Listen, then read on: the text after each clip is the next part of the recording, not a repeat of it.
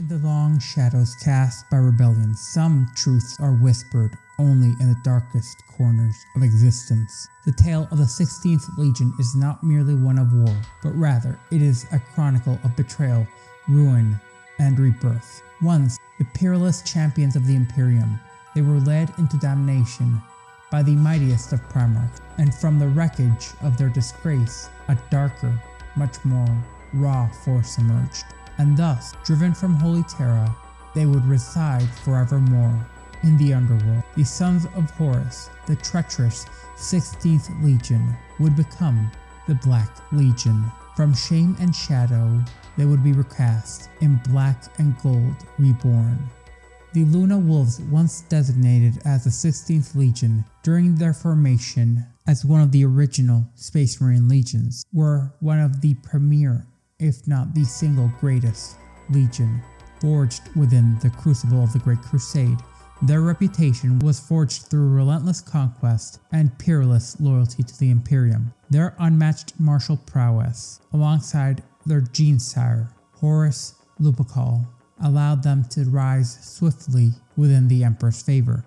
Eventually, their gene-sire would become crowned as Warmaster, making them first amongst equals, as he was now the supreme commander of all Imperial forces. But loyalty breeds expectation, and pride will often cometh before the fall. When the heresy ignited the catastrophic civil war that sundered the Imperium in twine, it was Horus who stood at the heart, becoming one of, if not the true architect of betrayal, the first and most dangerous of the traitor Primarchs to declare themselves openly as an enemy of the Imperium. Those who followed him into rebellion would become forever marked. Just as the Luna Wolves had once cast their name aside, so too would they eventually cast aside the title of the Sons of Horus for something far darker.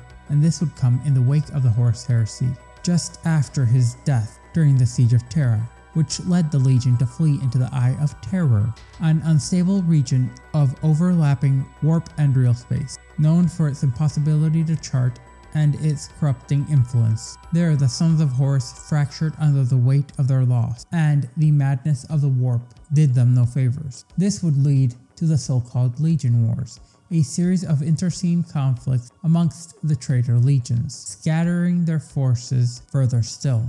One significant moment in their decline was the Battle of Harmony, a conflict that marked the final death throes of their cohesion as a single unified force. What remained of the once proud legion would be subsumed into new orders, warbands, and cults. Eventually, they would all succumb and fall in line under the leadership of Ezekiel Abaddon, the former first captain of the Sons of Horus. Abaddon did not merely gather the remnants, he reforged them, casting aside the name of their disgraced Primarch, and from the ashes of shame, he raised the banner of the Black Legion.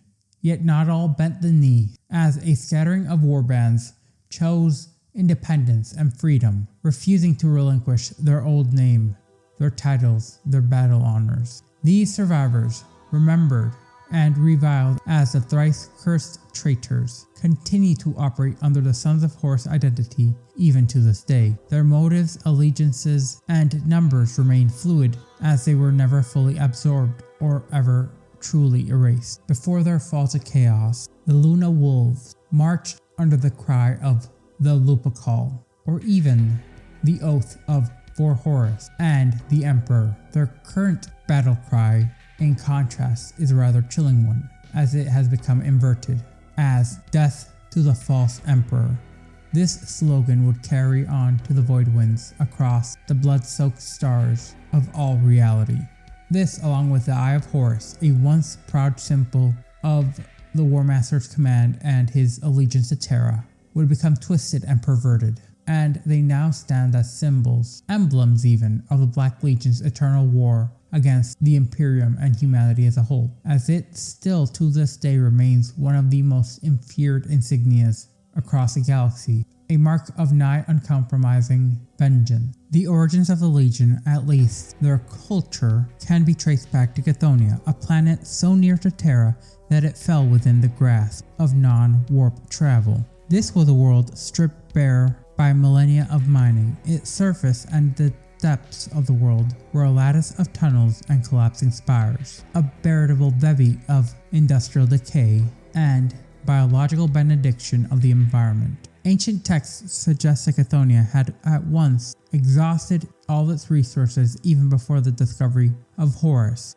further still than even the Age of Darkness itself. By the time of the heresy, Chthoniya was not but a hollowed husk. In the centuries that followed, the planet's disappearance from imperial records would raise some alarm. Current archives, however, seem to record it as no longer existing. Its geological integrity reported to have been entirely lost. Official accounts attribute this to extreme subsurface mining, which likely pierced its long-dead core. However, there are suspicions and allegations that Chthoniya's destruction was not natural, but rather an orchestrated act, its annihilation perhaps intended to sever the final links of Horus's bloodline upon the material world.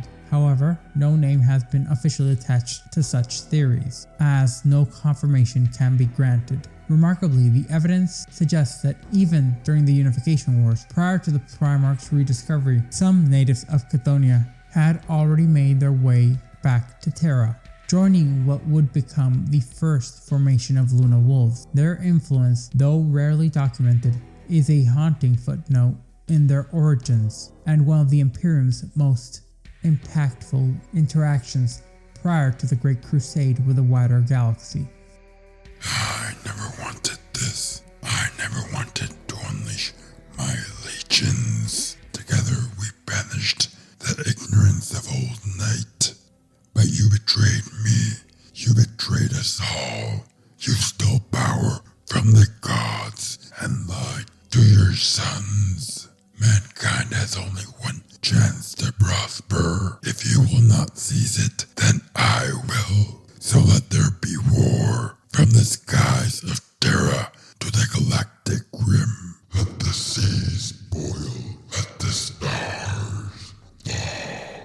Though it takes the last drop of my blood, I will see the galaxy freed once more. And if I cannot save it from your failure, Father, then let the galaxy burn. The Black Legion, once known as the 16th Legion of the Legiones Astartes, has borne many names: Luna Wolves, the Sons of Horus, and now in their final incarnation, the Black Legion. Its origins stretch back to Terra itself, and through its early incarnation, the Legion earned a place of high honor beside the Emperor directly during the Great Crusade. They were lauded as the apex of martial excellence, brutal, unrelenting, and unwavering in their execution of the Emperor's will. Yet these same warriors, once trusted above all others, would become the primary weapon for the Warmaster Horus's attempt to usurp the Golden Throne. As the chosen hand of chaos, the Sons of Horus stood as the vanguard of the Imperium's betrayal. The heresy would end with their defeat at the Siege of Terra, but their story would not die with the Primarch. After the death of Horus Lupercal, the Sons of Horus fled deep into the warp. Their grief at the loss and their shame for their failure led to the symbolic act of a transformation. Under the leadership of Ezekiel Abaddon, Horus's former first captain, they blackened their once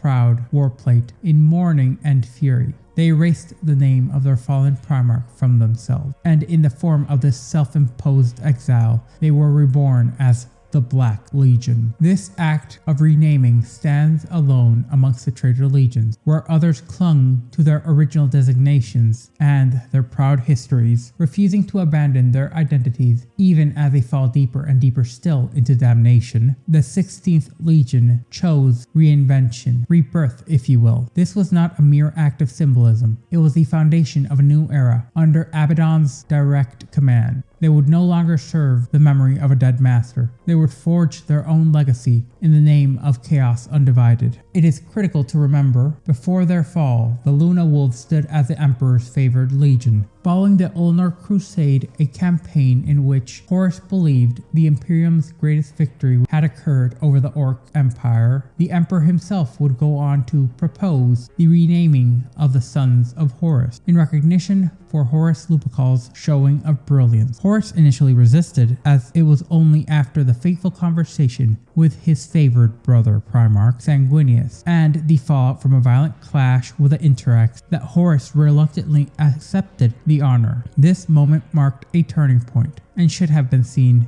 as foreshadowing of a pride that would soon turn into rebellion. The final renaming from the Sons of Horus to the Black Legion would only come after they had been utterly and completely defeated, as records state that those both within the Imperium and within Chaos realized that if they had only had 30,000 more Marines on Terra, that the Loyalists would have been able to completely wipe out all the traitor bloodlines after the heresy had failed. This change came from Abaddon's intent to keep his brothers from wallowing in self-pity and to galvanize them in order to prevent their scattering into obscurity. The change was not only a matter of appearance, but rather of ideology, tactic, and structure. They would now be the sword of vengeance, not merely to avenge Horus, but to bring ruination down upon the Emperor's dream itself. In the 41st millennium, the Black Legion stands not as a scattered group of raiders and squabbling warbands, but as a cohesive, disciplined force. Unlike their traitorous brethren, who often fell prey to infighting and the fragmentary nature of chaos, the Black Legion, on the other hand, stands as a unified force under the banner of Chaos Undivided. Their cohesion is not an accident, but rather a reflection of Abaddon's unyielding will,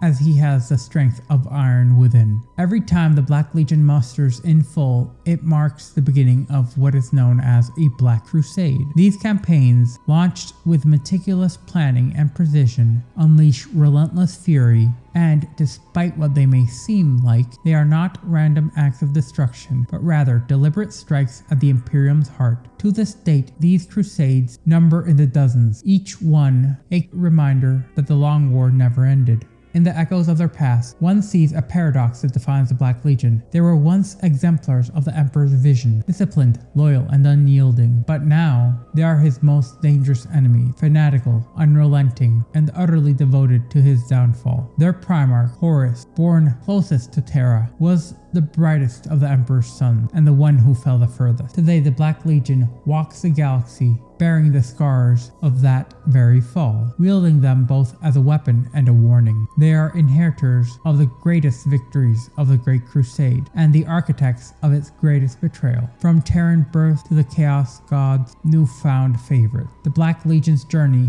is one of true transformation, one that mirrors the Imperium's own decay. They were not born as traitors, they were made so, step by step, battle by battle, inch by inch, and now Abaddon's forces gather once more. In the shadows of the Imperium's early days, before the truth of the Great Betrayal would scar 10,000 years of galactic history, there was Chthoniya, a world whose riches were stripped bare long before the age of the Imperium. This was one of the first planets truly colonized by mankind. Chthoniya would thereby become an open wound of industry, and its hollowed crust riddled with mine shafts, its skyline jagged with rustling hive spires. From this fractured world would emerge Horus Lupercal, the first rediscovered Primarch and the most beloved by the Emperor. Found by the God Emperor himself in the year 801 M30, Horus would grow up amongst the gang warriors of the Chthonian Underhive, where survival was earned not by mere merit but by blood. Birthright did not account for anything in this world. It was there, with these gang-born killers, molded by hardship and bred for violence, that the first waves of the Luna Wolves Legion would be built upon. And it was from them that Horus drew his earliest warriors, not by gene seed, but by shared brutality. For 3 decades, Horus marched at the Emperor's side, waging war in the nascent Great Crusade. His was a mind honed not just for conquest, but for unification. When the Emperor departed to seek out the rest of his lost Primarchs, it was Horus who was trusted to command the Emperor's vast military.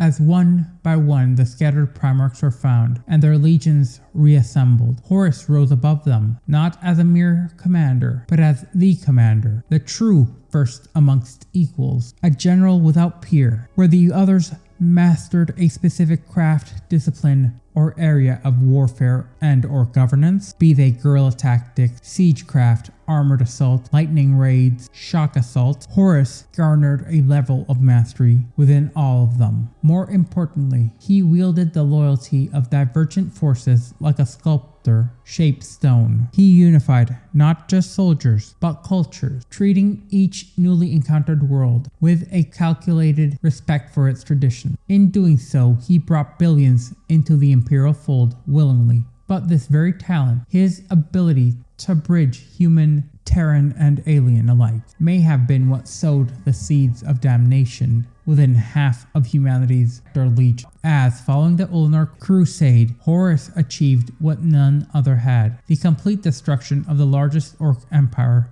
ever known. The Emperor, in recognition, bestowed upon him the title of Warmaster, a rank that meant he was supreme commander of all imperial military forces, including that of his brothers. The Luna Wolves would then become the Sons of Horus. After this, the Emperor would return to Terra in order to pursue designs known only to him. What followed occurred upon the moon of Davin, a feral world of ancient corruption. There Horus fell, struck down not by blade or bolter, but by a virulent psychic disease crafted by the accursed relic known as the Anatheme, a blade of Nergalite origin capable of infecting even a Primarch. Whether through the fevered dreams of his recovery or deliberate initiation, Horus entered the Temple of the Serpent's Lodge, a warrior cult native to Davin. What was once an insidious social order amongst his soldiers became a conduit for something far darker. The precise moment of corruption remains elusive, but imperial records agree Horus was deeply changed, and with him the legions followed. The once symbolic warrior lodges spread quickly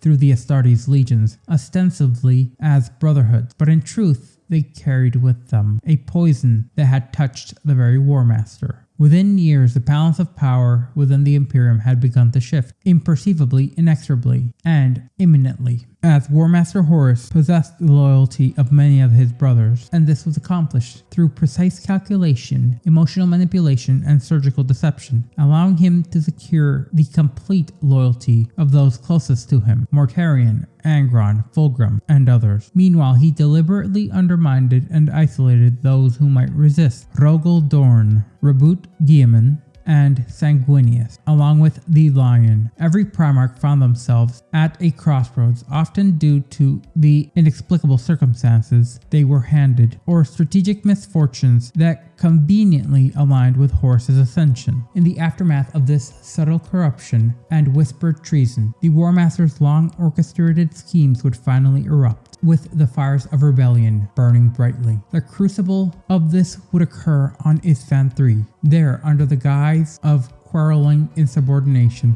Horus virus-bombed the remaining loyalist elements embedded within the traitor legions. Brothers turned executioners, comrades turned to ash. This act was truly monstrous in its scope and triggered an immediate response, as 5 full legions would be dispatched to confront this apparent betrayal. But the truth would become revealed, not on Isfahan III, but rather on Isfahan V. On that blood-soaked battlefield, the trap was truly finally sprung. The initial assault force, comprised of Salamanders, Iron Hands, Raven Guard, would make planetfall, believing that they could bring the wayward Warmaster to justice. Instead, they were cast aside, thrown into a pre-prepared killing field. These 3 legions, later remembered as the Shattered Legions, sought to regroup with their supposed reinforcements in a second wave. But what came next has seared itself into the darkest records of the Imperium's history. The Wordbearers, the Alpha Legion, and the World Eaters, along with the Iron Warriors, the very brothers that were sent to assist, turned their weapons on the Loyalist 3.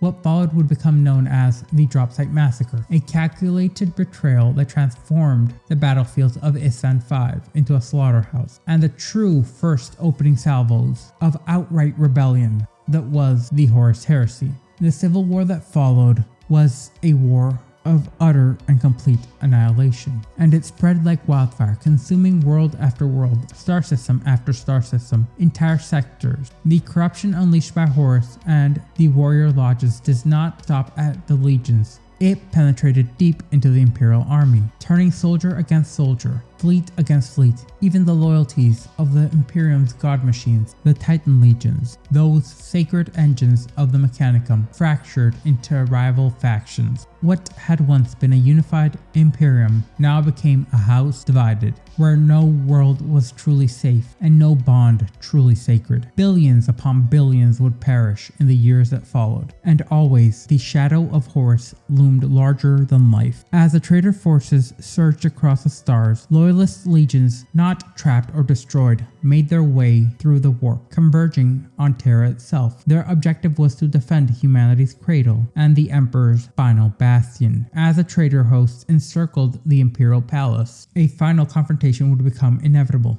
In one last act of manipulation, or perhaps a desperate challenge, Horus lowered his shield upon the battle barge, and the Emperor, accompanied by a cadre of his most trusted custodians, Constantine Valder, Sanguinius, Rogaldorn, along with a small contingent of custodians, all teleported upon the vengeful spirit, intending on ending the conflict at its source. The duel that would follow was the stuff of legends. Brother against brother, then father against son, loyalty against ambition, divinity against damnation. When it ended, Horus lay dead, his soul eliminated by the Emperor himself. Yet victory did not come without an unbearable cost. The Emperor, mortally wounded, was entombed upon the Golden Throne, a machine of necro-arcane design that alone would keep him alive in a state just shy of death. As Rogaldorn carried his shattered form back to Terra, the traitor forces began to retreat, as in the midst of this, the 9th Legion had completely lost itself and become ravenous beasts that overwhelmed even the great Abaddon the Despoiler himself. This led the traitor forces to retreat in a confused and panicked state. Somehow, Horus's body had been truly reclaimed by his legion. Fleeing into the Eye of Terror, the Sons of Horus made their way to their new home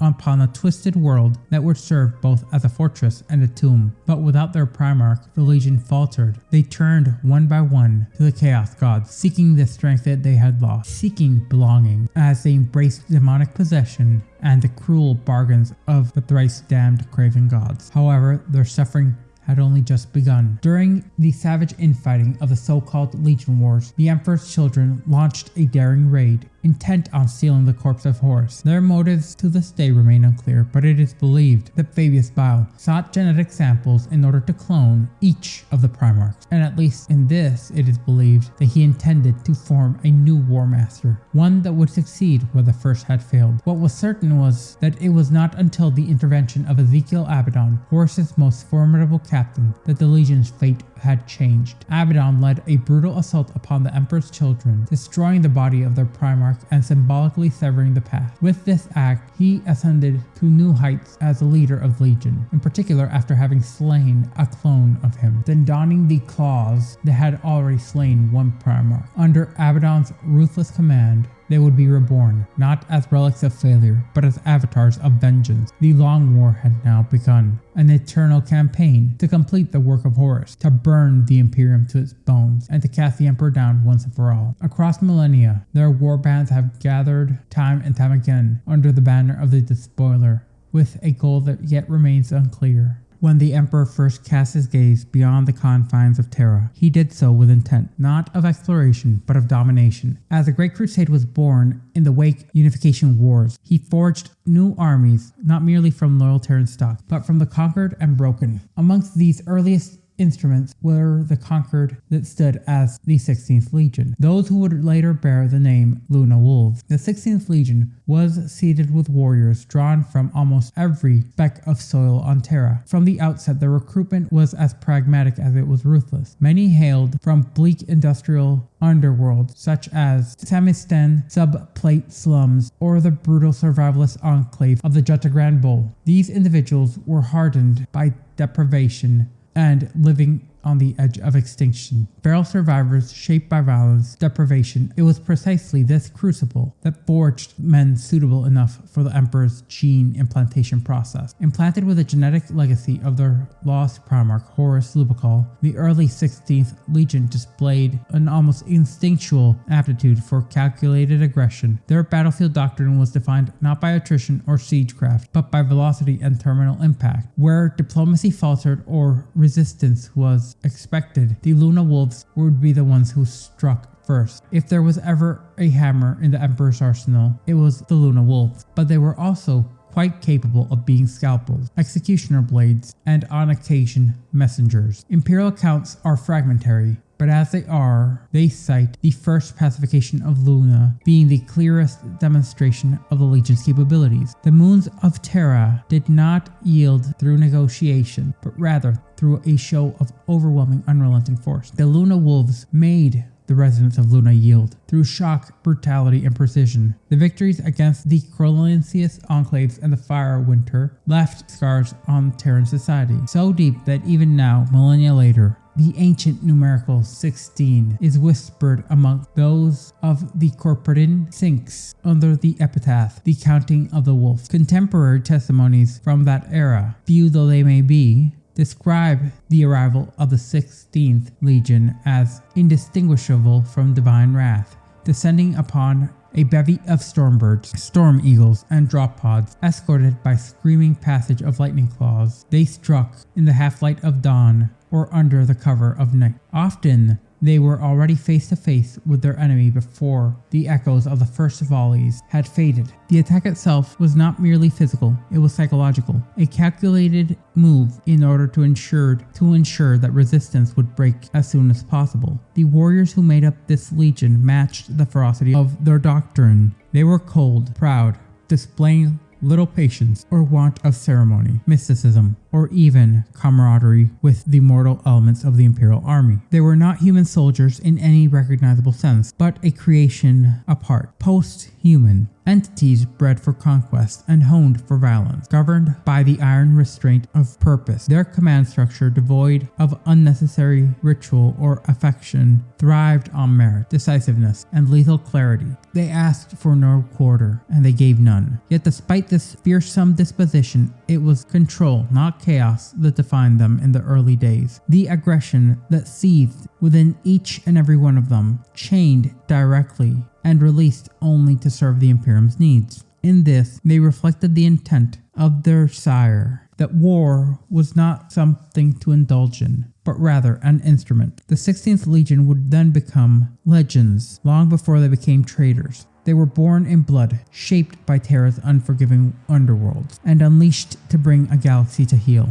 And though the echoes of their fall would one day ring across the skies, at some point, when exactly none can say, the image of the Emperor dispatching his wolves in order to break his enemies and those too stubborn or dangerous to be brought to heel by lesser means took hold in the collective imaginations of the Imperium. Though difficult to pinpoint the precise origin, most chronicles trace the concept to a singular flashpoint, the pacification of Luna. It was an operation launched even as the Unification War was still raging across Terra, a campaign considered by Imperial scholars to be the first true battle of the Great Crusade. Whether that claim is literal or symbolic remains a matter of debate. What cannot be disputed, however, is that Luna, Earth's sole moon, had become a site of conflict that would mark the coming of a new epoch. At the time, Luna was controlled by a confederation of gene cultists, resurrectionist sects that operated in subterranean complexes, honeycombing the moon's entire interior. These cults, known collectively as the Selnar cult, were no ordinary opposition. Their belief system was a complex interwoven series of systems which remained internally coherent, grounded in a conviction that humanity was simultaneously fragmented and transcendent. Each cult followed a unique archetype, its members engineered and resurrected repeatedly time and time again by gene rights, using technology whose origins lay deeply forgotten due to the loss of the sciences of the Dark Age of technology. They sought nothing less than utter perfection of human archetypes. To the nascent Imperium, their belief and their stubborn refusal to accept the Imperial truth rendered Selnar unacceptable. Under normal circumstances, the Emperor's response to such defiance would be immediate and absolute obliteration. But the situation on Luna was not normal. The Selnar possessed something the Imperium needed. Though the details of what it is remain heavily redacted within the Imperial archives, it is evident that their knowledge on genecraft and recursive human regeneration presented a valuable tool, too great to be destroyed, outright. And so, when the envoys for alliance were met with silence, and threats were soon returned with resistance, the final decision would be made. Luna would not be negotiated with any longer. It would be pacified. To accomplish this, the Emperor deployed a coalition of 3 newly forged Legionis Astartes, who would later be known as the Imperial Fists, the Ultramarines, and the Luna Wolves. Amongst them, the Luna Wolves had been chosen to spearhead the assault, and they would bring the full strength of their legion to bear. Cutting power to their void craft, the warriors of the 16th Legion would allow their assault vessels to drift silently towards the moon, as if they had been loosened arrows, while the Selnar surface batteries focused their fire upon the more conventional approach of the Ultramarines and the Imperial Fists. The Luna Wolves struck from the shadows, unexpected and unseen. There, the impact would be devastating, as within 6 hours of the first engagement, Luna had been subjugated and fully pacified. The Selnar defenses were shattered. The surviving cultist leaders faced extinction, and so they would transmit their complete surrender. The message was simple, but it was an echo, one that would reverberate throughout Imperial history. Call off your wolves. From that moment on, the 16th Legion had earned a name that would outlast empires, the Luna Wolves. The iconography they would adopt in the aftermath of this was one that mirrored this very same name, that of the ancient predators of old Earth, extinct for millennia, which had only survived as biostock for gene-forged beasts and half-remembered symbols of Terran dialects, where wolf had come to dignify lethal control of discipline and savagery. It was a name they would wear with pride. The Selnar, meanwhile, who survived, were bent to the will of the Imperium. Their advanced genetic methodologies were harnessed and directed towards a new purpose for the refinement of the Legionis Astartes. From the ruins of their failed defiance, they would help shape the next generation of Space Marines, and thus Luna became the first off-world conquest of the Imperium of Man and the 16th Legion. The wolves who struck without warning, without mercy, had begun their long and dark descent into legend. In the wake of the pacification of Luna, the 16th Legion, soon to be known as the Luna Wolves, emerged not as the blade of the Emperor, but also as an image unto themselves. A symbol began to solidify across their ranks. Field commanders and officers increasingly adorned themselves with pelts of enhanced canine predators, gene-forged beasts reminiscent of Terra's long-dead predators. Though several legions would come to adopt similar feral canine motifs, it was the Luna Wolves who did so first. But perhaps more significant was where the legion would draw its recruits from when beyond Terra. The world was called Chthoniya, once a thriving mining hub and one of Terra's nearest systems. Chthoniya had long since passed into obsolescence, located within Segmentum Solar and reachable by sublight travel even prior to the invention of warp drives. It had been among humanity's earliest expeditionary colonies, but centuries, perhaps millennia, of relentless excavation had stripped it bare, its crust hollowed out, its surface broken and unstable. The planet itself had become a dying relic, a wasteland of abandoned catacombs and dying machine factories, along with long exhausted resource veins. What remained of human civilization on Chthoniya had adapted, or rather devolved, into something harsher. It was a feral world in all but name, built upon the decaying remnants of land once prosperous. Massive hive cities clung to the shell of the world like tumors, home to violent gangs, locked in endless warfare over territory, honor, and survival. It was from these brutal killing gangs that Luna began to draw its aspirants, the youths of Chthoniya. Hardened by the world's merciless conditions, they were the ideal stock for the Astartes transformation, aggressive, cunning, and already familiar with violence as a language of power. And it would also be here that the Emperor found his first son, Horus Lupercal. In 801 M30, when the Emperor would find the first of his sons, Horus Lupercal, as long as you are not taking into account the records, which may have been falsified, of Alfarius' own discovery. Unlike the majority of his scattered sons, whose gestation pods were hurled far across the galaxy by the unknown will of the warp, Horus had landed far closer to Terra. His arrival on Chthoniya, a world so near to the cradle of mankind, raises questions that remain unanswered even to this day. Was this proximity mere chance, or was Horus meant to be found first? Official records state that Horus was discovered in his youth, and that he would be the first Primarch to be rediscovered by the Emperor, and more importantly, be first to be raised at his side. But there are conflicting accounts that muddy the clarity of this narrative. Some imperial sources depict Horus as a child warrior, surviving amidst the Chthonian gangs and shaped by its pitiless underworld. Others insist he was swiftly brought back to Terra, where he grew up under the direct tutelage of the Emperor, witnessing firsthand the formation of the Imperium through political warfare and martial conquest. What is consistent, however, is that these fractious accounts state that Horus took command of his legion extremely early on during the Great Crusade. Unlike his brothers, who would be reunited with their legions decades, even hundreds of years into the campaign, Horus began his rise from within the vanguard of humanity, as he was seen not merely as a warrior to be shaped into a proper implement of combat, but he was the prototype for how all Primarchs would be treated by the Emperor. Whether he was molded in the killing pits of Chthonian, or from within the shadow of the Emperor's own glory, Horus emerged as the ideal commander for a legion bred for rapid and overwhelming force. The Luna Wolves, already a seasoned and well-tested battle force, which had been bolstered by the integration of feral recruits, now had its leader whose ambition was only equaled by his charisma. Chthonian gave the 16th Legion its flesh, and the Emperor gave it its purpose, but it would be Horus who would give them momentum. As with so many of the elements of his Primarch project, clarity vanishes in the margins, as it seems that the exact clarity of accounts confirming when, in fact, Horus was recovered, or even if he was the first of his lost gene sons, or if the accounts are actually reversed and Horus was not found until after Alpharius, is widely disputed. But what remains accepted amongst Imperial scholars is that this truth will remain disputed despite how quickly Horus was given command of the Luna Wolves. However, what is clearly understood is even when he was first given command, Horus, being under the Emperor's direct tutelage and his only son, placed him in a position of exceptional influence, not merely as a creation of the Master of Mankind, but as his sole confidant,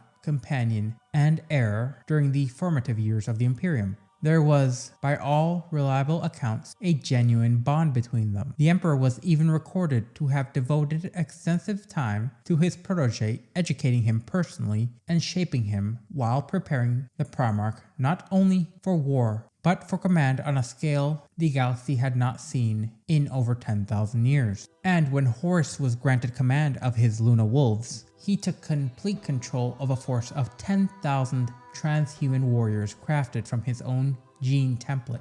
And with the post-human legionaries at his side, Horus joined the Emperor on his earliest campaigns of the Great Crusade, which had begun formally in 789 M30, a few years before Horus had been officially rediscovered on Chthonian. However, records are inconsistent to the point that some believe that Horus being found on Chthonian was actually a cover, and that Horus actually advanced with the Emperor during his earliest campaigns prior to his supposed discovery on Chthonian. However, Horus was not the only asset taken from Chthonian. By the time the Great Crusade began, Chthonia's mineral wealth had already been completely exhausted, as the mines were utterly and totally dead. Its manufactura rusted and functionally inoperable, yet the planet remained valuable to the Imperium, not for what it produced, but for whom it bred. Chthonian had become a crucible, a veritable breeding ground for war-born humanity. Generations of savage hive gangs, techno-barbarian tribes, and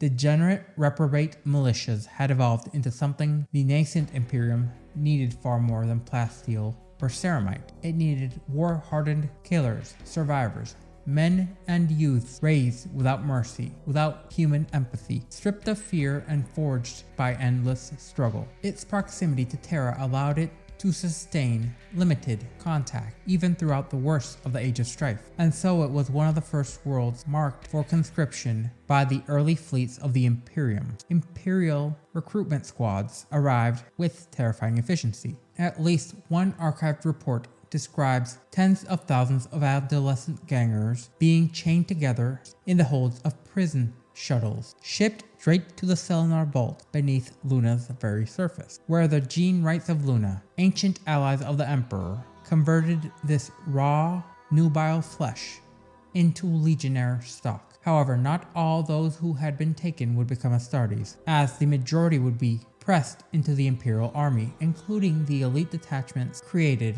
by the Emperor, such as the Solar Auxilia and the feared Chthonian Headhunters. But those judged most suitable, physically and psychologically, would be inducted into the 16th Legion. There, beneath the sterile lights of Luna, and within its gene laboratories, they would be reborn. This marked a significant deviation from the standard practice. Early aspirants of the Legion's Astartes had been drawn primarily from Terra and its own war-torn populations. Later, the rediscovery of the planets of the Primarchs would shift recruitment towards feral and feudal worlds, particularly emphasizing the worlds the Primarchs came from, granting them a quick connection to the Imperium proper and a quicker integration of said troops into the Imperium's massively growing armies. This has led to the theories that some of the Primarchs were not found on distant worlds, but rather that the Emperor somehow was able to recover them before they ever landed, and that Horus was only said to have been from Chthоnia in order to influence the world into acquiescing to the Imperium's demands much faster, as Chthоnia was a prototype if you will,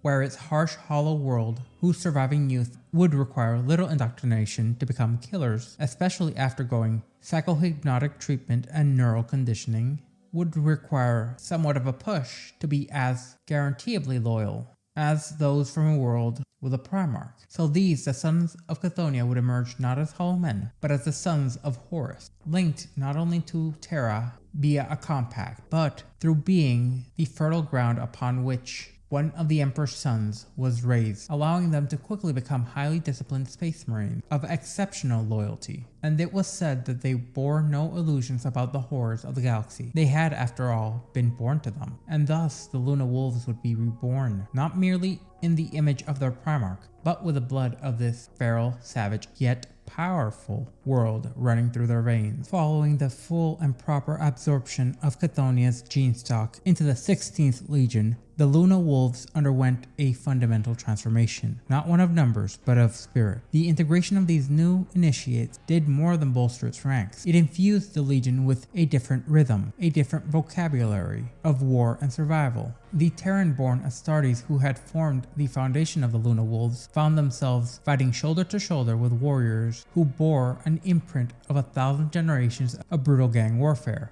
cultural legacies etched into instinct as deeply as into memory. Despite the indoctrination protocols of the time, psychic, hypnotic, and mnemonic, the core behavioral reflexes of the Chthonian origin persisted beneath a veneer of standard legionary conditioning. It is now theorized by several Order Historica subcells that this might have been an intentional process. The wars of the Great Crusade claimed Terran-born Luna Wolves in mounting numbers. The more methodical, disciplined traditions of old Earth began to fade, and so the voice of Terra would grow quieter and quieter still within the 16th. What replaced it did not erase the Legion's previous ethos or its culture, but rather it reshaped it, subtly at first, then unmistakably. Changes emerged across the ranks of the Legion, in both form and custom. Personal stylings, such as the use of top knots and mohawk, once reserved exclusively for the Chthonian headhunters, became widespread and almost standard within the Legion, as these were not merely aesthetic choices, but visible declarations of status, survival, and rank, woven into the very iconography of their power armor. In chilling symbolic tradition, Astartes, wounded in honorable combat, etched a deep scratch across their ceramites' eye lenses, and it would always be in the same location. This was as a tribute to a worthy foe who had harmed them. On Chthоnia, this would be done right above the eye and potentially damaging the visual organ. These were not mere acts of mourning, but rather acknowledgements, as if each scratch was a bookmark in an endless death ledger. Perhaps most revealing is its integration of the Chthonian term Abaddon, meaning the slitting of an enemy's throat in sanctioned combat. This word was originally a grim fixture of hive gang duels, and it came to be widely used within the Luna Wolves as a mark of final pacification of a hostile campaign. That term, born in the underworld slaughter, became synonymous with imperial victory.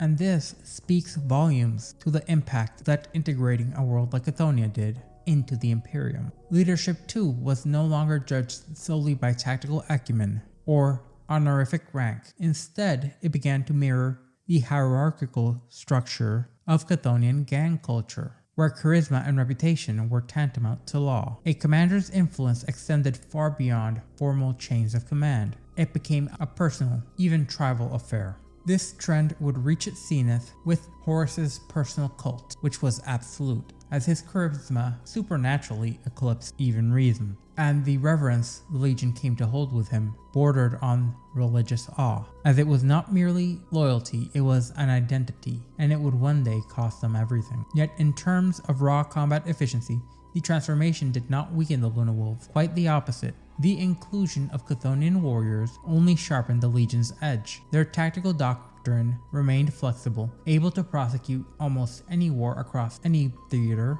but when possible, their preferred approach became unmistakable, iconic even, overwhelming synchronized annihilation delivered with brutal swiftness from multiple directions at once. It became standard practice. A system marked for imperial conquest would fall in what appeared to be a single blow, but in reality was a myriad of simultaneous cuts, death by 1,000 cuts in a single instance. The Luna Wolves' voidcraft, shaped in sphere formations, would accelerate inwards from the periphery of the star system, breaking into countless shards as it neared planetary targets. Each subfleet acted like an individual blade that would be driven deep as they simultaneously initiated orbital saturation bombardment. Within moments of this occurring, mass drop pods would descend upon coordinated waves, striking enemy strongholds, void stations, and population centers simultaneously. Resistance, when it dare surface, was quickly identified and overwhelmed, encircled, and destroyed, not through attritional warfare, but through precision implementations of savagery, executed at such high velocity and coordination that it more resembled a predator's ambush than a military campaign. In the wake of these assaults, Imperial Army regiments would arrive and cleanse the debris, as would administrative governing edifices be built and log the world as compliant. For many of these forces, there was little to do but bury the dead and record the silence left behind. This was the new face of the 16th Legion, an apex war machine whose soul no longer was that purely of Terran origin, but of Chthonian as well, forged in fire and tempered by blood, all the while being led by the first found son of the Emperor, a man who would become first amongst equals and then one of the 9 devils. Throughout the breadth and height of the Great Crusade, the 16th Legion, known in those years as the Luna Wolves, became synonymous with victory purchased in blood. Their methods of war were never subtle, never ornate, but they were always devastatingly effective. Though their tactics lacked the aesthetic formality or precision favored by other legions, their results were irrefutable. A trail of shattered regimes and silenced resistance stretched far and wide behind them, each marked not by ceremony but by conquest. From their earliest engagements to their final pre-heresy campaigns, the Luna Wolves approached warfare with a singular, unyielding principle: annihilation through decisive aggression. This philosophy, while echoing the calculated ferocity of Chthonian gang warfare, proved remarkably compatible with the Imperium's need for swift expansion and unrelenting, unending momentum. As worlds fell before them, the name of Horus, Primarch of the 16th, and the Emperor's most lauded son, grew in stature beyond that of any of his brothers. Historical data fragments from the campaign logs indicate a rather notable pattern. The Luna Wolves would arrive, isolate and destroy resistance, establish compliant points within the world, then depart, all within a timeframe that would leave little room for occupation, reconnaissance, or world building. What mattered to them was conquest, and they were obsessed with accomplishing what mattered to them. The very mission would be achieved regardless of the tactical necessities. The rest could be managed by the Administratum and the Imperial Army in the Legion's wake. This attitude was most clearly demonstrated during the early consolidation of the Sol system, itself a campaign often obscured by the grand theaters of the later crusade. Yet even here, the Luna Wolves fought with the same ruthless resolve that they would become later known for. Their actions bore the hallmarks of their Chthonian inheritance: swift identification of leadership targets, followed by immediate, overwhelming, and precise execution. For them, taking prisoners was rare, viewed not through the lens of an ethical concern, but as a logistical liability. Unwanted mouths, as one post-campaign review phrased it, echoing old Chthonian idioms with a chilling simplicity. To the Luna Wolves, war was not a ceremony, nor a chessboard. It was a street fight at a galactic scale. Either a conflict was ended quickly through force of will and the application of overwhelming force, or it dragged on and became wasteful. Their position was always clear. The first was acceptable, the second was intolerable. Over the course of more than 2 standard centuries, the 16th Legion prosecuted this war doctrine without apology or deviation. With every war zone they pacified, their renown grew further and further still. Horus, as a commander and symbol of the Legion's supremacy, was glorified by imperial propaganda, the Council of Terra, and even his fellow Primarchs. His generalship was not merely respected, but it became legend. So complete was the Luna Wolves' dominance in campaign after campaign that other legions began to often request deployment alongside them. This development bears particular note, as though interlegionary cooperation was often marred by rivalry. The presence of the Luna Wolves was not only accepted, but welcome. Their battlefield performance and their unity, along with the certainty of their success, made them an anchor in uncertain war zones. Whether leading the initial assault into a hostile sector, or operating as elite support within the broader army cohort, the Luna Wolves delivered. Defeat, when it came, was so rare, in fact, that individual setbacks were studied with clinical intensity by strategists across the Imperium. But such reversals were the exception, not the rule. In most accounts, victory followed their deployment like a shadow.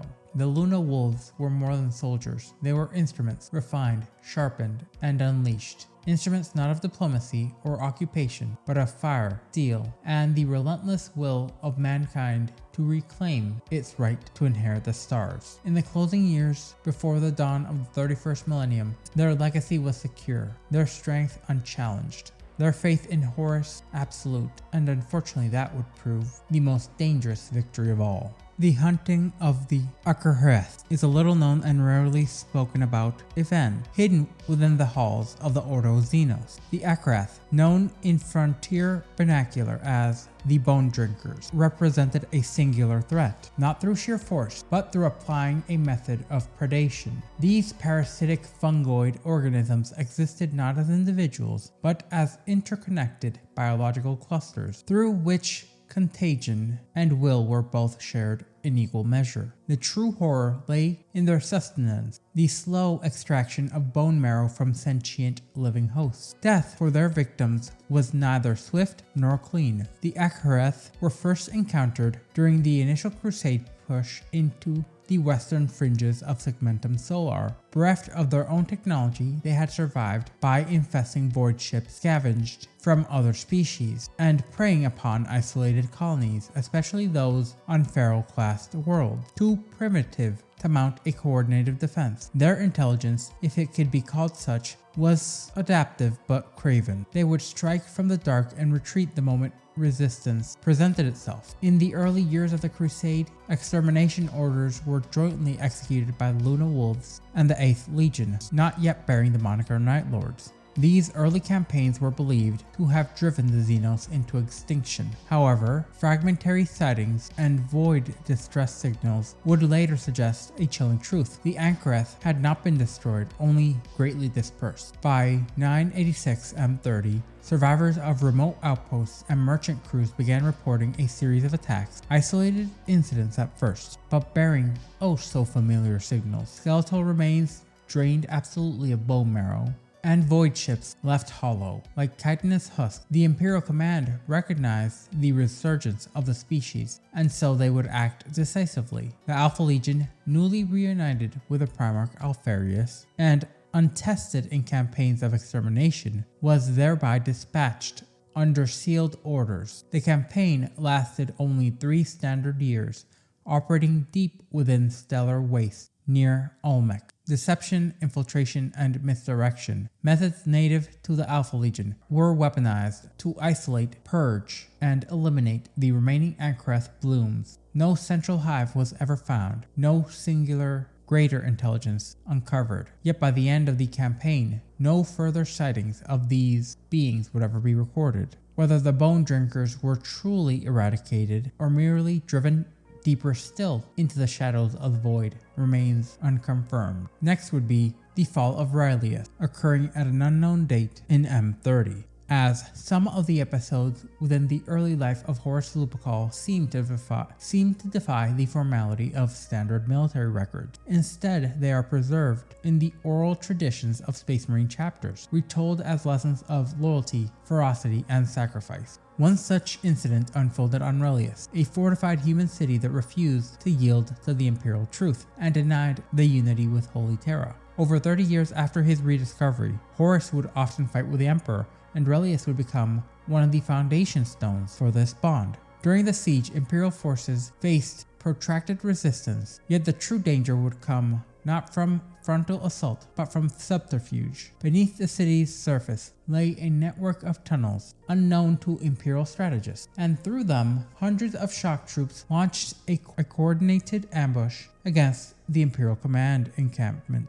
In the sudden attack, the command staff, including the Emperor and Horus, were caught completely unprepared and unarmored. What followed was a brutal close-quarters melee, the kind where strength, instinct, and unshakable will decide who survives. With only their weapons and each other, the Emperor and his son fought back to back, cutting down wave upon wave of assailants, the bodies stacking higher and higher until they were veritable mountains. It was during this melee that a plasma discharge struck Horus squarely in center mass, knocking the young Primarch to the ground. For a moment, history teetered on a knife's edge. The Emperor, unflinching, took position over his fallen son and refused to yield. With blade and wrath, he held the line until reinforcements arrived and the attackers were routed. The siege would continue and the city would eventually fall. But for that singular moment, etched only in living memory, one truth was immutable. The bond between father and son was not merely political, but strategic. It was parental, and it was absolute, at least for a time. Up next for the Luna Wolves would be the Goro Hollowing, occurring once again at an unknown date in the 30th millennium. Deep within the Telon Reach resided one of the Orc empires who were not dissimilar in scale and ferocity to that of Ulnor. Its very epicenter was Goro, a world formed not of rock, but of scrap and refuse, twisted into an iron shell by the toil and violence of its rulers, the mech boys of Goro, mad scientists in the crude idiom of their kind. And they had constructed a war machine culture unlike any which had been previously encountered. Their obsession with plasma, a volatile form of energy, was unlike anything recorded prior. This technology would be deployed in a way that was both reckless and brilliant, allowing them to have repeatedly stall Imperial advances, incinerating fleets and decimating spearheads with the greatest of ease. The Emperor of Mankind quickly declared that Goro must not be merely taken, but obliterated, annihilated, and completely erased from the face of existence. When the assault began, it was a declaration in scale as much of intent. Over 1,000 warships simultaneously emerged from the warp, and it was the Emperor himself who issued the order to strike. Horus Lupercal, resplendent and unflinching, stood at his side as a tide of assault craft descended, while the Luna Wolves executed teleportation strikes directly into the planet's substructure, as Goro's scrap mantle was all but impervious to orbital bombardments, regardless of how sustained they were, forcing Astartes into the hollow planet, having to go through it layer by layer. In the vanguard of this descent were Horus, the Emperor, and a cadre of black-armored Justaerin Terminators of the Luna Wolves' First Company, accompanied by Wardens of the Legionis Custodes. What awaited them below was no mere Xenos resistance, but a storm of iron, muscle, and fire. Orcs of Goro were colossal, bigger even than the orcs of any other empire. In part, this was because they had been crudely enhanced with cybernetics, down to a man, scavenged and structured into the very growth of their already monstrous frames. Some were so large they towered even over revered Contemptor dreadnoughts of the Legion's Astartes. Their weapons burned through ceramite plate and ripped the warriors inside with equal measure of heat and force. The battle itself reached its fulcrum when the Emperor was cut off from his guard amidst this brouhaha. He himself would carve a path through the enemy, slaying hundreds upon hundreds, but Goro's plasma weapons were no mere ornament, and a blast would strike him, weakening his defenses. In that very moment, one orc of immense size, a war leader,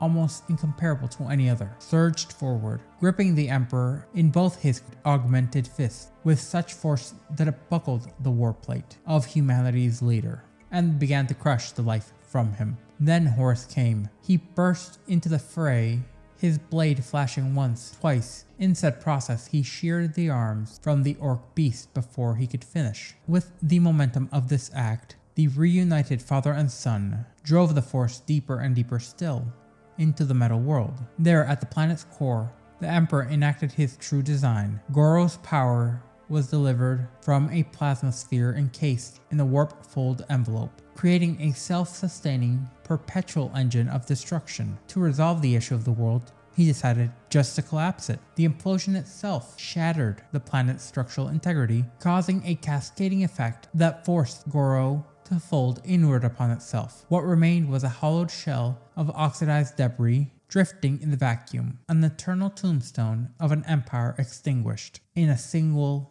momentous, swooping blow. And so that was how Horus would repay his debt on Relis, not merely by blade, but by his resolve, and by fixing the mistake the Custodes had made, allowing their sire to almost die yet again. Which seems like an inherent flaw of the Custodes, constantly having others clean up their messes, fix the failures they have caused. Their single duty, protecting their sire, almost always being something that they fail at to some degree.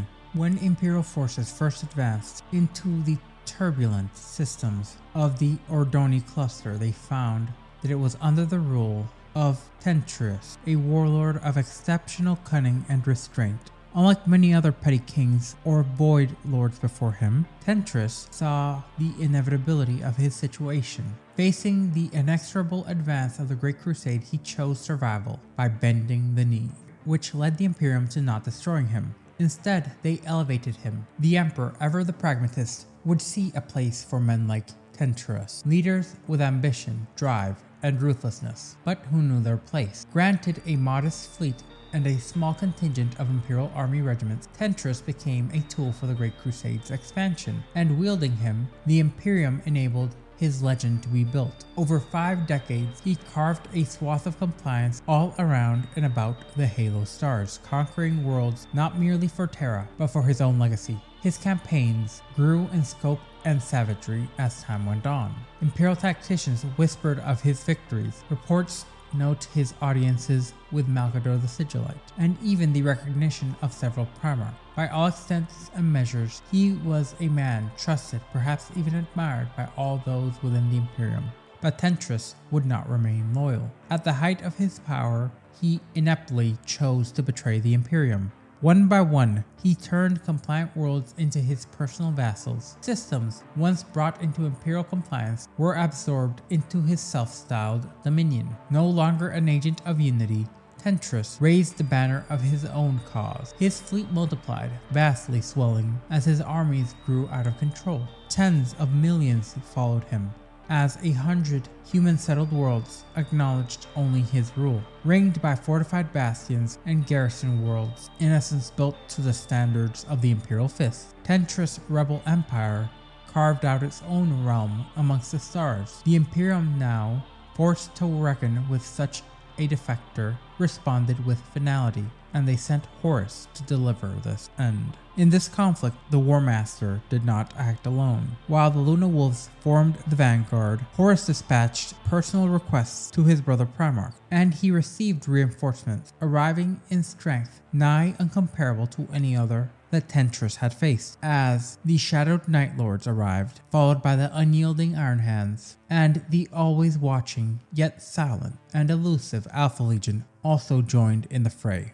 as they together formed an overwhelming force designed not merely for victory, but to completely decimate all in its path, fully breaking the backs of all those who had even considered to rebel. Reports from Imperial Recon Drone showed that the effects were immediate. Astropathic intercepts showed rebel fleets fracturing under the sheer weight of the engagement to come. Rumors, unconfirmed but widely believed, spoke of entire worlds culled within a single night, as fear did the work of fire. When Tentris finally realized that his cause was lost, the Luna Wolves struck directly. They emerged from the warp within immediate weapons range, cutting down half of Tentris' command fleet before countermeasures could be issued. The strike was surgical, precise, and absolute. Then, within the breach made, Horus personally led 50 Justaerin Terminators of his first company in a teleportation assault upon the flagship's bridge. Here, the slaughter was total and absolute.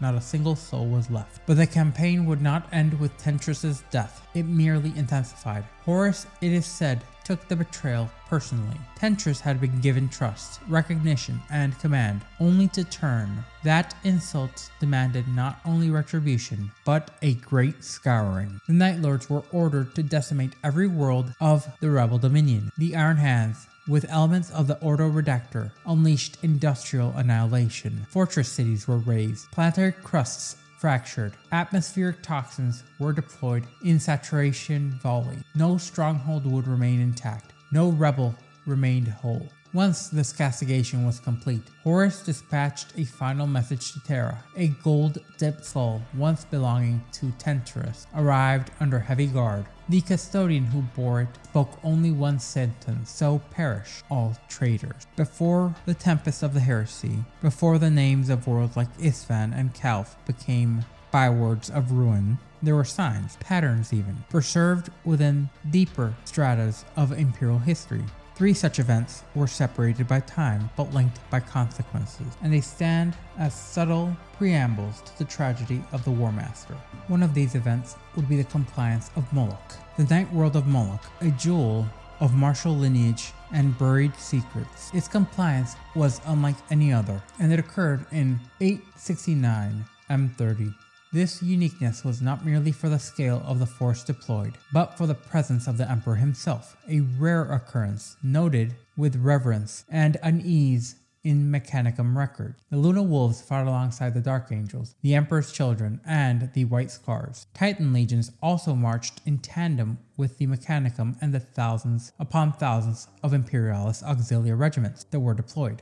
Victory was swift, celebratory, and superficially standard. Cypherian Divine of House Divine was appointed as the planetary governor, but what followed was not a celebration in the standard means. In the presence of his sons, several of the Primarchs included, the Emperor led them beneath the surface of Moloch. There he revealed a warp portal, an ancient and hidden variation of these incredibly rare sites. Without counsel or warning, he stepped through into the realm of chaos. When he returned, he appeared changed, older, far more powerful, and functionally distant. Then the mystery would compound as he erased his son's memories of what had transpired upon Moloch. Orders were issued, and a massive garrison force, nearly 100 auxiliary regiments, 3 titanic cohorts, and elements of 2 legions whose lineage is unknown to us, were stationed to guard the portal perpetually. The reason for this secrecy remains unspoken, the purpose of which, and if there was any true parlay which occurred upon the warp, and the reason behind the memory wipes remain unknown. But what we do know is the strangeness of the disproportionate security which point to a singular conclusion. Something on Moloch truly and deeply terrified the Emperor beyond all else, as the force left behind was greater than any singular legion. A century later, in 921 M30, the Luna Wolves encountered the Keelid, an alien species native to the planet Keelid. These were reptilian, martial, and repulsive in both physiology and temperament. From the first moment of contact, with the 63rd Expeditionary Fleet. Hostilities erupted. There was no diplomacy, only war, and it became a campaign marked by attrition and suffering. The Khalid, though primitive by imperial standards, were a force to be reckoned with, in particular within the resistance. Their offense, on the other hand, proved significantly less viable. Their skill in combat proved more than a match for the standard forces and tactic employed by the Luna Wolves, forcing them into a brutal and prolonged engagement. During this campaign, Horus had not yet claimed the title of Warmaster. Amongst his sons, he was simply called the Commander, a leader forging his legend in the fires of hardship and adversity. The records of this campaign are sparse in strategic value, but rich in tone, wariness, frustration, and blood. The genocide of the species was complete, but it left a mark upon those who survived the campaign, one of which the Legion's documents speak purely of misery. Was it merely fatigue, or that something began to unwind within the soul of the 16th Legion? 60 years before the fall of Horus, the world of Davin entered Imperial records in 941 M30, and it entered the records as 63-8, a feral world whose resistance to compliance was brief. The warrior tribes, though savage, demonstrated a quality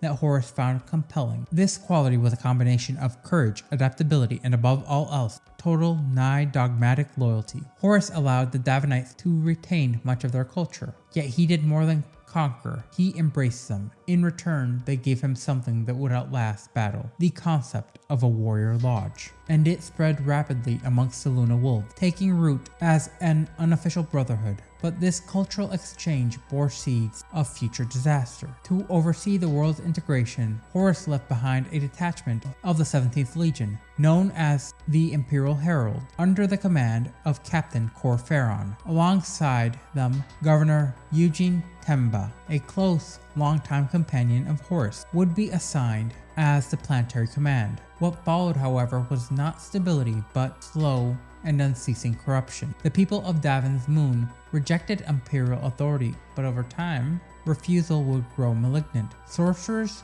forces, later confirmed to be aligned with the plague god Nurgle, would be unleashed, and Temba, alongside his garrison, would succumb, leading them to be twisted and reborn in a blasphemous form. Unbeknownst to the Imperium, the entire population of Davin had long served the ruinous powers. Their compliance and allegiance was a facade, their surrender a trap laid deep in time. The infection of Temba was one of the main goals, as it would lie dormant for decades until the Luna Wolves had returned to investigate, and that return would change everything. The rediscovery of Davin's true nature would shatter the minds of the one once called the Commander, and give rise to the Warmaster. As we continue our dissection of the events preceding the heresy, we encounter a cluster of compliance campaigns whose details were often overlooked or redacted in a manner that provides crucial insight to the temperament and the long-term intentions of the 16th Legion. These are not campaigns defined by grand declarations or celebrated triumphs, but by silence and absence, leaving a faint trail of decisions that would echo in the galactic cataclysm to come. What little survives regarding the compliance of Daromir exists only as fragmentary logs from joint operational files of the Luna Wolves and Night Lord's legions. The planet's name surfaces briefly in overlapping command rosters and transit orders, suggesting a swift and likely brutal campaign conducted with clinical aggression characteristic of both legions. No data survives concerning the cultural resistance of Daromir's inhabitants. Notably, no records exist of a prolonged siege, negotiations, or restructuring, only a designation of compliant. This suggests either a total annihilation of the defending force or a deliberate suppression of post-engagement analysis. Given the presence of the Night Lords, one might speculate that fear was a primary weapon deployed. But if that was the case, then what was the purpose of the Luna Wolves' involvement? The compliance of Tenthos would be next. Tenthos was more documented, but no less peculiar. Here, the Luna Wolves were pitted against a xeno species whose identity has been excised, or it was intentionally never recorded at all. The war, however, was far from bloodless. The campaign was marked by a protracted siege against multiple fortified Xenos-controlled cities spanning Thanatos' continent. Resistance was supposedly deeply entrenched, and progress was unbelievably costly. In response, Horus turned to the forge world of Daimat with an extraordinary commission: the design of a siege weapon vast enough to obliterate enemy fortresses at a continental scale. The magnitude of this order speaks volumes about the expected scale of the devastation, but the machines, whose schematics were classified as Ordinatus grade, were not completed on schedule. By the time Daimat's tech priests delivered the engines, the campaign had been ended. Over 18 standard months prior, the Xenos were gone and Horus moved on, the siege engines mysteriously taken in tow. Rather than redeploy the engines, they would be now stored on Daimat, where they would remain until Horus revealed his treachery on Isstvan III. His traitor forces would return to the world of Daimat, not in loyalty but in conquest, reclaiming the weaponry which had been originally forged under Imperial command, almost as if that was the intent of sanctioning the entire campaign. Of the three actions, the events on Diantha are the most disturbing. The Luna Wolves encountered a unique threat: the Overseers, self-aware machines commanded by a central artificial intelligence, only known as the Archdroid. Such an entity was not just a violation of the Imperial truth, it was an echo of the greatest terror of the Dark Age of technology. The Emperor's edict was clear and absolute. Under no circumstances should any machine spirit of this type be allowed to exist. On Diantha, that order was executed to the letter. The battle was vicious. The Overseers resisted, not only with computational precision, but with an eerie tenacity bordering on grief. Despite suffering severe losses, the Luna Wolves eradicated every last machine, every last construct, core, and node. Only afterward did they uncover the origin of the threat. The Overseers had not rebelled, but waited. They had been designed by an offshoot of humanity, settlers back during the Dark Age, who had long since perished for untold centuries. These machines had maintained the planet's decaying infrastructure, preserving a legacy of their creators. There had not been any uprising, only programming fulfilled beyond the end of their master's life. And yet, under the Emperor's law, they had to die. In this next segment of our chronological inquiry, we examine a quartet of campaigns which at first glance appear to mark a high tide of imperial expansion. Yet beneath these triumphs and proclamations lies a fractured alliance and swelling rivalries, along with the signs of pride's first stirrings. Through the blood-slicked tundras and siege-choked cities, the Luna Wolves once again stood amongst their brothers. But what followed would shape more than just history. It would reshape how war were declared.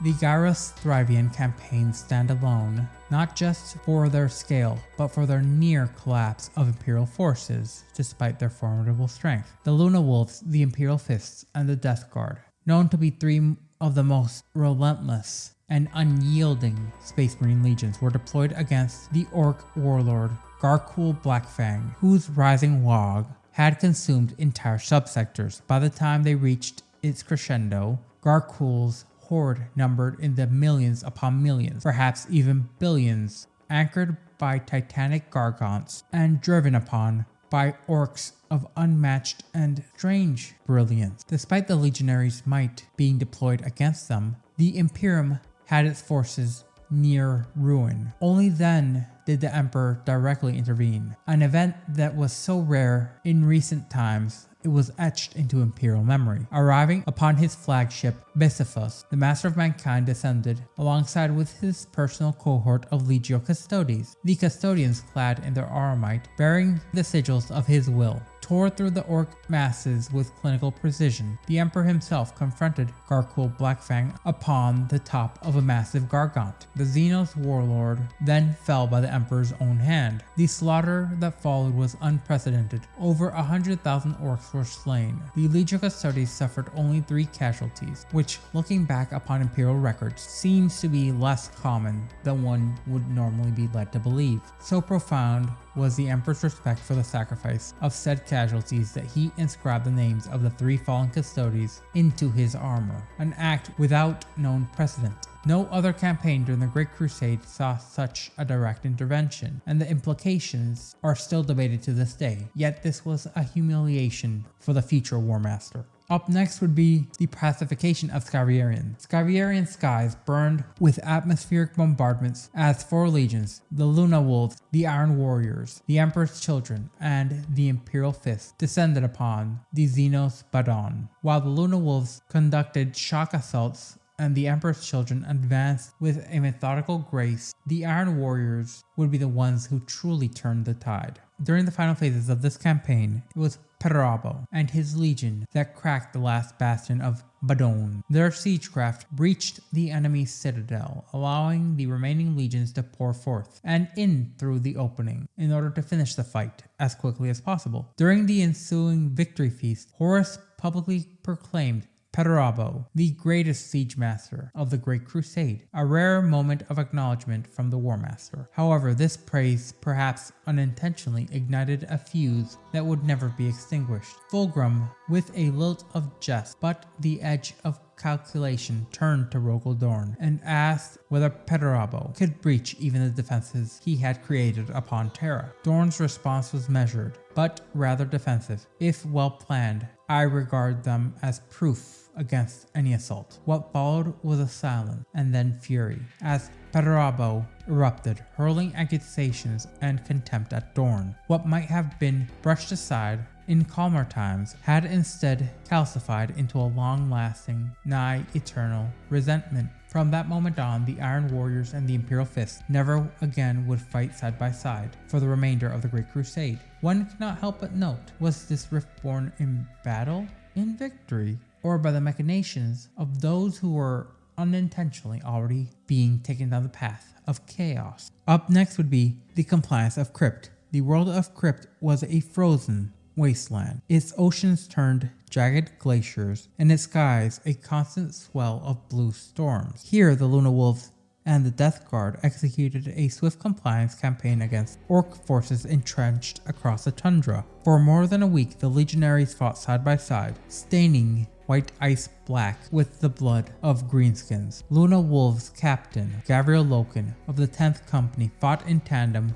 with the Death Guard Battle Captain Nathaniel Garrow and his 7th Company, forming a bond that would last for the rest of their lives. Though the campaign was short, the bonds forged in frost and fire would forever reverberate as Logan and Garrow, 2 commanders whose paths would later intersect under grimmer circumstances, had first stood together and gained each other's implicit trust on the frozen plains of Crypt. During 970 M30, Zanmund's compliance was executed by the Luna Wolves, a Death Guard force led by First Captain Callus Typhon, along with a detachment of the Dark Angels under Luther, Regent of Caliban. Both would join the Wolves. The campaign was a quick success, as the Xenos presence was quickly eradicated and their victors gathered for celebration under arms and unity. But the moment was short-lived, as the arrival of Lionel Johnson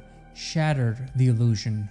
The Primarch of the Dark Angels arrived in a fury, rebuking Luther in front of the assembled commanders for disobeying orders to remain on Caliban. No formal reprimand would be issued, but the damage was done. The scolding struck deep, and Luther's resentment, while quiet and slowly growing, found fresh nourishment. Some say the lion's tone was harsh. Others claim Luther's actions were a subtle defiance in the making. Either way, the fracture had begun, all in part because the wolves had requested the aid. As we move deeper still into the final decades preceding the cataclysm of the Horus Heresy, certain events would remain mostly cloaked, not due to the absence of data, but due to the abundance of conflicting versions. Testimonies from those who survived are still considered inconsistent, and while they would be archived in reports, they would be redacted, altered, or outright expunged. One such event centers around the last Primarch to be discovered,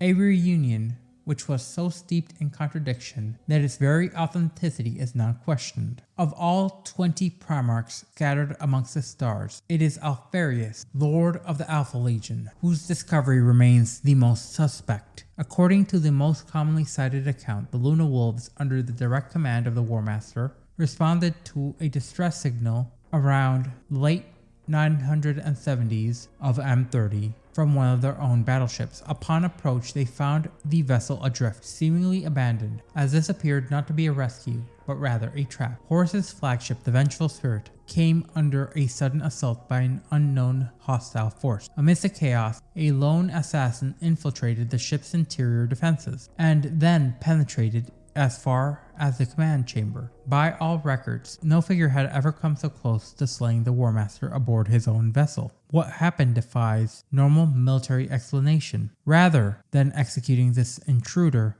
Horus stayed his hand, claiming that in that moment of confrontation, he had recognized the attacker as his long-lost brother, Alfarius, though no formal generic verification was recorded, and even the event itself preserved only in a handful of contradictory logs, many of which were later sequestered under the highest levels of the Inquisitorial seal. It is important to note that no other Primarch had ever been discovered in this fashion. Furthermore, the timing of Alfarius' official appearance, less than a decade before the outbreak of the Horus Heresy, has led to persistent and widespread speculation within the Ordo Chronos. This along some records implying that Alfarius was indeed found before any of the other Primarchs, supposedly having landed just outside of Malcador's own personal chambers, seems to potentially contradict this retelling of history. Several theories posit that this incident may have been a deliberate deception orchestrated by the Alpha Legion itself, or forces yet unnamed. To this day, the veracity of the events remains disputed, even amongst direct records of surviving Luna Wolves. What is certain is from that moment on, the Alpha Legion entered the galactic warfare not as allies, but as players with their own script. Approximately in 998 M30, just 7 years before the fires of Isfan III would ignite, the Luna Wolves joined forces with a detachment of the White Scars in the Triad system. Though overshadowed by larger campaigns, this action was no minor operation. The Triad system was strategically located along key warp corridors, with the ruling technocratic clans maintaining advanced void warfare capabilities and incredibly powerful orbital fortresses, leading resistance to be met with due force. The Luna Wolves executed precision shock assaults, while the White Scars, true to their nature, executed rapid flanking strikes, severing the enemy's ability to coordinate or retreat. Within weeks, the system's primary power centers had been neutralized, and compliance was declared. What remains noteworthy is not the battle itself, but rather the timing. The joint operation between two powerful legions occurring a mere 7 years before Horus's turn against the Imperium, in a manner similar to other incidents with certain legions or factions within legions that were seemingly meant to assuage the loyalty of those factions who were joined by the Luna Wolves, seems highly suspect. However, as the White Scars would never turn, it seems that the potential for this being just a mere coincidence is higher than not. In the final days of M30, with the Horus Heresy drawing ever nearer, the Imperium was faced not only with division within, but an extraordinary enemy of profound spiritual perversion. This would occur in the compliance of Melkor, logged as occurring circa 999 M30.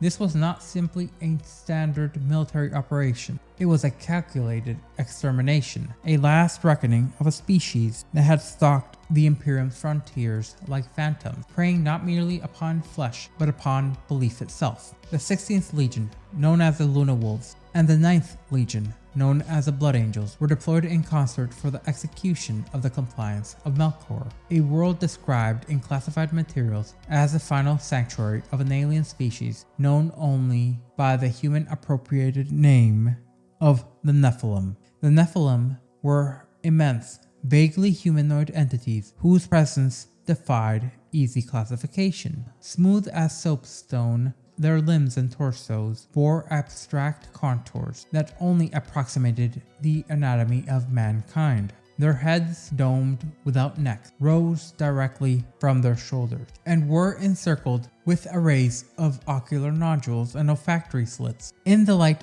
of Melkor's triad suns, they gleamed with an eerie translucency, giving them the appearance of sculpted glass as they moved with aquatic grace, slow and drifting at a glance, but capable of sudden and lethal speed. And their beauty masked their horror. The Nephilim were not simply conquerors. They were defilers of meaning. Their passage through the stars left devastation in its wake, a trail of 100 lost and dead worlds, each emptied completely and scoured of life. In locations such as Sagan, Del Cora Spine, Orphos Menoris, and Beta Regal, too, were reduced to mere tombs, their populations herded into towering empath chapels, and slowly devoured ritually, psychically, physically, and with purpose. To what end? Adulation.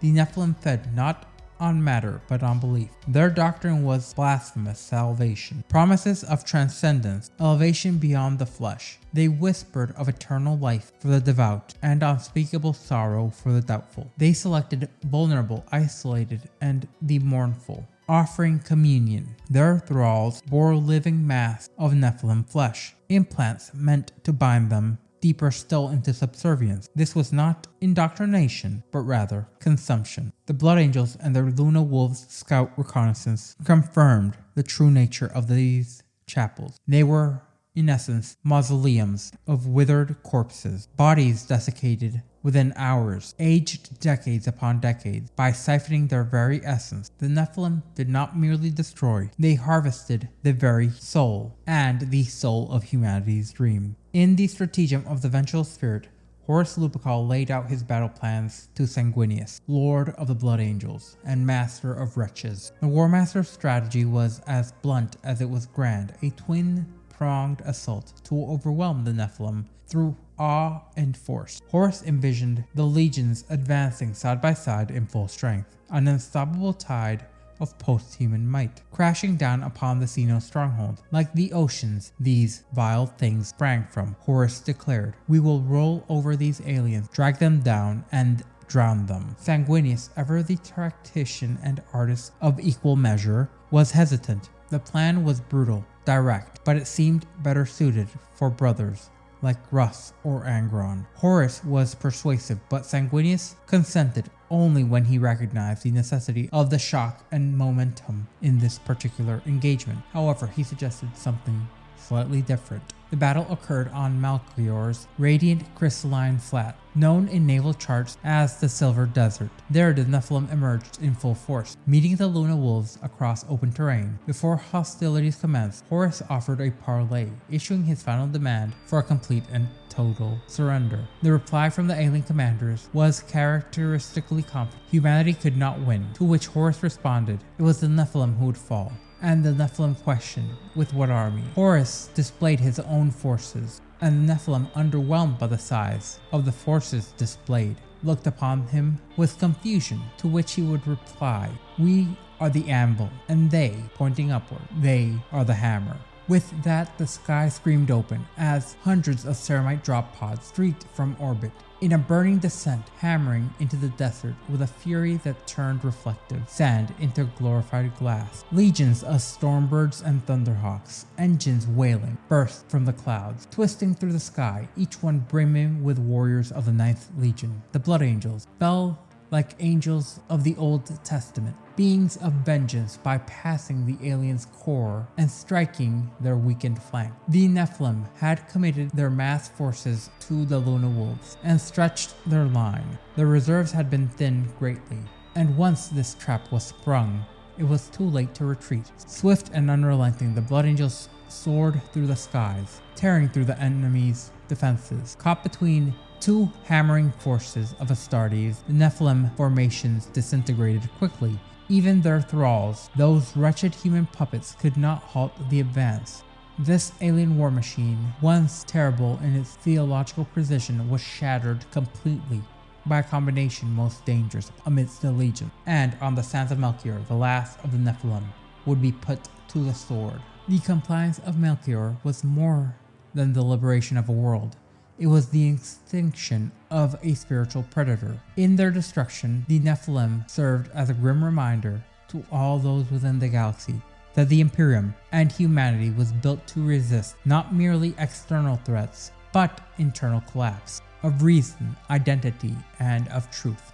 This was not merely a species to be sent to extinction. They were a mirror, and what stared back was something no rational soul could ever afford to worship. Sons of Horus cemented their legacy, above all else, during the Ulnar Crusade, a veritable slaughter where victory, vindication, and the seeds of discord were all sown. In the records of imperial conquest, few campaigns stand as monumental as the Ulnar Crusade, a military endeavor so vast, so decisive, so grandiose that its echoes still haunt the data stacks of Terra's deepest archives. To understand how this conflict reshaped the course of human destiny, one must first trace the final offensive against the Orcs. In particular, the Orc overlord known as Uruk, a warlord whose greenskin empire had choked the Ulnar sector in its totality for decades with a brutal efficiency that would not be seen again until the rise of the beast. Launched at the twilight of the 30th millennium and concluding at the cusp of the 31st, the Ulnar Crusade was an operation of unprecedented scale and might. The Imperium committed no fewer, but potentially far more, than 100,000 Space Marines, accompanied by over 8 million Imperial Army personnel. They were then bolstered by thousands upon thousands of starships, their crews, and the requisite support element. These were not probing attacks or limited engagements. This was complete and total war, a conflict of total annihilation, unleashed upon the Xenos Empire that had entrenched itself deeply into the sector's key world. At the center of the storm were the Luna Wolves, first amongst equals who found themselves at all times right at the tip of the spear. It was they who were chosen to lead the final push into Uruk Fortress. At the campaign's very records confirm that the decisive moment came when Horus himself, accompanied by his elite Terminator guard from his first company, breached the inner sanctum of the Xenos Tyrant. Amidst the crumbling grandeur of the Orcs' bastion, Horus confronted not just a warlord, but an entire cadre of 40 of the largest Orc knobs, so large that they would give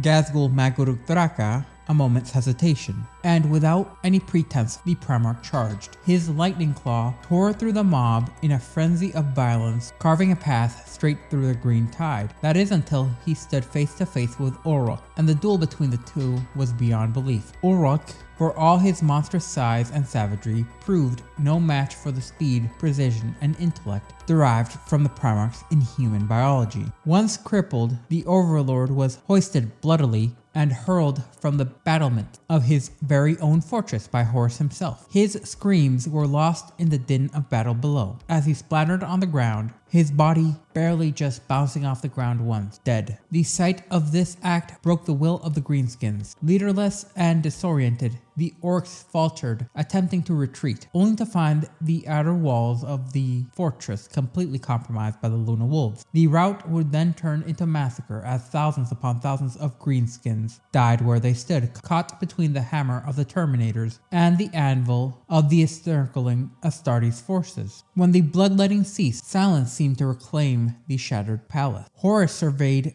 the throne chamber itself, as every combatant, Orc and Terminator alike, had perished, save one, the first captain, Ezekiel Abaddon. And he stood alone, wreathed in gore and encircled by the mangled corpses of his foes. His armor was beyond repair. His body was bloodied, but he stood firm.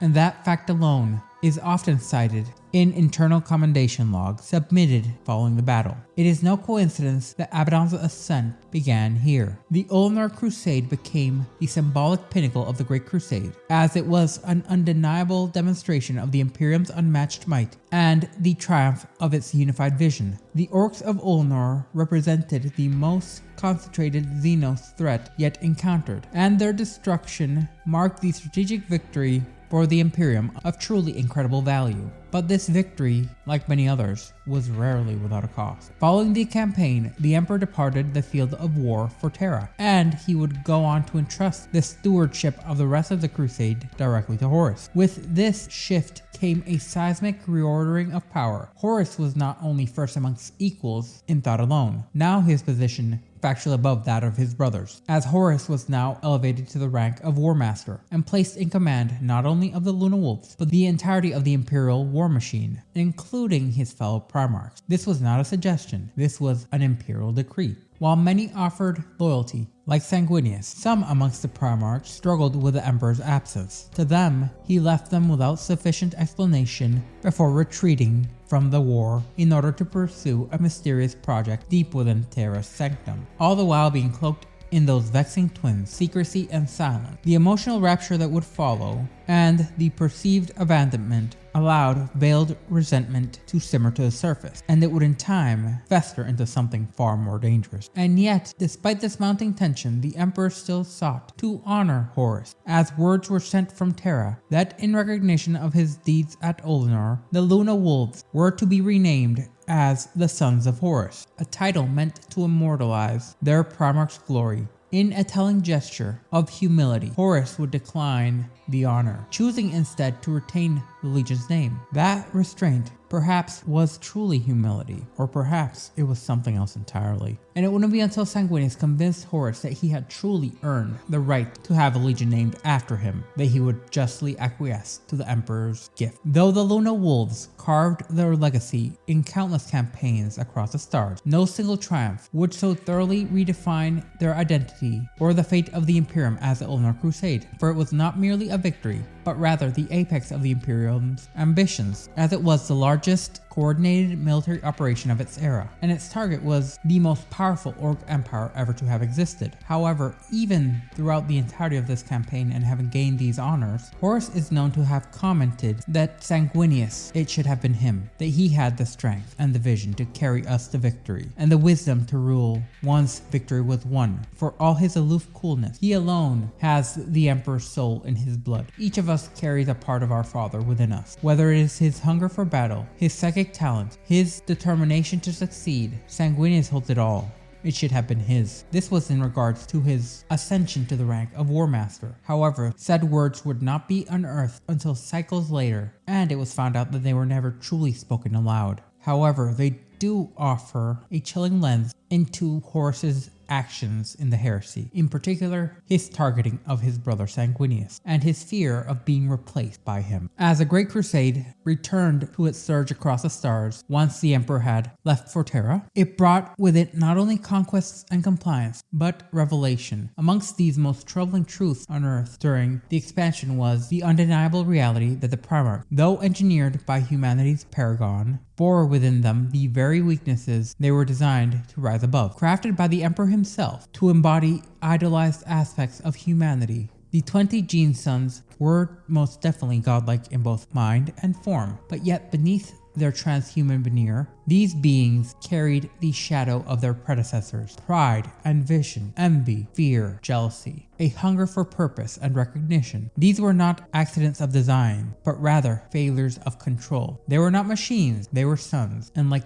any other son, at their core, they were only human, after all. It was during this pivotal era after the triumph of Ulnar that these fractures and weaknesses grew harder and harder still to ignore. With Horus Lupercal elevated to the rank of Warmaster, command of the Great Crusade had directly passed from the Emperor's hand to his son. Horus embraced this burden with the fervor of a favored son. His tactical genius and charisma inspired legions across the galaxy, and for a time, it seemed the transition would hold, but unrest brewed beneath the surface. The Emperor's sudden withdrawal from the front lines, coupled with his silence regarding the nature of his work on Terra, did indeed leave a vacuum, not of leadership, but of trust. The newly found Council of Terra was also a sticking point, as it was established to oversee the Imperium's political administration in his absence, and it would be led by the Emperor's regent, Malcador the Sigillite. But also it would be controlled by the mere humans who required transhumans to survive. To the Primarchs, this was not just bureaucratic restructuring, it was an active and intentional exclusion. For some, it seemed like a betrayal, as dissension soon rippled through the ranks of the Primarchs. Brother turned from brother, but not with word or blade, but rather doubt.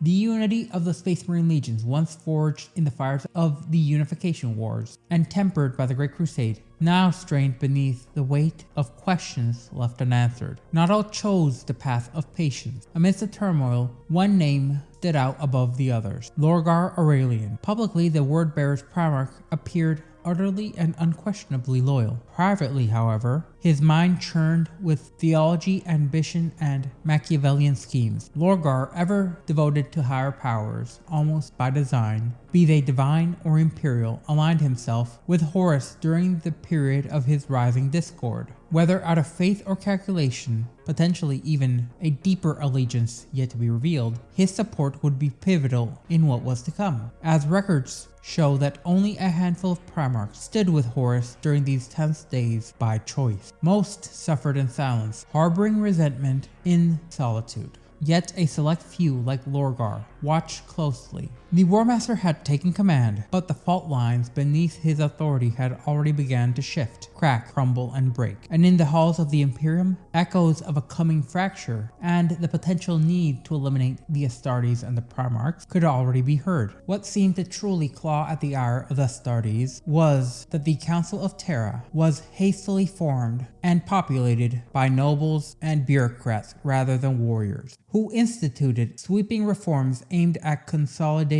imperial administration rather than consolidating the order of the worlds being integrated into the Imperium. These included severe and harsh tax policies imposed upon newly compliant worlds won with harsh conflict along with blood and toil of the legions. To Horus, such decrees were not just short-sighted, as many of these worlds had been incredibly depleted of resources during their defiance, but they were also personal affronts. He viewed these decisions as betrayals of the ideals for which he and his brothers, along with their sons, had bled across the stars. Yet it was not mere policy that wounded him the most. The Emperor, his father, creator, and liege, had abandoned the front lines without explanation, retreating to Terra to labor in secret upon a mysterious undertaking which would only later be known as the Webway Project. Even to Horus, his most favored and trusted of sons, the Emperor revealed absolutely nothing. And this silence, mixed with the creation and the accumulation of power that was the Council of Terra, wounded Horus's heart deeply. Once brimming with loyalty and pride, there took root the quiet ache of perceived failure and something far, far darker. The creeping resentment of a child cast aside. It was upon the corrupted moon of Davin that this internal fracture became irreversible. The Sons of Horus had returned to Davin for the second time in 60 standard years. During their earlier campaigns, they had successfully achieved, or at least it seemed, the imperial compliance of the world. A detachment of word bearers under the command of First Captain Cor Ferron had been entrusted with the planet's integration, and it was at the suggestion of First Chaplain Erebus that the Luna Wolves had adopted the natives' institution of warrior lodges, fraternal orders supposedly rooted in camaraderie, yet cloaked in secrecy. These lodges would become the quiet mechanism of corruption from legion to legion. Unknown to Horus, the seemingly benign social structures had already been twisted into conduits of chaos's influence. Behind the scenes stood Lorgar Aurelian, Primarch of the Word Bearers, the devout sons of Cloichus, a world that had been saturated in religious fanaticism. Lorgar had long sought to deify the Emperor, an act which had drawn his father's unforgiving wrath. The Emperor, espousing the imperial truth, denounced all forms of religion, even those deifying him, demanding that humanity place its faith in science and reason alone. When Lorgar's fervor culminated in the construction of massive temples to the Emperor's divinity, most notably on the world of Kur, the punishment had been swift, merciless, and cold. The Word-Bearers Legion was actively castigated and humiliated, cast down by the Ultramarines at the Emperor's order. Lorgar, wounded and furious, began his fateful pilgrimage to uncover divinity worthy of worship elsewhere. And what he found in the warp. Lorgar bent the knee, and the word-bearers followed shortly thereafter. And from that moment on, a single directive would echo throughout their ranks: corrupt the legions, beginning with that of Horus. The warrior lodges, once tools of brotherhood, had now become pipelines of heresy. Erebus and Lorgar, along with Cor Ferron, through deception and ancient blasphemy, had opened the first gate, and through that gate, the fall of the Warmaster would begin. Of the countless war zones and broken worlds that bear the scars of the Great Crusade, few are spoken in such quiet and bitter tones as the Akum Sloth Cluster, a seemingly secure territory brought into imperial compliance during the early years of the Sons of Horus's forays into the Great Crusade. The cluster, seemingly out of nowhere, had erupted into open rebellion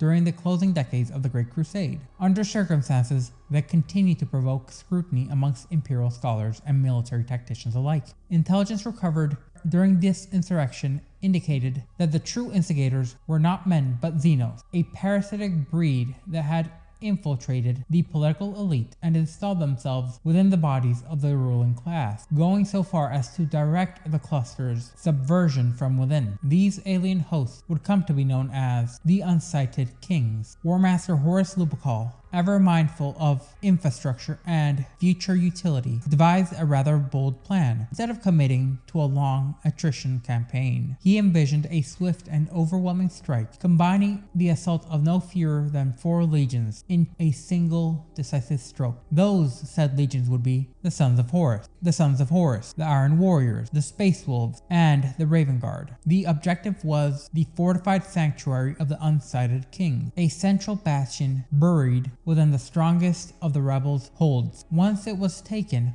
Horus believed the alien influence could be broken in a single decapitating blow. Though he expressed concern, Corvus Corax, Primarch of the Raven Guard, submitted to the Warmaster's command. He selected from amongst his forces the most seasoned of warriors, in particular Terran-born veterans of the earliest days of the 19th Legion. Notably, these were individuals who had voiced their agreement with Horus's plan, as they were to be assigned to the forefront of the assault. As the battle unfolded, what was meant to be a calculated and decisive strike descended into pure and unremitted chaos. The defenders, bolstered by the Xenos' control and a strangely similar ability to that of the Tau Ethereals, resisted with a ferocious, almost supernaturally driven resolve. And it was through this that the Raven Guard's vanguard was almost utterly decimated. Entire assault companies were reduced to tatters as communication faltered and ammunition ran dry. At the height of this crisis, with the breach failing and casualty rates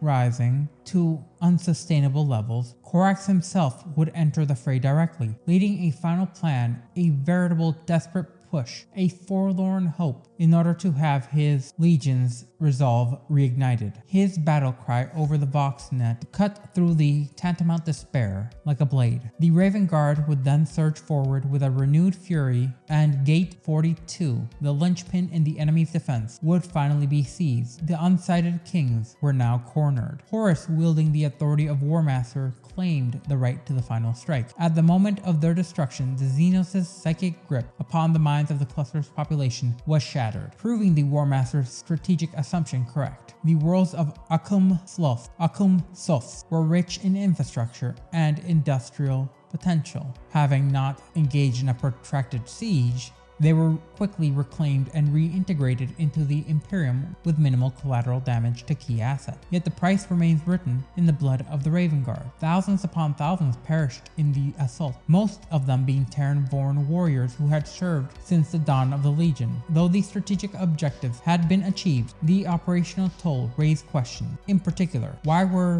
the 19th's oldest veterans placed so deliberately at the tip of the spear? Was this out of tactical necessity, or was it like Corvus Corax's earlier exile of segments of his own legion, intentionally done out of political expedience? These inquiries remain unanswered, and the Akum Soth cluster would be fully reintegrated into the Imperium, having fulfilled the Warmaster's vision. However, this did lead to some doubts within members of the Raven Guard, in particular about how some of their brothers had been so needlessly sacrificed. The next moment of galactic import that would occur would be in the 203rd year of the Great Crusade, and this would turn the course of history seemingly by chance upon the discovery of a single defiant world. This was 6319, a planet lost to Imperial records, completely and utterly isolated by a warp anomaly, that is until the 63rd Expeditionary Fleet, driven off course by an unexpected warp storm, stumbled upon it. The system held 9 planets orbiting a stable yellow sun,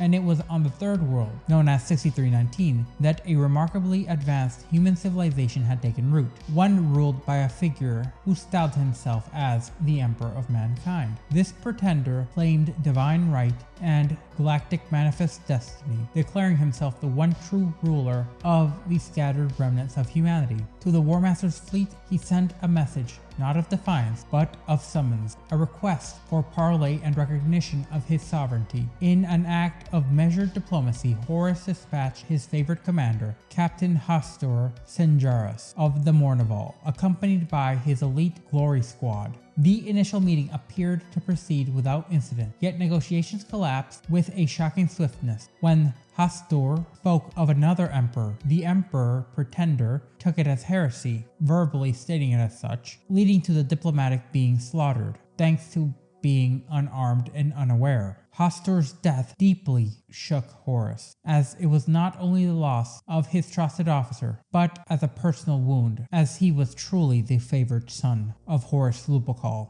And while he did not immediately retaliate, the Warmaster actually did, in fact, act with a chilling amount of restraint. A rapid response, Astartes' spear tip, was mobilized, but it was held in reserve, pending a second diplomatic effort. Mulgust, equerry to the Warmaster, was sent with a secondary envoy. That effort too ended in disaster, as Mulgot's Stormbird was shot down in atmosphere, its wreckage scattered, and its passengers presumed dead. What followed was the largest display of force in the early years of the Great Crusade. Over 600 Imperial warships advanced on the system, and they were answered by a planetary fleet rising from 6319 itself. The ensuing battle is a ghost in the records of the Imperium, the exact details lost, redacted, or never fully recorded. What is known is the Imperium emerged victorious, and on the surface, Captain Ezekiel Abaddon had led the ground assault, ingratiating himself to Horus Lupercal,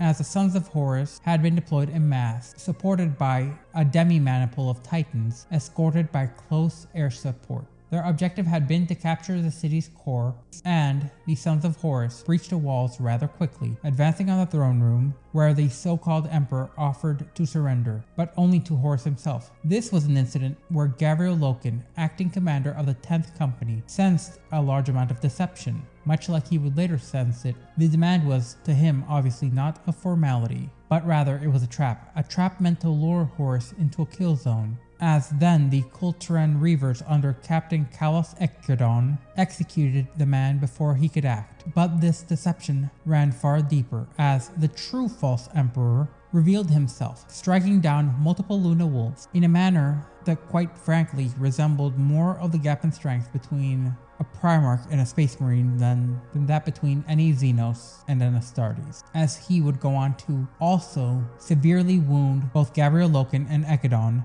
in melee combat. The tide would only turn when Horus directly intervened, teleporting directly into the chamber, as rather than confront the imposter, the Primarch ended his life with a single shot of a combi bolter. With the death of the false emperor, the planetary resistance fragmented. However, pockets of loyal militia and planetary guard would continue to fight. On 6319 and across the worlds in the system, it fell to Byzant Janus and a disciplined segment of Imperial Army regiments attached to the fleet to finish the job. One such campaign took place in the Whispered Mountains in the southern hemisphere of the world. This was an operation that would take 3 months to resolve, under the command of Loken's 10th Company, and it was in those mountains that the strange turned into the unthinkable. The final fortress was hewn directly into stone of the highest peak of the world, and it was held not by defenders, but rather by crude religious fanatics, as ancient shrines saturated with pre-imperial superstition. At its center was a name, Samus, one which no historical nor Xenos record matched, but the entity seemed quite real,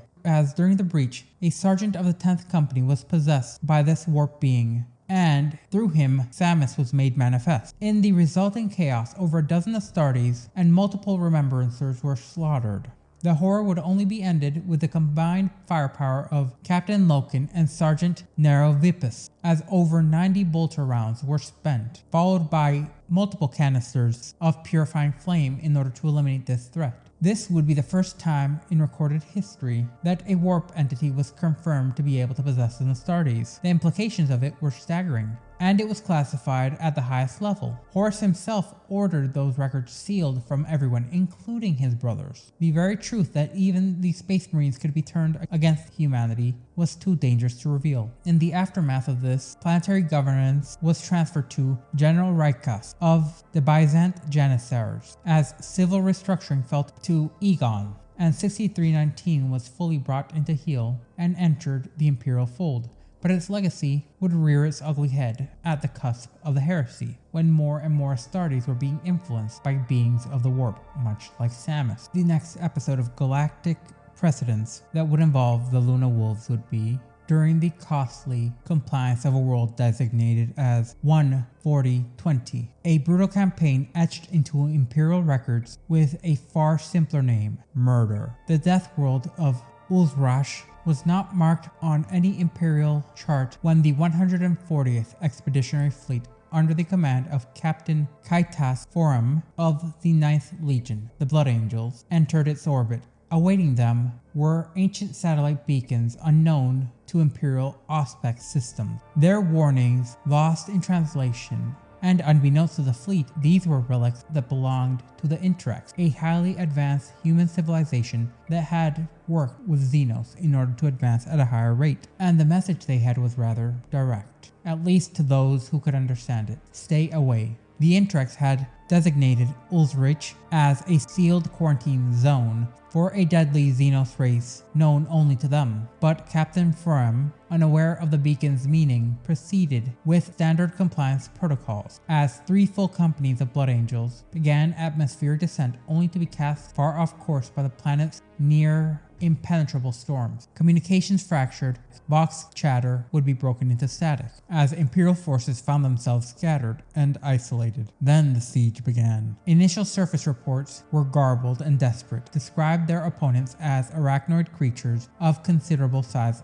and intelligence, who were relentless in both numbers and were fatally efficient. These beings were known as the Megarachnid, and Ulrich was designed to be a planetary prison for them. It was later learned that the Intrex had once warred with the Megarachnid, but in a rare act of mercy had chosen to exile them rather than extermination. Ulrich was said exile, as the species was stripped of spaceflight capability and contained within the world through the use of an artificial storm shell, generated by towering atmospheric disruptors disguised as massive organic trees. The Megarachnids had in essence been entombed in a prison without walls. However, the glorious Blood Angels were not privy to the situation, and it rapidly deteriorated. Isolated squads began to fall as survivors broadcast their final words with grim clarity. In his final transmission, Captain Frem said only 4 words: "This world is murder," and the name would endure. Responding to the distress calls, a company of Emperor's Children of the 3rd Legion entered the atmosphere, only to repeat the Blood Angels' errors. They too were utterly and irrevocably dispersed away from each other due to the world's violent winds, and then ambushed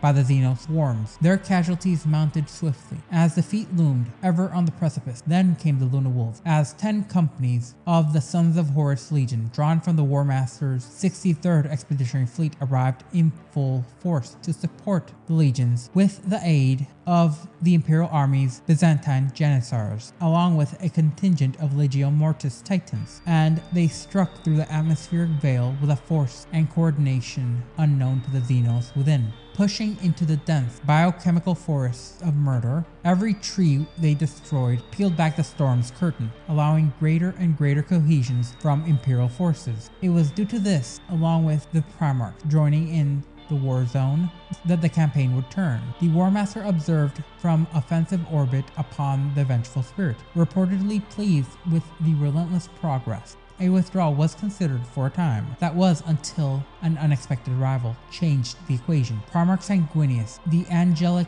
and beatific Genesire of the Blood Angels, descended upon the surface to recover the remains of his fallen sons, with a natural and righteous anger that would put any that Angron had ever felt due to the butcher's nails to shame. As he emerged from the burning red dust with tears in his eyes and a question for his brother, "Will you join me in avenging them?" Horus' reply was simple, and it displayed the implicit trust he had in Sanguinius. Yes, let us murder. With 5 additional companies of Blood Angels committed, the Imperial forces surged as the 2 Primarchs would surge across the planet. As the Megarachnids, without the ability to retreat or true fear, the Megarachnids started to notice that the tides were turning, as even though their numbers were nigh inexhaustible, there would eventually be a limit, as thousands of the Xenos emerged from the canyons and burrows in order to stem the Imperial onslaught. But their efforts, though valorous in a twisted sense, proved utterly futile. By the 6th month of the sustained combat, the Megarachnids stood on the edge of existence. Then, once again, salvation emerged from an unlikely source. The full fleet of the Interax entered the system. Their purpose was not war, but inquiry, to discover who had disturbed their ancient prison. The arrival of these advanced humans presented an entirely different diplomatic challenge. Horus ordered the campaign on murder to be halted, and the forces of the 63rd Expeditionary Fleet shifted instantly from the eradication of the Megarachnids to first direct contact with the Interax, and thus the first tumbling of the domino that would eventually turn the Warmaster. This would lead to the eventual fall of the Interax, which would give the Wordbearers a chance at a great prize that would eventually be what turned the Warmaster. And it would be during the later years of the Great Crusade, just prior to the opening salvos of what would become the Horus Heresy, that the 63rd Expeditionary Fleet encountered a culture unlike any previously categorized or cataloged by the Imperium. They were human and technologically advanced, while being philosophically distinct and most notably not alone, as this civilization was known as the Interax. Operating from the capital world known as Zenobia, the Interax had developed in concert with several Xeno species, most notably the Kinnerbach, a sentient ape-like race with a mastery of metallurgy and energy manipulation unlike any they had ever seen. Together they had forged a delicate but formidable alliance that had weathered countless conflicts and centuries of strife. Amongst their most defining characteristics, however, was the vigilant opposition to the forces they referred to as Chaos, what the Imperium knows now as the Warp's most malignant entities, the Chaos Gods. By the time first contact was made, the Interax had already developed a mature understanding of the Warp's corrupting influence. That made them rather cautious and perhaps even hostile towards strangers arriving from the stars bearing symbols of a golden Imperium. While diplomacy was initiated by the Warmaster, as he descended to parley alongside the members of his inner circle, the Mournival, the Interax themselves, though courteous, suspected that the Imperials might be servants, wittingly or not, of forces they had spent millennia opposing. And then something happened that would shatter the peace. Within the hollowed chambers of the Hall of Devices, a museum and sacred repository of arcane artifacts, many of which had been seized or quarantined in order to prevent the spread of Chaos's influence, an event unfolded that would send both the Interax and the Imperium spiraling towards conflict. First Chaplain Erebus of the Wordbearers Legion, an Astartes of considerable influence, and the secret acolyte of the ruinous powers, took it upon himself to infiltrate the hall under the cover of diplomatic immunity. There he located and stole a weapon of immense historical and metaphysical significance, the Anathame, a cursed, corrupted, warp-tainted blade forged by the Kinnerbach, and once used in rituals by cults of Nurgle, the plague god. But Erebus did not merely steal the relic, he destroyed the evidence of his theft. Before escaping, he rigged the hall to explode, obliterating countless priceless artifacts and killing multiple Interax guards, leaving behind a scene carefully crafted to implicate the Imperium as saboteurs and servants of chaos. When the explosion racked Zenobia, the Interax responded with immediate military force. A world once open to dialogue had now been turned into a battlefield, thanks to the ever-hated First Chaplain Erebus. The Luna Wolves, taken by surprise and utterly unaware of Erebus's treachery, found themselves besieged on all sides. The diplomatic facade shattered, left the Warmaster to be forcefully extracted from under fire. The Astartes retaliated with the full fury of the Legion. The conflict itself escalated with a swift and bloody finality. Though the battle itself was brief, the consequences of them were profound, as the anatheme, now in Erebus's possession, would resurface again, this time on the moon of Davin, where it would deal the wound that had opened Horus's soul to the whispers of the warp. That cursed relic, taken from the museum on Zenobia, would become a blade that symbolically and physically began the fall of the Warmaster, and led the Interrex to being misled and seeing the Imperium as emissaries of damnation, leading them to be marked for destruction. In the years that followed, the Imperium would launch a strategic campaign of annihilation. Every known Interrex world would be reduced to ash, as no formal accounts of these campaigns' aftermath would ever be released by the Adeptus Administratum, and no surviving Interrex emissaries would ever be presented to Imperial diplomacy again.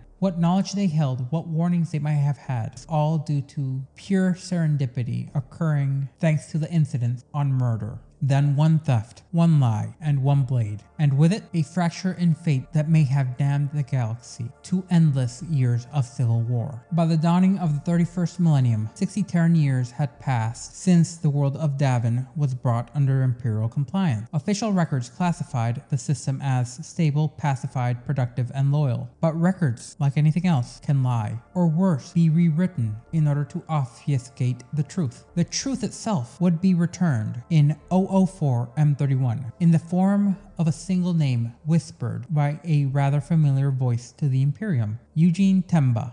It was thanks to First Chaplain Erebus of the Word Bearers, a known confidant of the Warmaster, that the troubling news was brought to Horus. He claimed that Temba, the appointed Imperial Governor of Davin, had renounced the Emperor and broken his oaths. Most alarmingly, Erebus alleged that Temba had failed in a military operation to pacify the feral tribes inhabiting Davin's moons. According to this account, during a parley with the moon's natives, Temba and his garrison were struck by some warp-born sorcery, and their loyalty crumbled as they were corrupted with promises of immortality and power, corrupted by a being who Horus had no idea was Nurgle. At this, the Warmaster did not hesitate even for the merest moment. The combined Imperial strike force, comprising of elements of the Luna Wolves, the Byzantine Janizars, and a detachment of Legio Mortis, would be deployed to Davin's moon's surface. There they found the wreckage of Temba's flagship, the Glory of Terra, reduced to a bloated and rustling corpse of metal. Near the swamps surrounding the crash site, they uncovered a mass grave as scores of decomposing bodies, still clad in the tatters of the 63rd Expeditionary Fleet's uniforms, rested there. But this was no mere resting place. As the cadavers quickly rose, reanimated by Nurgle's foul breath, the garrison was now an army of plague zombies, their corpses animated by the filth and warp energy of Nurgle's design. The Sons of Horus and their allies would quickly cut them down in brutal combat, purging the stumbling hosts with fire and blade. Then the Warmaster pressed forward, as Horus personally spearheaded the assault itself on the hulk of the rotting Glory of Terra. Inside, amongst the dripping decks and rusted corridors, Captain Vera Moy of the 19th Company made contact with what had once been Eugene Temba. The figure they found was not human, at least not in any conventional way. Bloated beyond recognition, Temba's form was grotesquely swollen, his flesh riddled with mutation, and his soul drowned in Nurgle's rot. Yet it was not just the transformation that disturbed Captain Moy. It was a blade Temba now carried.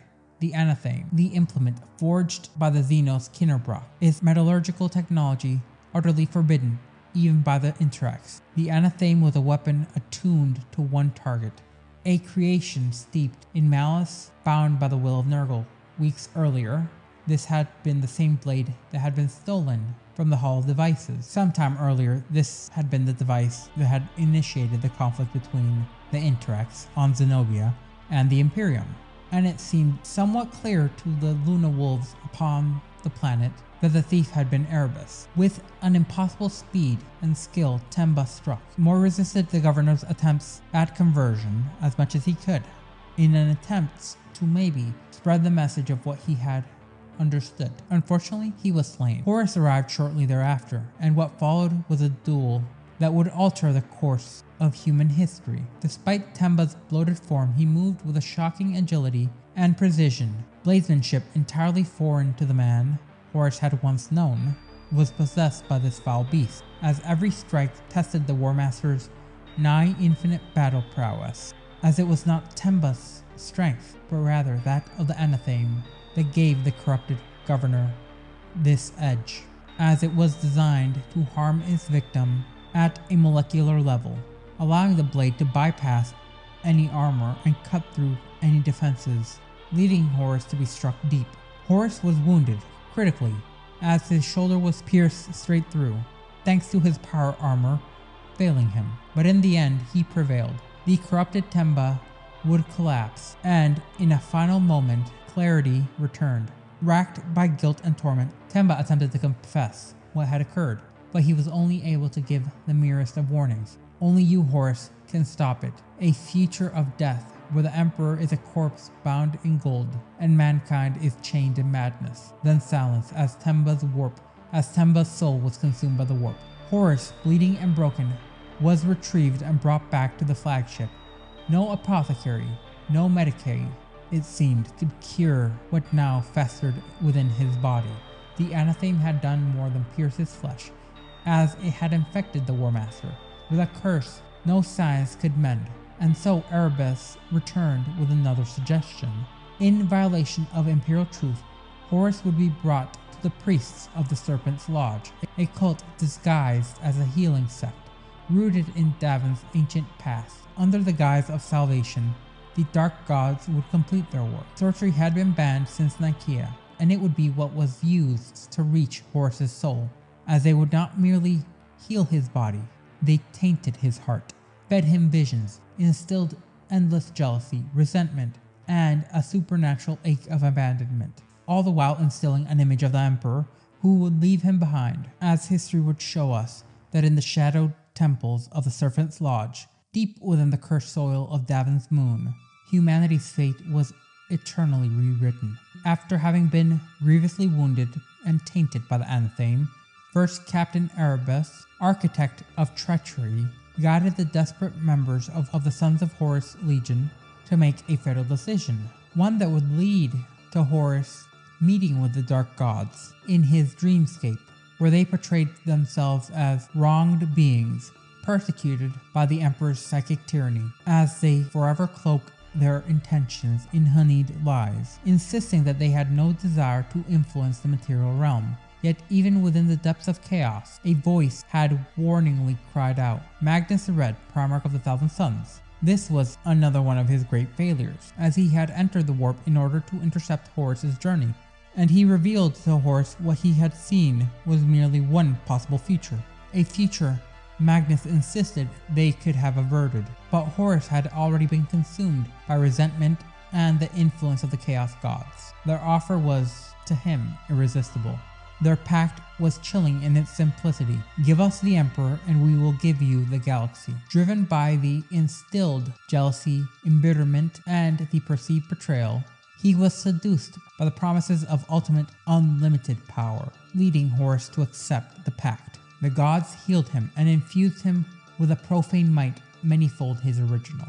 And in that very moment, the favored son of the Emperor renounced his oath. Thus the Luna Wolves were no more, and they were reborn, bound to Chaos Undivided, despite their refusal to accept that they had been bound to the Chaos Gods. This caused Magnus to see Horus's future betrayal, meaning that he would act in a desperate attempt to alert the Emperor, casting a psychic warning directly to Terra, but this would be truly catastrophic, and all within the plans of the Chaos Gods. The psychic blast itself tore through the Emperor's carefully placed wards, shattering what had protected not only the throne world, but a secret project buried deep within the dungeons of his personal palace, his attempt to build a human-accessible ascension into the webway. The Emperor had been unaware of Horus's corruption, and only saw Magnus's defiance of the Council of Nicaea. Ordering his capture, he dispatched Leman Russ and the Space Wolves, flanked by a cadre of the Sisters of Silence, to bring Magnus to Terra to answer for his crimes. Yet treachery was compounded furthermore by treachery.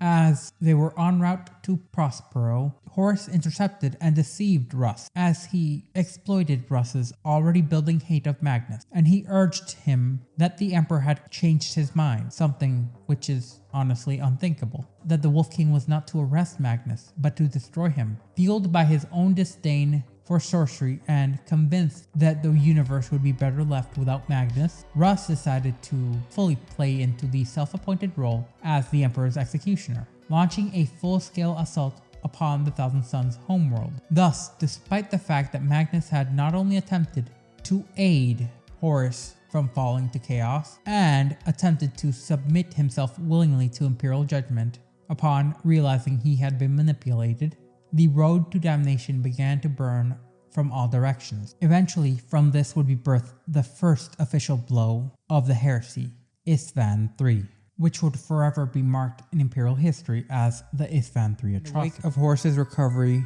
on the cursed world of Davin, a new, darker course for humanity began to emerge, hidden from most, but inscribed into the very blood-stained legacy of what was to follow. Before open treason was declared, before the galaxy was sundered, entwined by war, the Warmaster would orchestrate one of the first acts of premeditated brutality under the veil of imperial compliance. The target was the Arultian technocracy. Located in the Erusus system, the technocracy had survived since the Dark Age of Technology as a rare remnant of mankind's golden age. The society itself had taken root within this system in a manner that bore striking similarities to the cult Mechanicus of Mars, a technocratic, theocratic, rigid yet effective system of governance. They were not hostile. In fact, they openly sought a parley with humanity and potentially to peacefully coexist with the Imperium in a manner much like the Mechanicus had. What happened next, however, offers a critical yet chilling insight into the state of Horus's very soul mere moments after being exposed to the ruinous powers. A diplomatic delegation was arranged aboard the Vengeful Spirit. There the Warmaster met with the technocracy's ruling authority, the Fabricator Consul. The discussion began as many before it had. Courtesies were exchanged, intentions were outlined, but then came a revelation that would alter the course of this encounter. The Fabricator Consul admitted that they had the possession of an operational standard template construct, not a fragment, but the entirety of the machining, and this technology was coveted by the Imperium and the Mechanicum alike. What followed was neither negotiation nor parley. Without pause, Horus turned his combi bolter onto the Fabricator Consul and executed him. In this single action, the thin veneer of diplomacy was cast aside, as the Consul's elite guard, known as the Brotherhood, were immediately targeted and purged. These warriors, clad in advanced power armor, eerily reminiscent of the Legionis Astartes, fought fiercely but were quickly overwhelmed. The official justification afterwards claimed that the Consul had smuggled a weapon aboard the Vengeful Spirit and were intent on assassinating the Warmaster. However, those familiar with the chain of events that would follow, particularly within the higher echelons of the Luna Wolves, suspected a different truth. By this point, the corruption seeded by Horus's pact with the Craven Gods began to fester throughout the entirety of the Legion. This was not a defensive move, but rather pretext. The conflict that followed was not brief nor surgical, but rather a prolonged and savage campaign that differed significantly from the norm of what Horus Lupercal would command, as the Sons of Horus waged a total war against the technocracy. They were not alone, as they would also be joined by the World Eaters, who brought the full fury of Angron's gene-forged rage to bear along with them. At the height of the campaign, the final bastion of resistance, the Iron Citadel, became a site of a bloodbath, as the Brotherhood fought with disciplined desperation, yet Angron himself would forge ahead and breach the walls with his own berserk assault companies. As a precaution against this, the defenders would trigger demolition charges that collapsed structures upon them, as thousands of tons of rubble seemingly could also not restrain the World Eater's Primarch, leading to Angron tearing himself free, as his monstrous chain axe would be used to annihilate the last of the Brotherhood in a single, furious, yet visually glorious rampage. Amongst the first to fall was Ephraim Guardia, senior preceptor and castellan of the Citadel. His death marked the symbolic end of the Artrulian resistance, yet the violence was only a means to a greater end for Horus. The technological archives of the technocracy were now solely in Horus's possession, as was the invaluable, fully intact STC data. The Warmaster would go on to use this blueprint as a forbidden lure, in order to sway away factions of the Adeptus Mechanicus to his cause. Those seduced by the promise of the ancient power contained within this STC would become the Dark Mechanicus, and would go on to betray the Imperium and Mars, igniting the Mechanicum Civil War, also known as the Schism of Mars. This was not an act of conquest, but rather a calculated and well-scheduled extermination cloaked in protocol, but executed with a hasteful fury that would later be all too common in the Horus Heresy. In the latter days of 004 M31, as the rift between the Imperium's vision and the Warmaster's hidden agenda grew, another campaign would unfold, one cloaked again as a standard compliance action, but it would be another of the many that would be remembered as a potential hint to what was to come. The world of Arigita was isolated for generations from the galactic stage, and they had developed a technologically potent civilization, proud and self-sufficient, all the while being deeply mistrustful of outside interference. When emissaries of the Emperor arrived, bearing terms of unity and the imperial truth, the response was not one of diplomacy.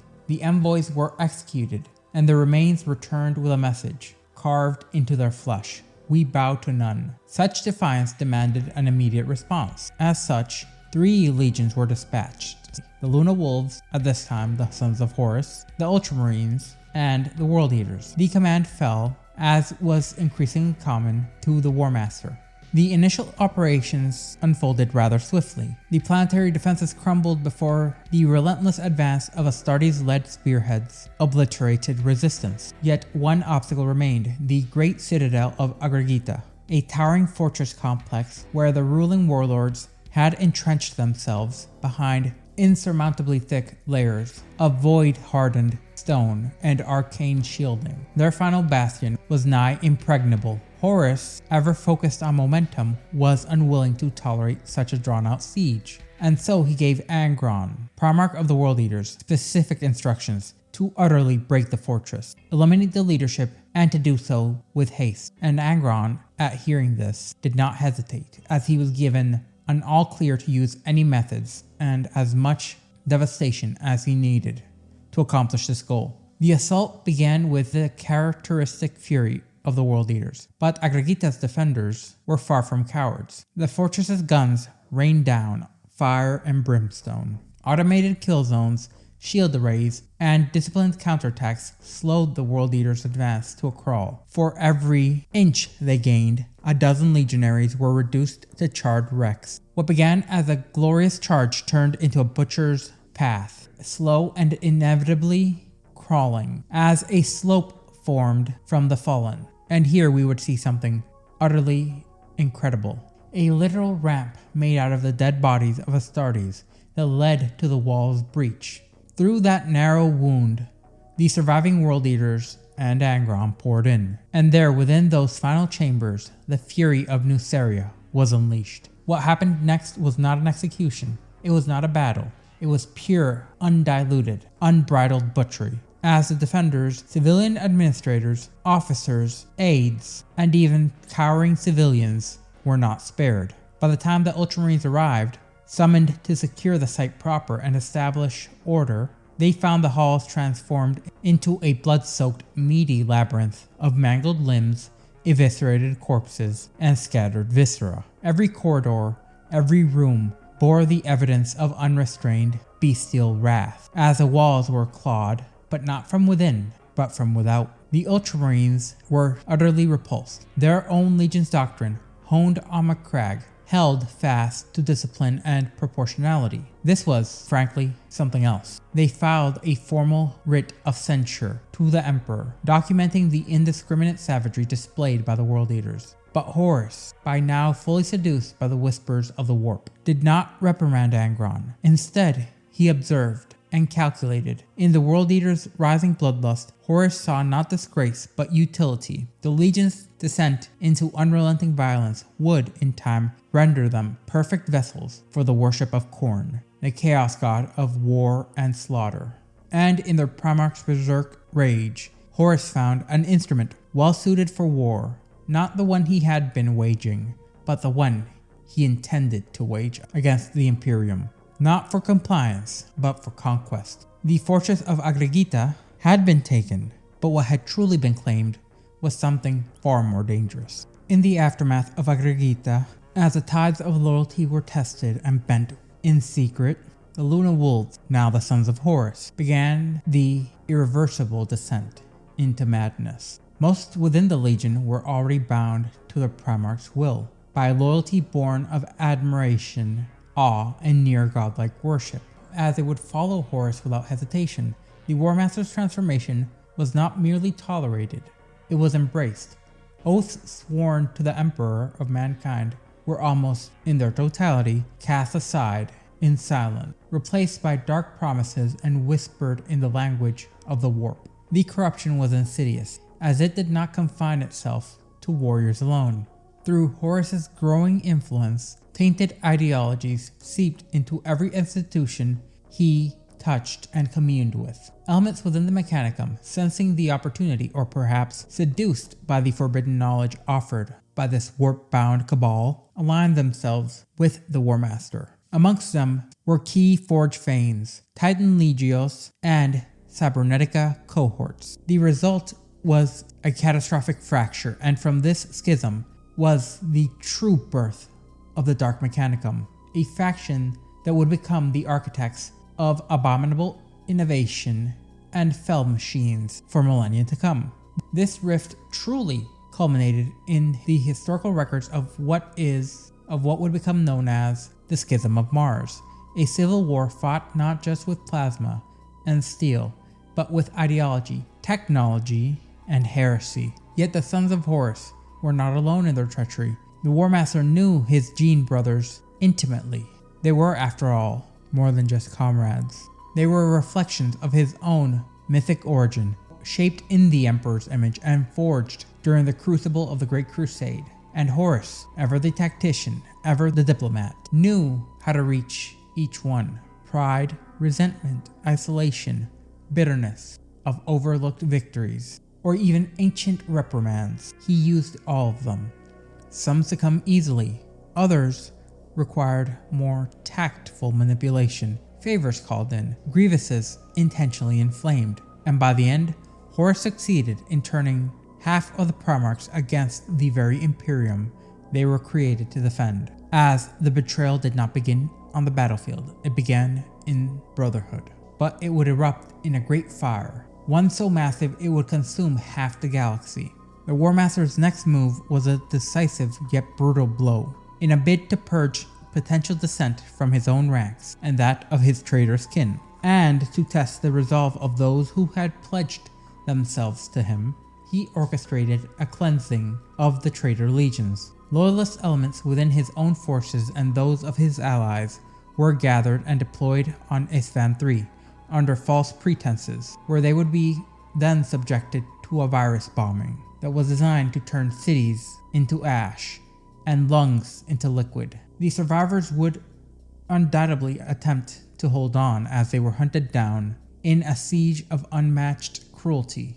This was a first ever act, truly severing bonds, but it would not be the last. Prior to this incident, Space Marines slaying other Space Marines was thought to be an unthinkable concept, which merited even reprimand. And soon after this incident, which we will go into greater detail, would be the slaughter at Isstvan V, the infamous Dropsite Massacre. But to truly understand how the Dropsite Massacre came to be, the Isstvan III atrocity must be investigated further.